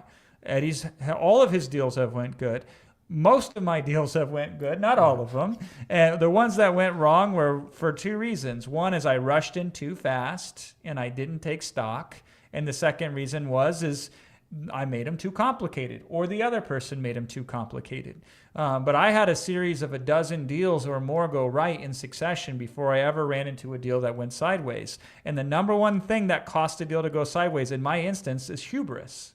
I'm like, every deal I touch works, right? I can put together any deal because I am this genius that is a magic deal maker. So now I'll start cutting corners on deals that don't make any sense in the world, but I'm Fladlin, so I can make it. That's how you lose a deal, not because of inexperience, not because you're new, but because you're overconfident because you put together a series of deals that just crushed it, right? So, but most of these are imaginary problems. Not having a contract, imaginary problem, not necessary in most instances. Working with somebody and having some difficulty with them that results in the deal going south. That's a non-issue initially, right? So it's funny, everybody will ask, how could it go wrong? And very few people say, well, how's the best way that I can make $50,000 from this in the next 30 days, right? We get those amount of questions, this amount of time.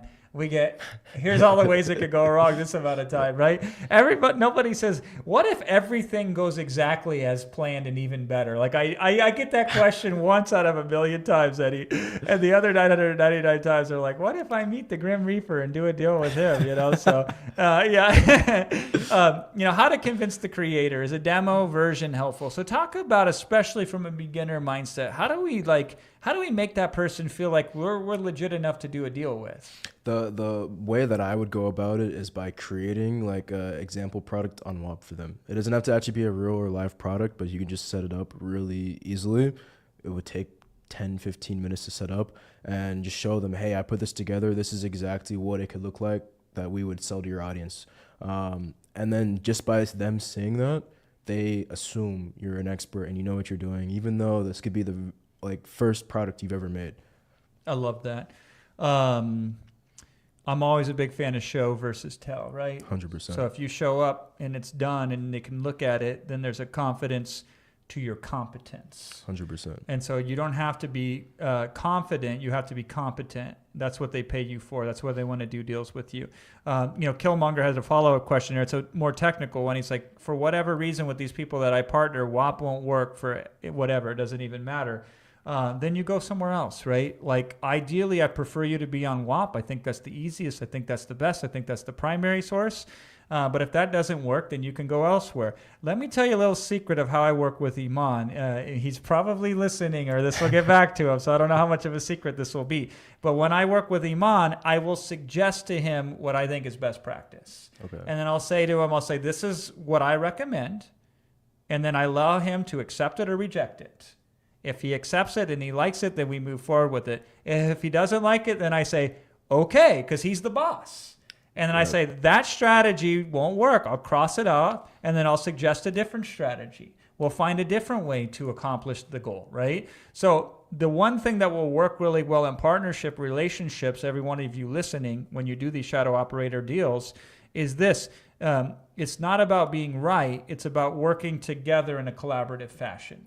So if you're working with somebody else and you make a suggestion, and for whatever reason, they might not like the color red, and you just so happen to have, a graphic that was red on it, and they say, I don't like red, change it. The last thing you want to do is you don't want to say, scientists discovered in 1949 that if you make the color red, it will actually make you an extra $1,200 a month for the rest of your life. They don't want to hear that. If they don't want red, make it green, right? Like, know and when to pick your battles. So your collaborative mentality with these partnerships is if they prefer this over that, and if that doesn't even make sense, but it doesn't really particularly harm the outcome in any way, shape, or form, you just say, okay, right?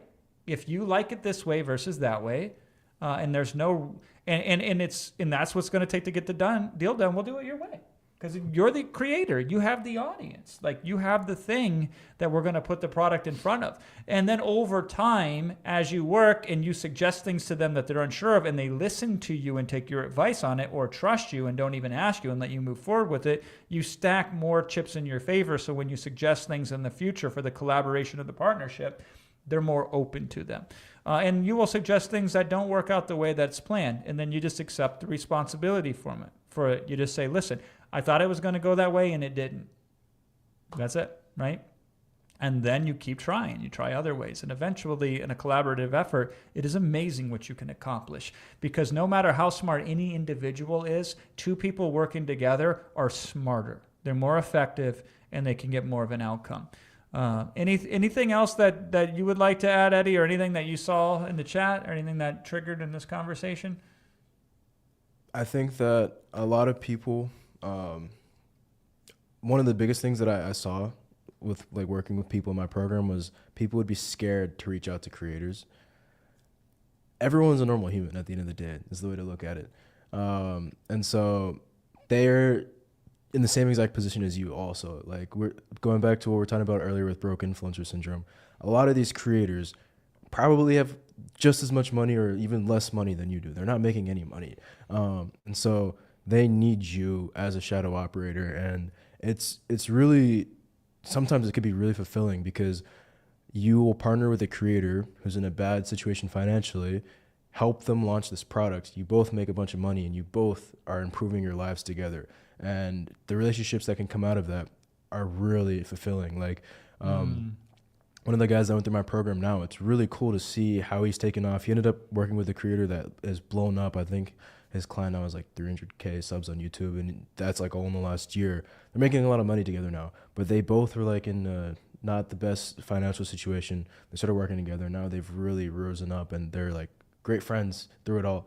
And so it could be a really fulfilling process that you can use to change your life, change the creator's life, and then also change the lives of a lot of people in their audience, depending on what product you're using and how it can help them.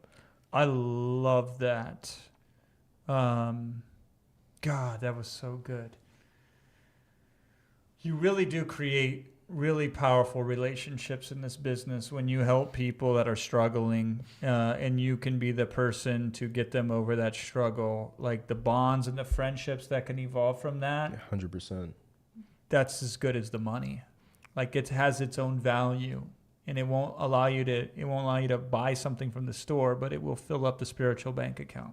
100%. Yeah, and I'm sure that's happened with you, right? You've met some amazing, wonderful people and have forged some incredible relationships in this business. Yes. Pretty much every client I've worked with just turns into an amazing relationship. It's the cool thing about it, because I get to make good friends, good relationships, but also make money with them. I love that, right? And if that sounds good to you, go to joiniman.com.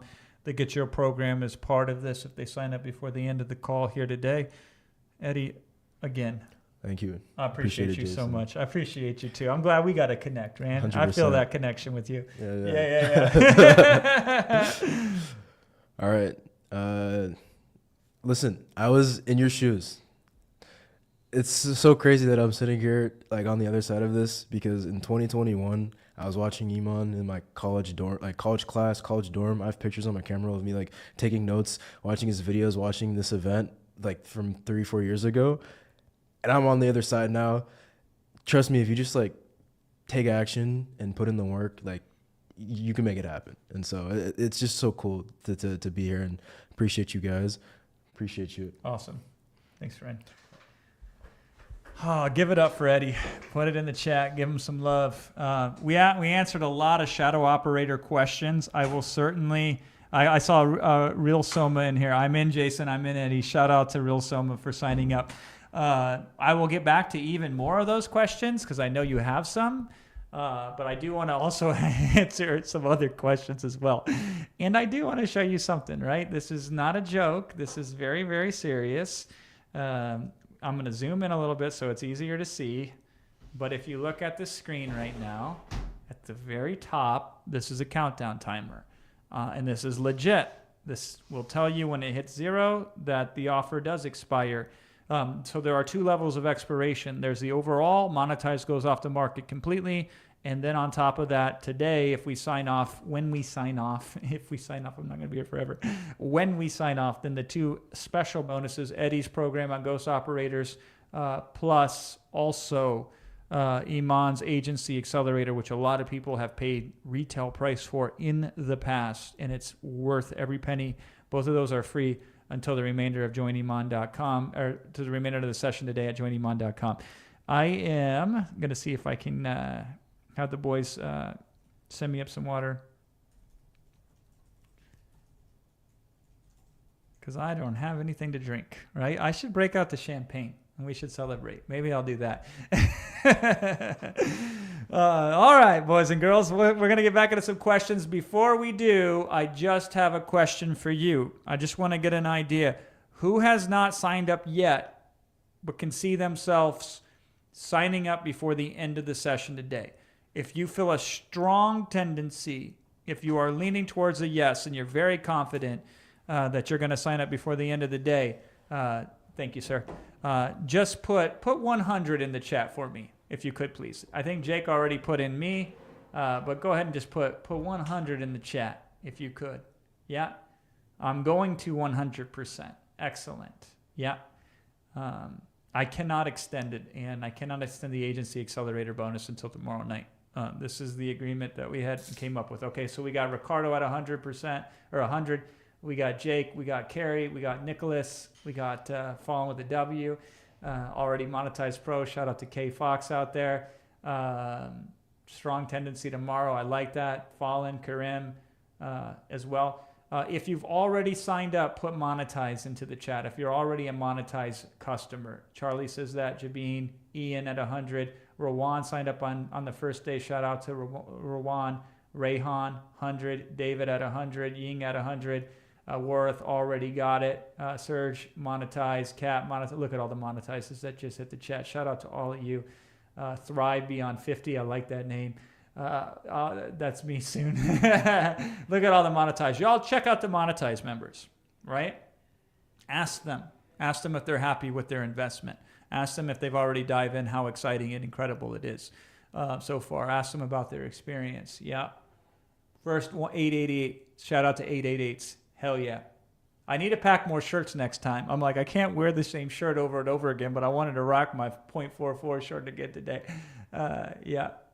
Yeah, Natalia says, I'm already signed up, but I'm happy to be here today. Yeah.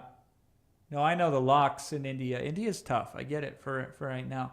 It's a tough investment in India. So you get a full year's access to the program, and then if you wish to sign up again, you can get access again after a year. Yeah, monetize is fire. Yeah, 100%. Yeah, there's no like auto renewal or any of that kind of stuff. I don't think. I better double check this to make sure. I think it's a one-off deal. Yeah. You would see if you would check out, if it would say that there's any reoccurring. Let me just, I'm tired, just so you know. I'm here with you, and you said you're going to be here with me, and that there's a lot of you that are on the edge still. You're leaning towards it. You're not sure if it's a yes, but you're leaning towards a yes. So I'm going to spend some time with you because this is really important to me. This is the last chance that I can influence you in any way, shape, or form. It says right here, right? So I'm going to zoom in so you can see this right here on the thing. One time, right? Just once. Yep. 23 apps included. 23 apps included. Pretty crazy. Yeah. Multiple different ways that you can enroll. We have Split It, we have crypto, we have Cash App, Pay. Depending on your location, I'm in the UAE right now, so it doesn't show Klarna. But if you're in the United States, you can also use Klarna as a financing option as well. Yep. Very cool.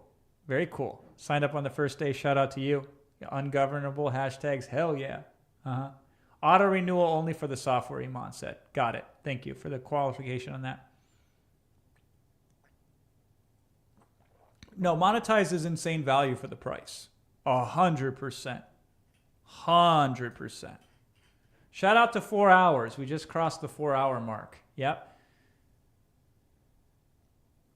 Crazy, right? All right, let me go back and hit up some questions. Let me see here. I gotta find them again. There's a lot of them. Okay. Say I join Monetize today. Is the offer where the team waits and ensures your success always active or only active going away from this live event? So the guarantee is always active. That stay with you till you win guarantee. That's available to you at any point in time when you sign up. That's a great question. How do we get Agency Accelerator? If you sign up before the session today, then you will get access to it. It will show up in your WAP. I don't know exactly when it will show up, but it will show up in the future. Yep. In the near future. Do you have to set up a company first? No, you can operate in most locations purely as a sole proprietor. You may look into wanting to set up an entity at some point in time. That may make sense to you, but you can start in the mode that you're in right now. Yeah, how do you split the pay with the creator? It's a process in WAP that is pretty simple and straightforward. If we ever open this up again, here's what I will promise you. I will put on some slides for you. I'm going to make a note on this. If we ever do the training again in the future on this concept or this topic, I am going to make a note on my phone that says, show the screen shots of how to set up split payments with creators, okay? Because it is easier than you can imagine. Yeah, but until you see it, it's hard to understand. I have no idea what to do. Will Monetize do all the work for me? No. Let's be very clear. Monetize will not do all the work for you. Just like a physical fitness instructor won't do your push-ups for you. And just like somebody else can't eat your vegetables for you, okay? I'm going to give you a very gross analogy here to make the point. This may disgust you, but I promise you, you will never forget it, okay? This is what I think of when I create programs like this, or work on them, or shadow operate them, or partner and collaborate with people like Iman, right? Mother bird, baby bird. Okay, you ready for this? Don't be eating anything right now. Make sure you're not eating anything or drinking anything as you listen to this example, right? Mother bird, when she has baby bird, she can't eat the baby's food, the bird's food for him or her. So you know what she does? She chews the food up in her mouth, and then she transfers the food to the baby's mouth, right?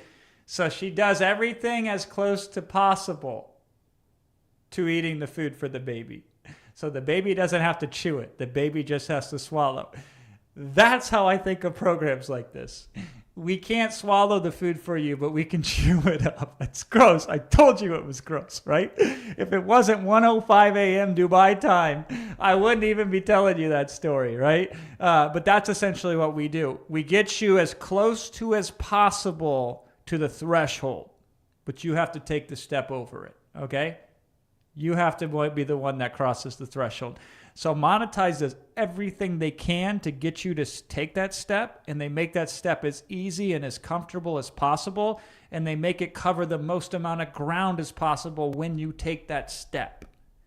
But you still have to take the step. And I am feeding you, right? I've been feeding you all the time. These last several days, I've been feeding you at the conscious level, and I've been feeding you at the unconscious level. I've been saying things to your subconscious to make you more of who you are that you haven't even begun to realize yet. Although some of you have already realized it and have noticed that there's parts of you who are operating in more profound ways than they ever were before, right?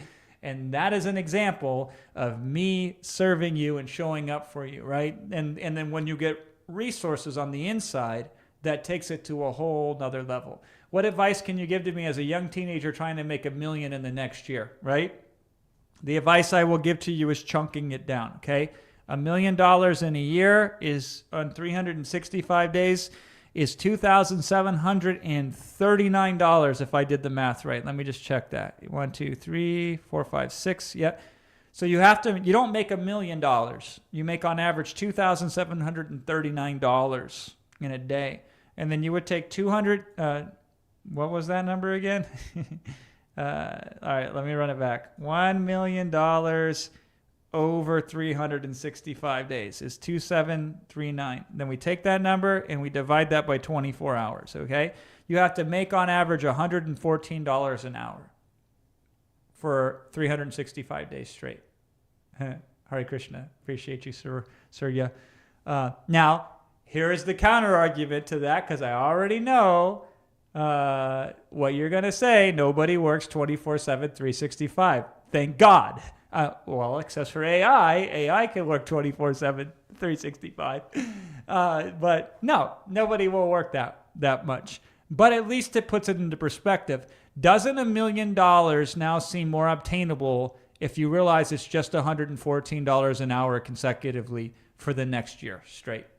So we have to find activities that first make us $114 in an hour. And then we have to find the activities that we can repeat that will continue to make us $114 an hour. And then there you go.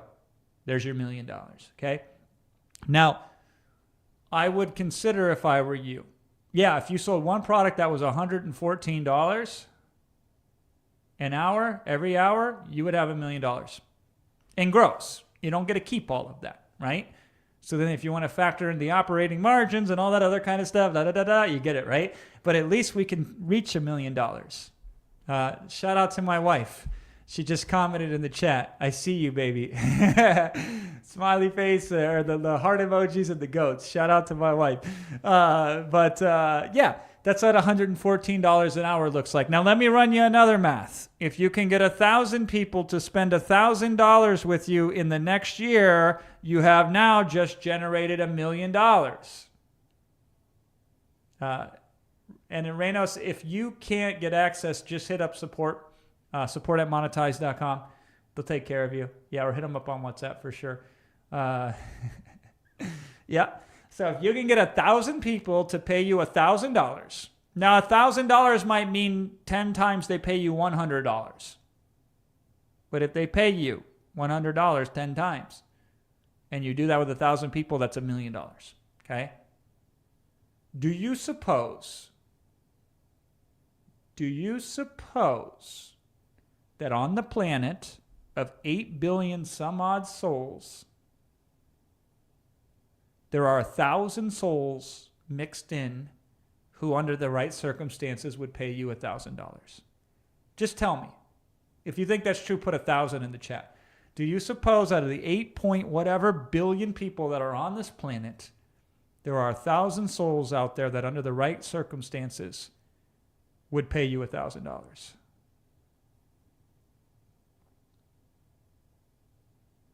Yep. I mean, if you wash somebody's car long enough, they would eventually pay you $1,000. And if you washed a rich person's car, then you would get to that $1,000 a lot quicker, right? Yeah, there's 1,000 people on this planet that, under the right circumstances, would pay you $1,000 a piece. There's your $1 million, right? But let's make this a little bit more fun, okay? If we did 10 deals as a shadow operator, we partnered with 10 different people, and each person that we partnered with generated us $100,000, there's your $1 million, okay? So if you had to partner with 10 people as a shadow operator to do, and each one did $100,000 a piece, that's $1 million, how many would you have to partner with on average per month? How many shadow operator deals would you have to close on average per month to get to $1 million if each deal was $100,000? And then I'll answer the AI agent question. But the answer to this question is less than one. Less than one. You nail one for the first 10 months and then take the rest of the year off, right? Less than one a month, right? Now let's be very clear with you. I want to be very clear with you. Okay? It never works that way. It's never that clean. The math isn't always that clean. But it's fun to play the game anyway, because this is how you make the intangible tangible. This is how you make something that you can't understand right now into terms that you can understand it, right? What will happen is if you make 10 deals with shadow operators, the 80-20 rule will kick in. 20% of your deals will generate 80% of the revenue. And some of you will make those first deals right away. And you'll be like, oh my God, look at how much money I made. Some of you, it'll be the last 2 deals you make that will cover 80% of your revenue. It's the law of variability, right? But if we do enough deals, eventually we'll have a few deals that will pay for all of the deals. And it's the same thing with customers. A few of your customers will spend a majority of the money that you collect. A few of your products will make a majority of the money when you publish them. This is just how the world works. But we still break it down. We call this chunking down. Any challenge becomes doable if you chunk it down far enough. And that's what we're doing here. And so these are some of the paths. Now, if you want to make $1 million in the next 12 months, be prepared to work your ass off. Be prepared to work as hard as you possibly can. And then that will influence it as much as you can. It won't guarantee it, but it will influence it. I would suggest for most of you, the cost to attain $1 million in the next year isn't worth the price you have to pay in order to get it, right? Much better to take your time and to create the financial flexibility that you currently lack, which is going to be less than $1 million for most of you. That's my suggestion to you, right? First, let's create breathing room. First, let's create a whole different experience to life based on having more options. And let's figure out what that delta is. What's the delta between the options you lack now and the options that would significantly improve the quality of your life? What's the delta on that? And it may only be $4,000 a month. Most of the clients that I work with at the beginner side of the business, of the journey, because I've worked with over 151,000 customers over my 18-year career. At the startup phase, for most people, an extra $4,000 a month is completely life-changing. And we're talking in countries like the United States, in the UK, Canada, Australia, what to speak of countries where the salaries are lower, right? $4,000 a month is completely life-changing to most people on top of what they currently make. It's a game changer for them. So what we really solve for is what's that massive quality of life improvement? Now we have a number. Now we go to work on that. Because one deal as a shadow operator can easily cover that. One simple product that you start. It's so funny when you listen to somebody like Eddie, he's like, oh, I put together a product and it wasn't doing that great. And you listen to somebody like... sorry, I'm a little Fidel. Sorry, I'm a little tired. And you listen to somebody like Fidel, and they're like, "Oh yeah, I got this product, and it was just kind of chugging along." And I'm like, "Guys, I have to remind you, because you've sold millions of dollars of product now, uh, what you consider not that great initially is significant. Yeah. And that is usually the case. Yep. Yep.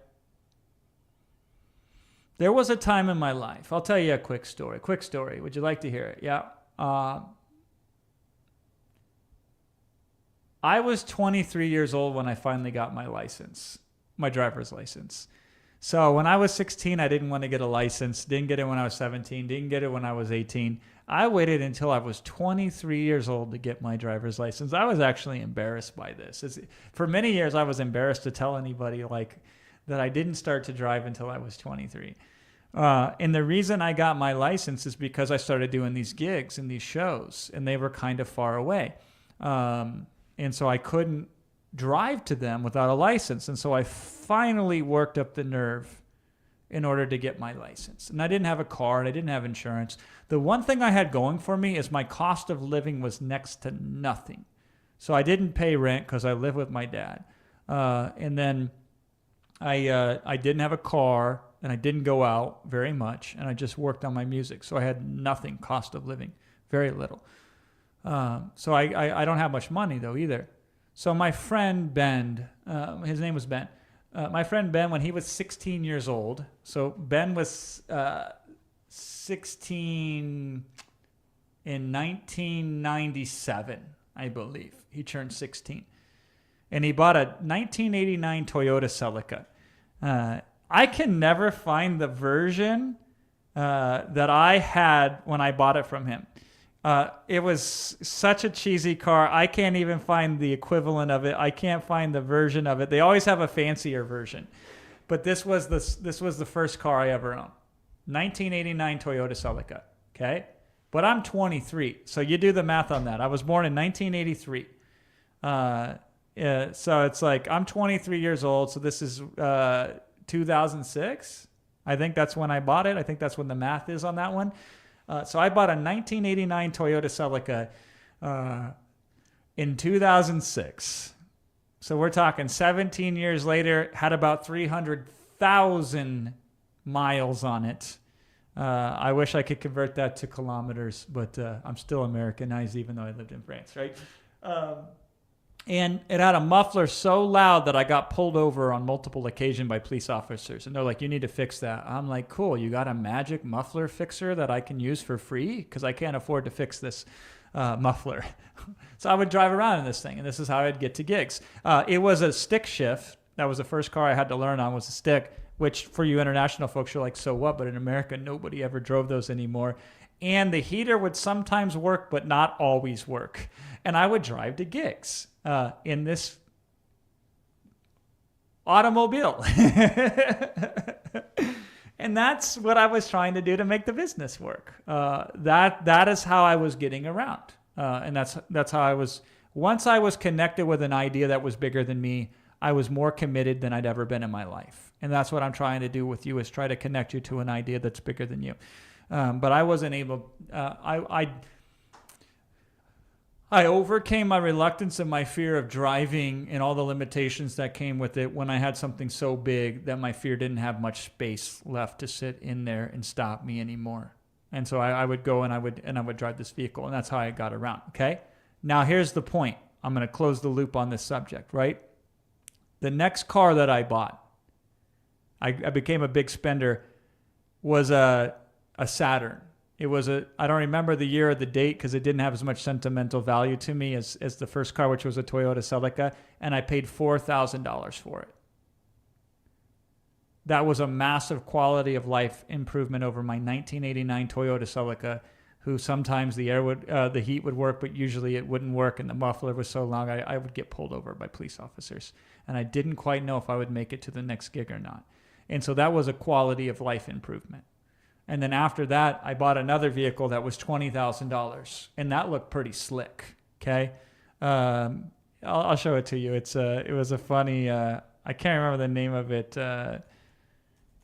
but but it was a Saturn. Okay, it was this one, right? So I got a little crazy and I bought like my first sports car, which was a Saturn again because I liked the car, right? And this was like $23,000, and it was a slick little thing, but it wasn't a brand name deal. And that was the next car I bought, and so that was the next level up.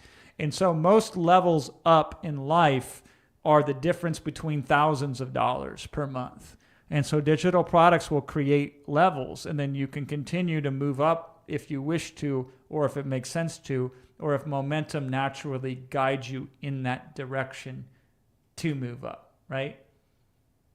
So that is what I first suggest to you. Before you make the millions, find that next level that would be a massive quality of life improvement for you, and just go for that.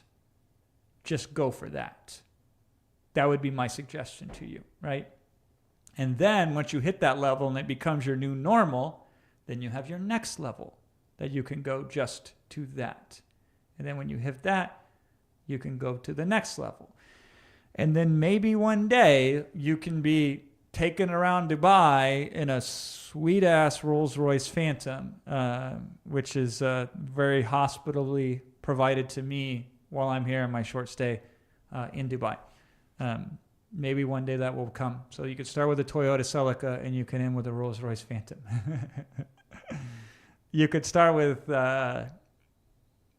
very little and end with very lot, right? Hi, Jason. Will I still get the accelerator if I pay for monetize and installments? Yes, installments are okay. You just got to sign up before the end of today. Yeah. Yeah. I want to be with you on that chair in the future. I would love to have you. I would love to have you. That would be awesome. It's a little cold in here, so if you see me shivering, I'm not nervous right now. It's just kind of cold. Yeah. All right. I've aimed for 10 billion by 20. What's the best way to do so? Hey, everybody, you want to know the secret to making 10 billion? I just so happen to have it. If you want to make $10 billion and be a 10 billion net worth individual, let me tell you the secret, okay? You ready for it? Here it is. Start with 20 and then lose half of it. So those large numbers, those are edge cases, okay? Those are edge cases. They're nice when they occur, but I would not recommend that you model them. They are what we refer to as edge cases. They are so atypical and they are so beyond the realm of what is possible under the normal laws of probability that I don't even try for them. And by the way, I know some of those kind of people at that level. I can tell you another story about the time that I met Jeff Bezos. It's a cool story. Okay, here it is. I'll tell it to you, right? Okay. So a client of mine calls me up one day. He worked at, what do you call it? JRL, I believe it is. It's in Pasadena there. They create the jet propulsion systems for the space shuttles that go to wherever they go to. It's, God, what's that place called? Jet propulsion, JPL, right? So they create all this stuff from NASA. And a client of mine, he calls me up one day and he says, hey, listen, I know you do a lot on Amazon. So I did at the time. And this client of mine, I had made him a lot of money. I had helped him be incredibly successful. He had a business where he would take like rich people on these excursions all across the world, like doing crazy shit. And I had advised him on it, and he'd done really well with it. He goes, listen, I have 2 tickets because this guy used to work for JPL, very high up. He goes, there's this special dinner that's occurring, and one of the guest speakers is Jeff Bezos. Would you like to be in a room, a very small room, with Jeff Bezos? Now, I'll tell you, the funniest thing about this is not meeting Jeff. I'll tell you the other corollary to the story, because it had to be a suit and tie affair. And at the time, I didn't own a suit or a tie that was presentable if there was a chance where maybe I could meet Jeff Bezos, right? So I said, okay, cool. So they're giving Jeff an award. Buzz Aldrin was also there. He was there and he spoke before Jeff got up and spoke, right? Now, here's what makes the story even crazier. Most of you probably won't remember this, but at the time on the Sci-Fi Channel, there was a movie or a TV show called The Expanse. Okay? The Expanse was incredibly popular on the Sci-Fi Network, and then they canceled that shit. And it didn't even make any sense. Why did they even cancel it? But they did. Now, Jeff Bezos at the time was trying to get his Amazon streaming service really going off the ground, okay? So at that room, in that room, and this is how close I was sitting to Jeff Bezos. I could see the shine of the light off the back of his bald head, right? I was about 2 tables behind him. And Jeff Bezos acquired The Expanse that night because the crew from The Expanse, like the actors, they were there. And they pitched him. They walked up to him with a sign, like, buy The Expanse or whatever, and then he did. It was pretty cool. So he acquired that. He announced it. I have it on video. It's in my phone somewhere. And then somebody else in that room posted it on Reddit, and it was the #1 post of Reddit that day. And I was like, shit, I could have got in on that, right? But I got to see Jeff Bezos up front and close at this suit and tie dinner.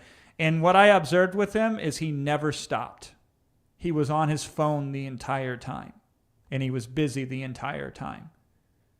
And I thought, wow, this guy probably never really gets a break. Maybe he does elsewhere, but I was able to sit there and enjoy this gala, which was really cool. See Buzz Aldrin up there talking, met some really cool, incredible people there.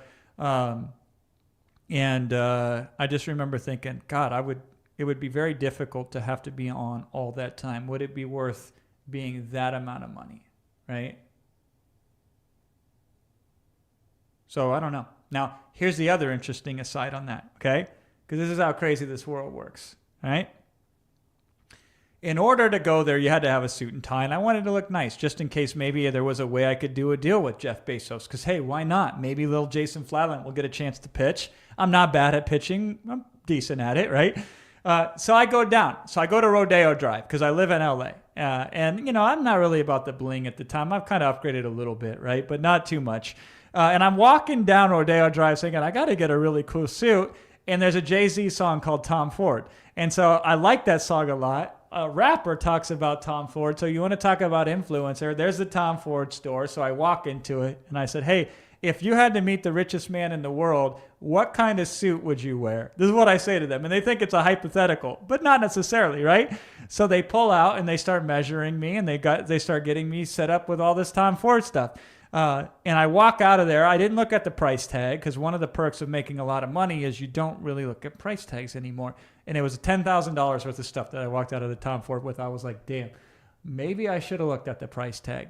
But here's what I discovered. Once I started wearing nicer clothes, because at the time I did not wear nice anything, it was incredible how much different the world treated me and what kind of, I was the same person, but what I was saying now had more impact just because of the suit that I wore. So that was a more profound impact on me than the ability to sit in a room with Jeff Bezos ever was. And that's my lesson to you on that is how something is presented in this world has more impact than the objective value of the thing being presented. So my suggestion to you is make the objective value really good, but make the presentation of it just as good, if not better. One of the valuable things that Synthesize does and Ghostwriter is they make the presentation of the concept good.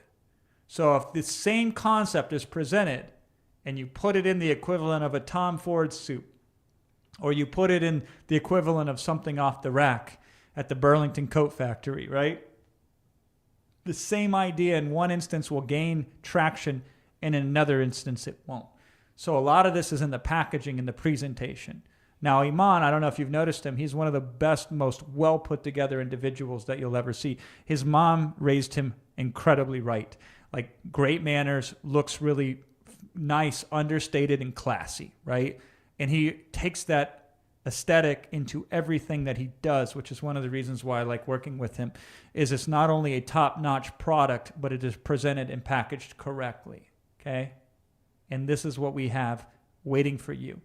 And He makes it accessible. I know for some of you it's out of your price range, but for a lot of you it's an accessible price point, because for me, this is the cheapest stuff I sell typically. Like, I don't sell at prices this low from my experience to the audiences that I work with. Now, everything is relative, of course, but my whole point to you on this is simply it's not just the information that makes the digital product good. It's how the information is presented, and it's how it's packaged. And that makes it even more profitable for you initially.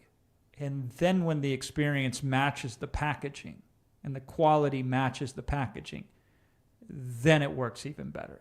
And this is what we have here. Yeah. Go to joiniman.com. Get signed up, sir. Yeah, I will tell Iman to remember you. Yeah. I got stories, don't I? Yeah. Who you become in the process is more important than the amount of money you make. But become a person who can attract money at a rate that's exceptional. But who you become in the process is more important than the money you will make. Really cool. Yeah. Live streams go down tomorrow night. Yeah. And then we're done. Yeah, 1:30 a.m., okay? I think it's about time to go. 4.5 hours. So those of you who are VIP, yeah, I dropped a pretty fire session yesterday. Impromptu. God, I was in my element. Yeah, I told stories there. Yeah. So you get that if you're in VIP. Those of you that have signed up that also got Prosperity Algorithm for me as well, like, check that shit out. Like, this is all, the DNA of my thinking is imprinted in that product. Yeah. And also, where do you suppose this level of communication that I have comes from? It comes from the fact that I have created more than 200 digital products, that I've put the reps in. Yeah. That I worked it. Yeah. That I stayed up late. Yeah. And my stuff, if you got it, it ain't going to be in there yet. I got to go back and tell my team to prepare for it. And one of the bonuses that I did will be live later, right? Yeah. 100%. Yeah. Yeah. So here's what I'm going to do. I'm going to let you sign up right now, joiniman.com. I'm going to stay for 5 minutes. I'll stay for 10. How about that? Okay? I'm going to set the timer. You got 10 minutes to sign up before I sign off. If you want to sign up to get the bonuses before we're done today. So I'm going to set the timer. I'm going to set it for 10 minutes. So I got a 10-minute timer started. So we have 10 minutes to sign up. Yeah? And I appreciate each and every single one of you. I am in Bulgaria and Romania is next to my country. Oh, we know. the Bulgarians and the Romanians and the Hungarians, there's an interesting coexistence among them, right? How long do you think it would take to become good at shadow operating without joining Monetize? I don't know. There's a lot of ways that are non-intuitive in which shadow operating could go wrong. And there are a lot of ways with shadow operating, if you have the right approach, where they can go right. The biggest mistake that people make is they go after bigger influencers because they think the bigger the influencer, the bigger the number, the more money. There's a lot of gold in little 5, 10, 15,000 follower type of influencers who have dedicated, loyal followings. Because the more specific you are on a topic, the more people can resonate with you. In one of our sessions the other day, we were talking about, because Iman is ultra broad, he reaches everybody. We have to make several different points to spread it across to everybody. And then you'll see some people in the chat being like, get to the point, get to the point, get to the point. Well, we can't get to the point until we address all of the different audiences that we know will be listening. But when you're a smaller influencer, you get to the point because you only address one thing to just that one specific audience. And so you typically want to partner with smaller influencers early on. A, they're more accessible. B, they're more easier to make deals with. And C, they will make you more money. So that's a counterintuitive. And there's a couple counterintuitive things with shadow operating. The biggest one is this. When you send out that initial messaging to start the dialogue, oh my God, do so many people get it wrong, right? There's an art to that initial communication, and you would want to model something that has been proven to have a positive response rate. Now, no matter what you do, not everything is going to get a high response to it. You're going to reach out to a lot of people, and only a few are going to respond to you. The problem is, initially, when you reach out to a lot of people, you don't know if the messaging is right or not. So you want the confidence of structuring the message in a way that has been proven. So that way you know that you're doing the right thing, even though initially you might not get responses immediately. That helps a lot. Yeah. So that's a consideration there. If you are monetized 1.0 buyer, is Prosperity Algorithm available? Yes, we'll find a way to make it available to you. I'll talk to Max about that. My team, make a note of that. My copy cups. Somebody make a note of that. We'll do a follow-up on that later. Yeah. Sinaia. I love Sinaia in Romania. And I love Bucharest as well. Yeah, Bucharest was nice. We went to a dinner the first night I was in Bucharest at this giant castle. And then in the middle of the dinner, everybody started dancing, like in the middle of it. It was really cool. And then I got kovrig. Shout out to kovrig. We were eating the kovrig in Bucharest. Yeah. Although I will tell you, my favorite place in the entire world is Lake Como. Yeah. That's where I proposed to my wife. Was in beautiful Lake Como. So if you ever get a chance, I suggest it. Yeah, rent a boat, or have them take you out and drive around in the boat. Yeah, go to the villas. Yeah. And then Hawaii is my favorite place to escape to on a regular basis. Yeah. When is the Dubai dinner winner revealed? I believe that's on a follow-up. Let me see if I can get a little clarity on that.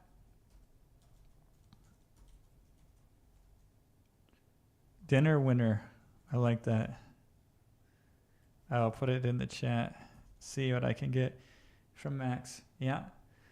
Sibiu. I don't know where that's at. I would love to come though. Yeah. What is the minimum number of audience one should have to consider to be a good influencer? If they get a lot of feedback and a lot of replies, I would say at least 5,000, 10,000. But again, you have to kind of measure it based on what you see from a response rate. Yeah, I appreciate you. Thank you so much. Yeah, I've been working hard. I'm overworked, but I'm overpaid. That's what I always say. Yeah, I'm going to be in South Africa at the end of the year with Iman and crew. Yeah, we're going for the Quantum Mastermind, folks. Yeah, so shout out to South Africa. It's so beautiful. I've never been. I can't wait to go. Oh, thank you so much. They cut all the Q&A out. That is lost in the sands of time, my friend. It was a moment in time that we shared when we were available that it was what it was at the time. Yeah. Yeah, I'm originally Norwegian by heritage. Fladland is a Norwegian name. Oh, Sibiu is in Transylvania. Yeah, we were going to get to Transylvania, but we ran out of time. We had to head back early. But yeah, I want to go to Transylvania one day. Yeah, you are not underpaid. No, overworked and overpaid, right? Monetize. The program is available. The software, you can renew that the next year for the same price point, I believe, that you invested this year if you wish to continue. Yeah. Time to go home. Yeah. So I leave for the airport in about 4 hours and 20 minutes. Yeah, I'm going to sleep as much as possible on that flight. And work like a dog, sleep like a king. So it'll be a nice, restful sleep. Yeah. I can speak zero Norwegian.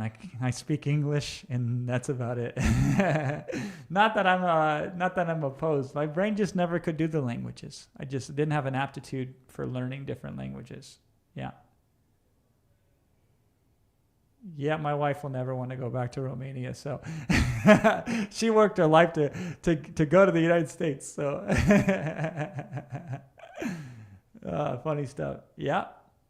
Oh, you love my accent. This is like an Iowa accent. Yeah. Are the Q&A video sessions of previous days available somewhere? No, they're not. So this is just like, this is the way we do it. We cut these out. We want to make it something special for everybody here. So, yeah. This isn't Q&A. Keeps talking about your life instead of answering my question. I'm so sorry. I try to balance it all. Try to share the life's lessons too. Yeah. My payment got rejected today because of the bank, so now I can only pay it tomorrow. Will the system recognize it to get today's bonuses? Yes, Ricardo, it will. Just write it and let them know to make sure. Yeah, 100%. Jai. Yeah, Jai. I like that. Ki Jai. Love the stories. Am I Hindu? Kind of. Hindu is a weird terminology that means everything and nothing at the same time. Yeah, joiniman.com. That's where you go. That's where you sign up. Appreciate it. Oh, thank you. I am flying business class, not first class. I don't think it's worth the money, but I am flying business class for sure. It's almost over. I will tell you. I'll wrap up in 2 minutes and 10 seconds. Max says the Dubai dinner winner will be revealed tomorrow or the day after. Okay, if you don't have access to monetize, do me a favor. Go to joiniman.com. Hit them up on WhatsApp. Show them your receipt. Ask to get help. We've had thousands of people join, so occasionally some wires do get crossed. Yeah. Have I ever been to any Balkan countries? I don't know all the Balkan countries, but I don't know if I've gotten that far of Eastern Europe or not. Yeah.